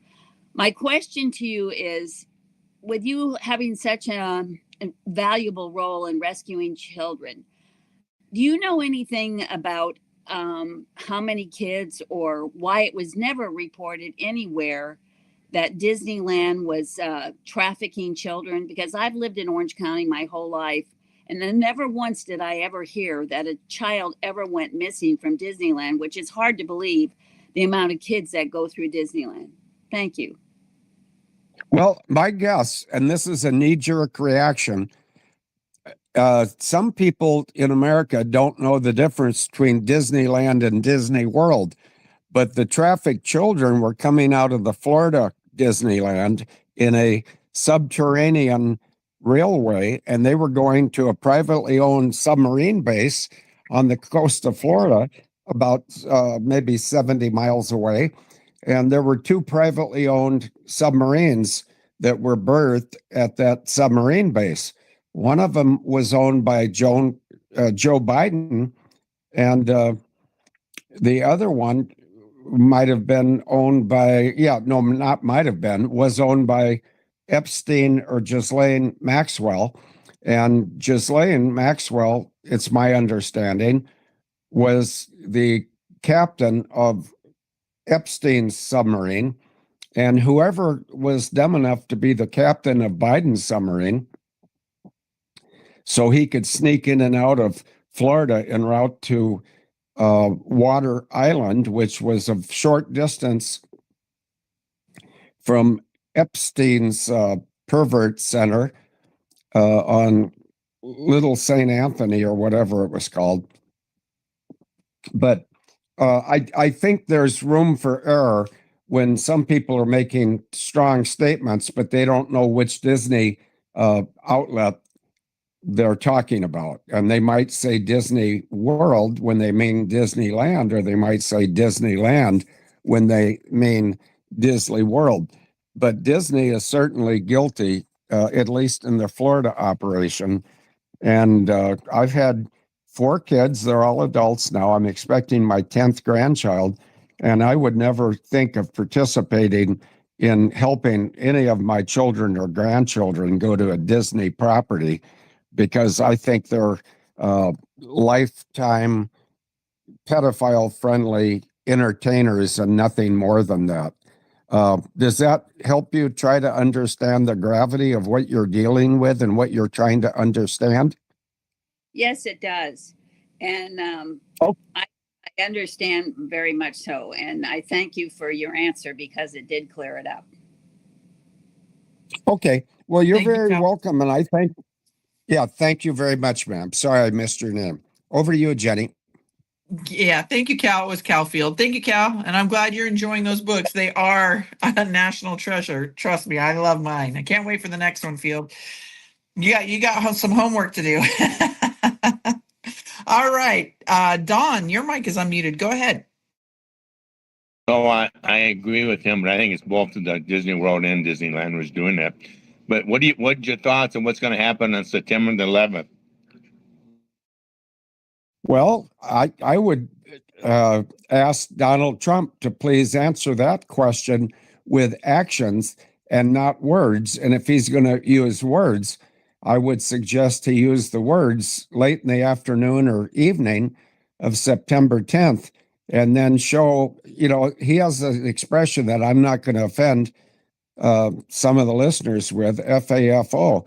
But I think on the morning of 9/11, Donald Trump himself, not a body double, not a replacement, might take some not directive, that's not even a word, take some very direct measures to explain to the world what 9/11 was all about. And I explained it to the internet at noon Central on the 11th of September of 2001, because I recognized the technology used. And I also, and I'm not trying to act like a hero. In fact, I'm a recovering sinner. I didn't become a Christian until the 1st of February of 1994. But once God himself, or Jesus himself, knocked on my door and knocked on my heart, I completely changed gears. And I've been working for God and the truth and Jesus and the Holy Spirit ever since. And some people might want to argue that. Well, I'm not a good guy to argue with unless you really like losing arguments. I'm not combative. I'm just well informed, and my information has come by a life that's been lived in a series of different occupations and educational institutions. And I was not a good high school student, but yet I went to Barack Obama's high school, Punahou School in Honolulu, Hawaii, the address of which is 1601 Punahou Drive. But see, Barack Hussein Obama doesn't exist, never existed. His name was Barry Soetoro, Soetoro. He was born at Peace Arch Hospital in British Columbia. And I always have a hard time remembering the town or the village that Peace Arch Hospital is in. But I think one of the two words in the title of the city is sand.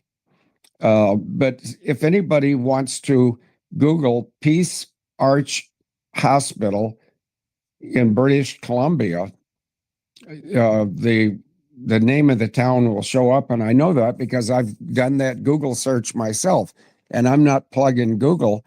I'd be more than happy to plug people that are trafficking children, but I can do it with my keyboard. I don't even need to go up and look through my closet and find my 357.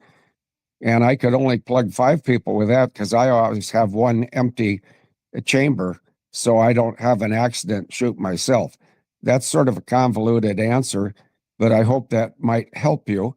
And that's what Jenny's all about, helping people learn what's true and what's false. Over to you. Thank you, Field. Thank you, Don. Did that answer your question, Don? Well, I already have assumed that but I hear Trump's going to say something on the 11th or do something. We're going to see maybe one big thing starting to happen, which we all know this has got to kick off here pretty soon. Well, Juan did say that this is supposed to be a big week, so whatever that means, I'm trying to get him on for Friday, so hopefully he might be able to elaborate a little bit more on that one. So let's see what happens, everybody. I think we're coming into the bumpy ride, so brace yourselves, everybody. Thank you, Don, for your question. Appreciate it. All right, Miss Tara, your mic is unmuted. Go ahead. Jenny, I'm sorry. I was just trying to let you know that we could hear you. Oh, thank you. Appreciate it. And I love Phil. You're awesome. I love how candid you are with us, and I enjoy listening to you. So thank you so much. Well, thank you. And that means so much that I'm starting to cry now. But as many of Jenny's listeners know, I cry real easy. And the quickest way to get me to cry is ask me a question about my recently deceased wife, Denise Irene Clark, because she may be in heaven and I might be in Wisconsin. But according to my wedding vows and hers, we are still man and wife, even though we're separated temporarily. I'll see her again. And I thank you for your kind comments. And I would direct all the kind comments to Jenny for assembling this group.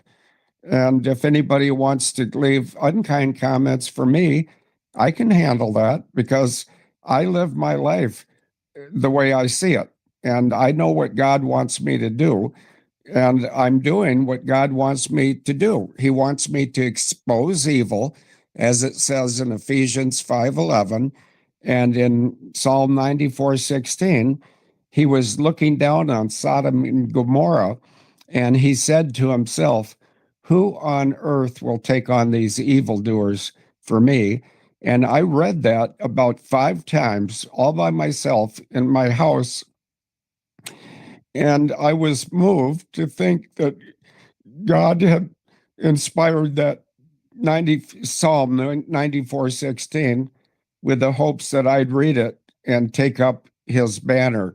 And, you know, I am taking up the banner for God, for Jesus, for the Holy Spirit, for the common people of the United States of America, North America, and the entire world. And Donald Trump and the deity, God, Jesus, the Holy Spirit, they're not going to be defeated. And somebody like me can be defeated quickly. I live alone on 100 acres. Any sniper worth his salt could walk right up to the room I'm in every day during broad daylight. Or if they wanted to be sneaky, they could come at night with some night vision goggles and send me to heaven. And on my way out, I would say, thank you. I'll be with my wife in 2 minutes. And so thank you for your question. Thank you for following Jenny. And you will never hear falsehoods on Jenny's channel.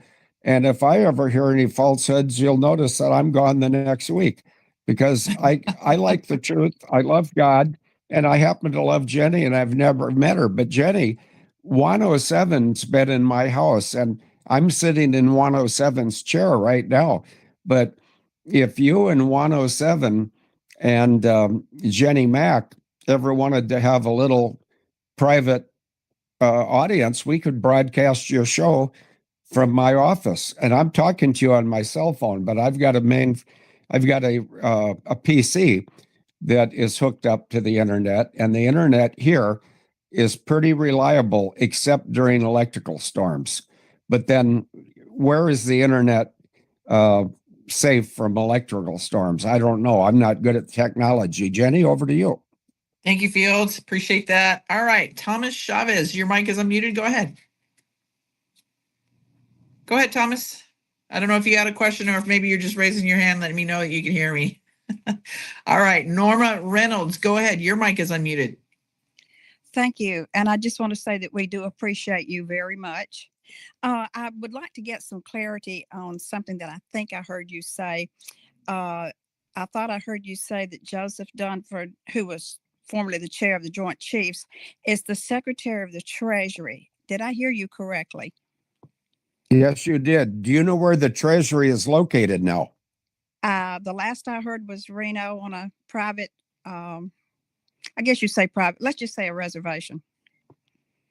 Yeah, it's called Reno Sparks Indian Community. Okay. And do you know why Dunford moved the Treasury to a reservation? There's a very simple reason, but it may not have occurred to you. And it certainly wouldn't have occurred to more than 10% of Jenny's listening public. So let's educate people right now. Do you know why he wanted to put the Treasury on Indian property? Yes, because it's sovereign. I guess you could say there's some kind of word like that. No, that's exactly the right word. Oh, okay. It is sovereign. It's Indian land, and the federal government, whether you are talking about the constitutional republic that we are in now, or previously from 1871 until January or February of 2025, we were part of the corporation of the United States of America. But Donald Trump is on both sides. Meaning that he was first sworn in as president in 2017. More recently, he was sworn in 2021. And Donald Trump is a wise man. And he knew by suggesting to the Treasury Department to shut down Washington, D.C. and move to an Indian reservation, that it would enhance their power. And it certainly has. Yes. So anyway, I'm very proud of you, young lady, for knowing that the key word there is sovereign. The Indian communities are sovereign nations in and of themselves, with no legislative or legal obligations to the United States of America Corporation, which died when Biden did. Over to you. Thank you, Field. Did that answer your question, Norma? Yes, it did. Thank you.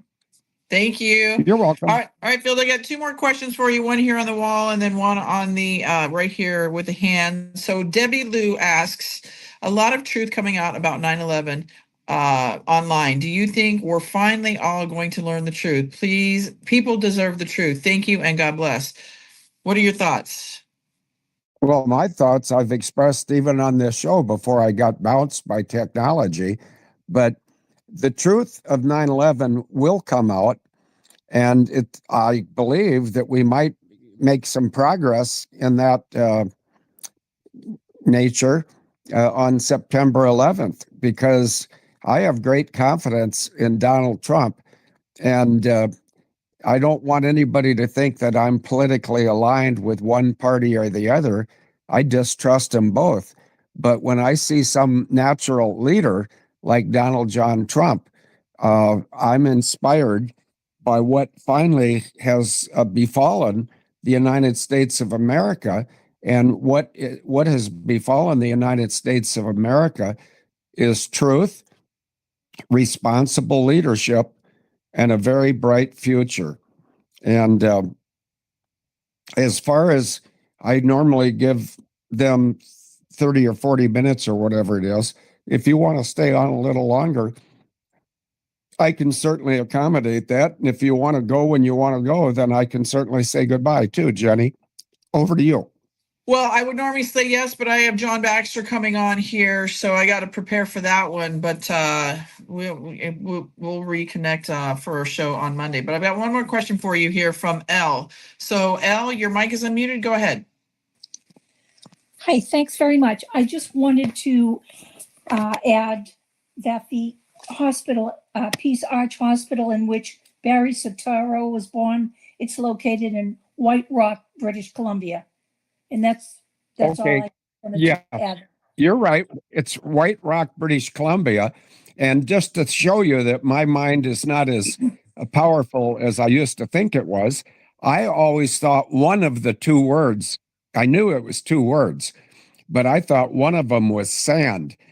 I was close. Sand and rock both have 4 letters, but I was also inaccurate. And that gives me the opportunity to say, I don't think Jenny Jareed is going to knowingly put inaccurate speakers on her show, her podcast. No. I think go ahead. No, she wouldn't. No, I know it. And that's why I always separate between opinions or facts. And I try to keep my opinions to myself. But I'm having a hard time doing that right now because I'm elated to think that maybe after, in my case, 24 years of being a whistleblower, specifically on 9/11, maybe I can go into retirement smiling right before the EMTs come and put me on a defibrillator and then say, oops, we lost him. Okay, let's go to lunch, and or whatever they might do. But, you know, it's been my pleasure to try to be a conduit of information from what the reality of 9/11 was and the American people who so deserve to hear the truth. And I think that, well, I don't think, I know. I know that I've said on Jenny's podcast numerous times that I can travel anywhere in the world and take on anybody that thinks they know a lot about 9/11, and I can teach them that they don't know as much as they think. But I don't have to rub their face in it. I'm just saying I've been doing this full time for 24 years, and my background was such that, you know, I was an airline pilot for 31 years, and I was a military air defense interceptor pilot in F-4s and F-16s for 16 years of my 26 years in the military. And so I know both sides of 9/11's flying events, and I think that I'm fairly articulate. I know I don't have to prepare for shows, and I know that Jenny does have to prepare for a show with Mr. Baxter. So I'll say thank you for the question. Thank you for telling me it's White Rock, British Columbia, and you're absolutely right. And you know, once again, maybe what I should do to turn up the heat on whoever Barry Soetoro is calling himself this week, probably Mrs. Michael Robinson if he's smart, because he's going to need to distance himself from the past or he's not going to get into eternity.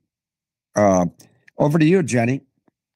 Thank you, Field. And everybody, thank you for being here and all your questions. Field will be back with us next Monday, same time, same place. John Baxter will be back here, or will be here in, let's see, at 4 p.m. Eastern Standard Time. So come back for that one. Then we have Derek Johnson later on tonight, 6:30 p.m. Central Standard Time. So come back for those, everybody. They will be all right here on Telegram. And Field, God bless you. And we will speak to you. Well, I'll speak to you before next Monday, but we'll have you back here on the show next Monday. Okay. And if something comes up on 9/11, I know that 9/11, well, I don't know. I think it's Thursday of this week. But if you need to do something spontaneously, you can count on me because, you know, I'm old and unemployed, which means I'm off every day except for Mondays from noon to 1:30. And otherwise, my time is your time, Jenny. I appreciate that, Field, and yes, I will keep in contact with you here on the backside of this. See what we see, because again, Juan says this is going to be a big week, whatever that means. Let's pay attention, everybody. I say brace yourselves. Get ready. Everything that we have been preparing for this mental boot camp, everybody, it's here. So God bless you all. Stay out of the noise. Stay out of the fear. That's what it is. Stick and stay with the 3 to 5 people, because I'm telling you, these people are trying to make you miss the greatest time to be alive. So God bless you all. We'll see you soon. Thank you, Phil. Love you. We'll talk to you soon. God bless you, Jenny. Bye-bye. Bye-bye. Alrighty, Patriots. Field McConnell on the Revival of America podcast. You can find on Telegram or at Jay Jareed on Rumble or Jenny Jareed on YouTube. Good stuff right there. Love Jenny. Love her interviews. She does great interviews. Love Field McConnell. He's an awesome dude. So we got an interesting week ahead of us, Patriots. We're in the middle of our media battle. Beware of the news. Don't let it frustrate you. We'll be back tomorrow night to look at everything from there, see what's happening, see what people are saying.